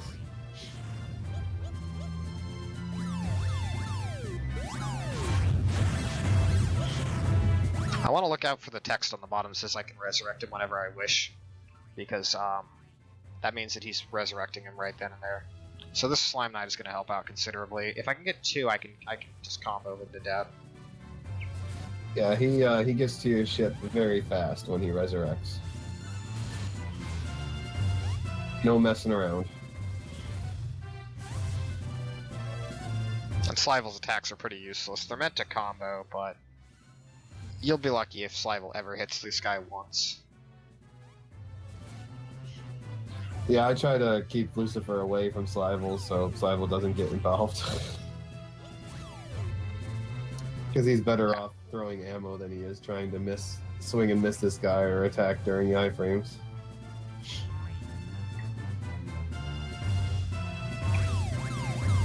So this is actually a really good setup I have right here. There's a Slime Knight here, and Slivel has a Lightning Rod, which hopefully he doesn't use the laser attack anytime soon. So 2 Slime Knights here, watch. I can hit him twice before he goes into his iframes. Ah, darn. So I want to have Slivel on my head because I have to wait for that laser to fire. Yeah, after a few minutes, he kind of charges up this laser and pretty much blows the hell out of your ship. I guess it's like kind of like a soft enrage encounter. Yeah, you have to hit him with like 10 pieces of ammo to get him to cancel it, and it's just not worth it with how little ammo we have. Yeah.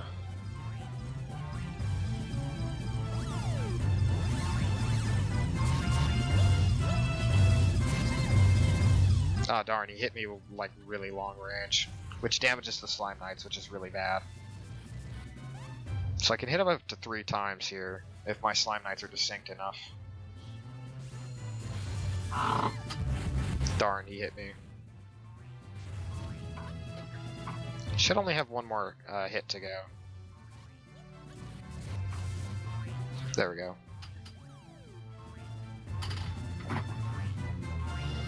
Because then it stops, once our Slime tank hits 0 health, John, the enemy tank stops sending ammo.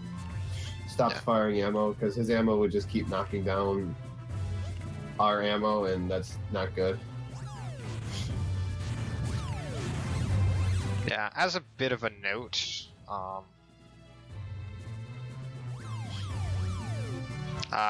so we timed this game on the last hit on the final boss's heart, so time is going to be coming up here pretty soon.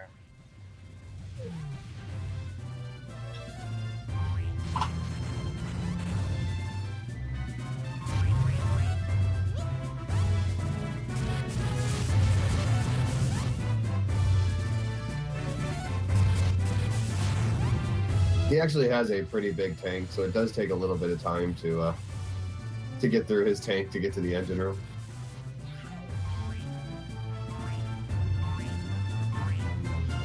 Should only have to face him one more time.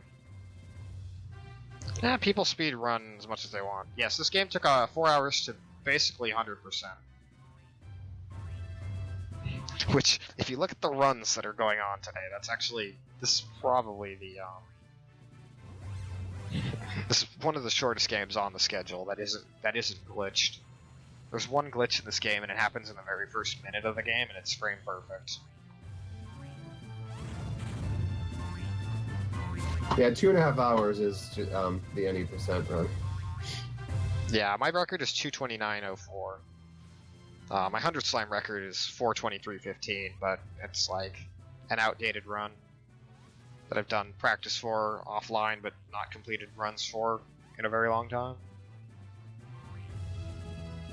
Darn, we just hit the 4-hour mark. Well, we beat my, at least according to the stream playback. So this should be a low 401.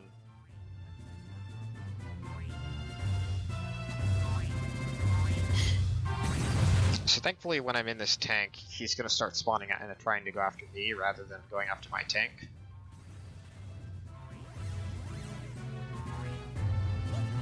Slivel tries to make himself useful. Also, I got sniped. This is the one good spot to have Slivel in, because he can hopefully distract Lucifer and even sometimes destroys him too, if he does his charge attack. Okay. Time is coming up here in a second.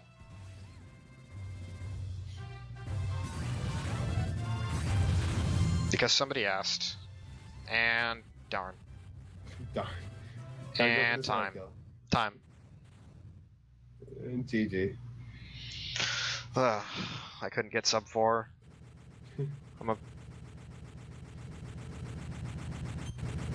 Laying that one. I am the slide. great Lucifer. Ah.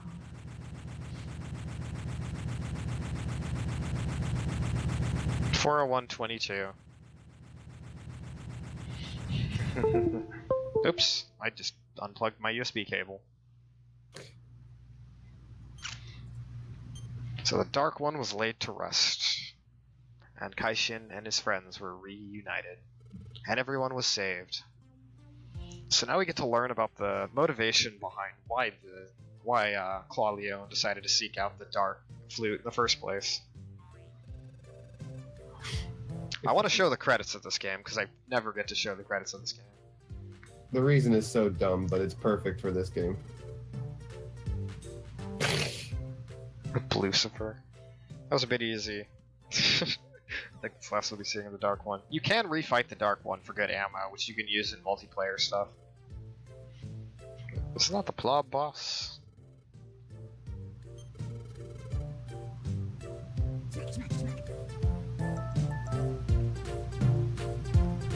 So just watch.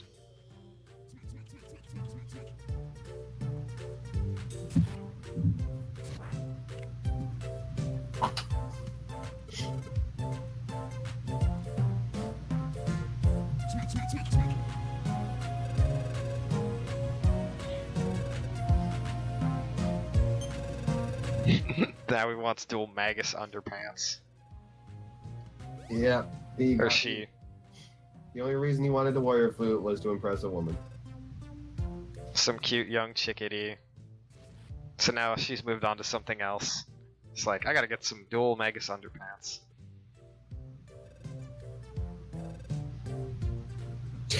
Alright. 100 slimes, check them. Alright. Time for some credits here in just a second.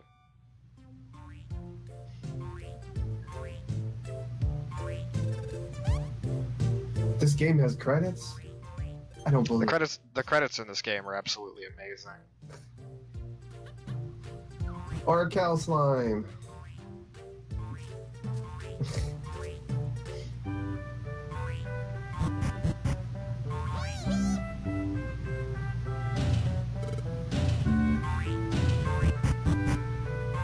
Wait, I'm bad.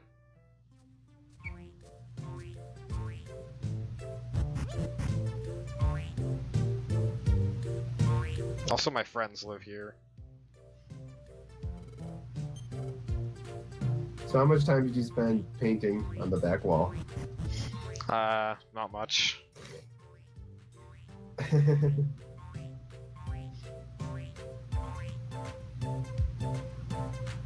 Okay. There's somebody man, it's been so long. I forgot who I'm supposed to talk to get to the credits.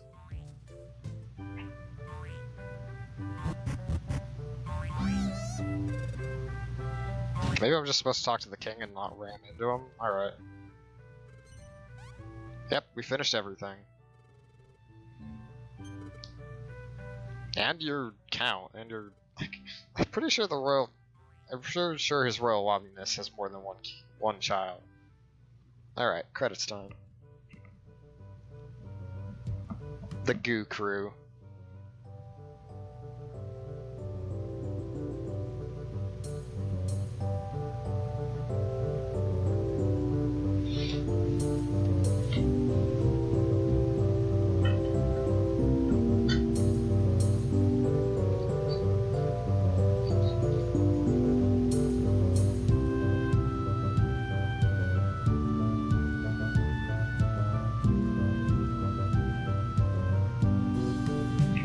This is on GBA, or this is on DS, but the first game was on GBA. Main Dislimer, Coordinators, Blub Leaders, Coordinators, Programmer.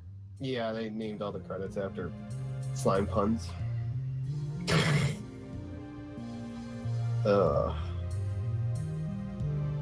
Alright, so thank you very much everybody for watching. Shoutouts to the Dragon Quest community for putting this on, letting me do a run, letting me do it a run that's an hour longer than what I normally do for this game. An hour and a half, actually. Shoutouts to the people who've worked on this game. My Spirits ran this game. There's also a few others. Karul, Quo, TC Allen. Have all helped to this game at least a little bit, and a year ago I just submitted this game with a 3-hour time to...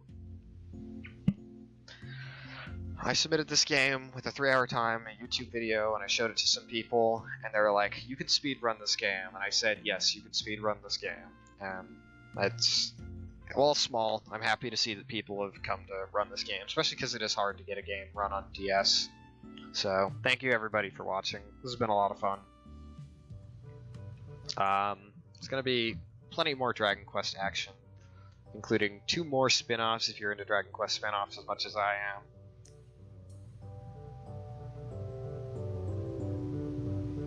am. And it looks like up next we have Dragon Warrior 3, aka Dragon Quest 3, the glitched version by Mr. Vaxherd, who I think we've seen in chat a couple times. Puns later. The most important job. QA Cure Slimes, by the way. And QA King Cure Slimes. QA Associates. Alright. Thank you, Derp Nasty. I hope you all enjoyed it.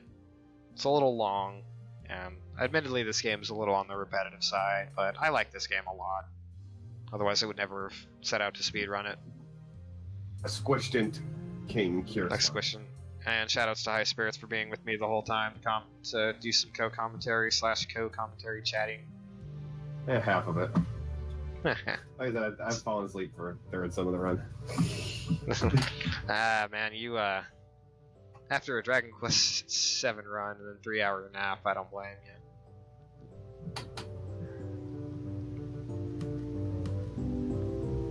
Marketing communications. The series is very charming. I like snails. I do like the charm of this game. It's just super adorable and charming.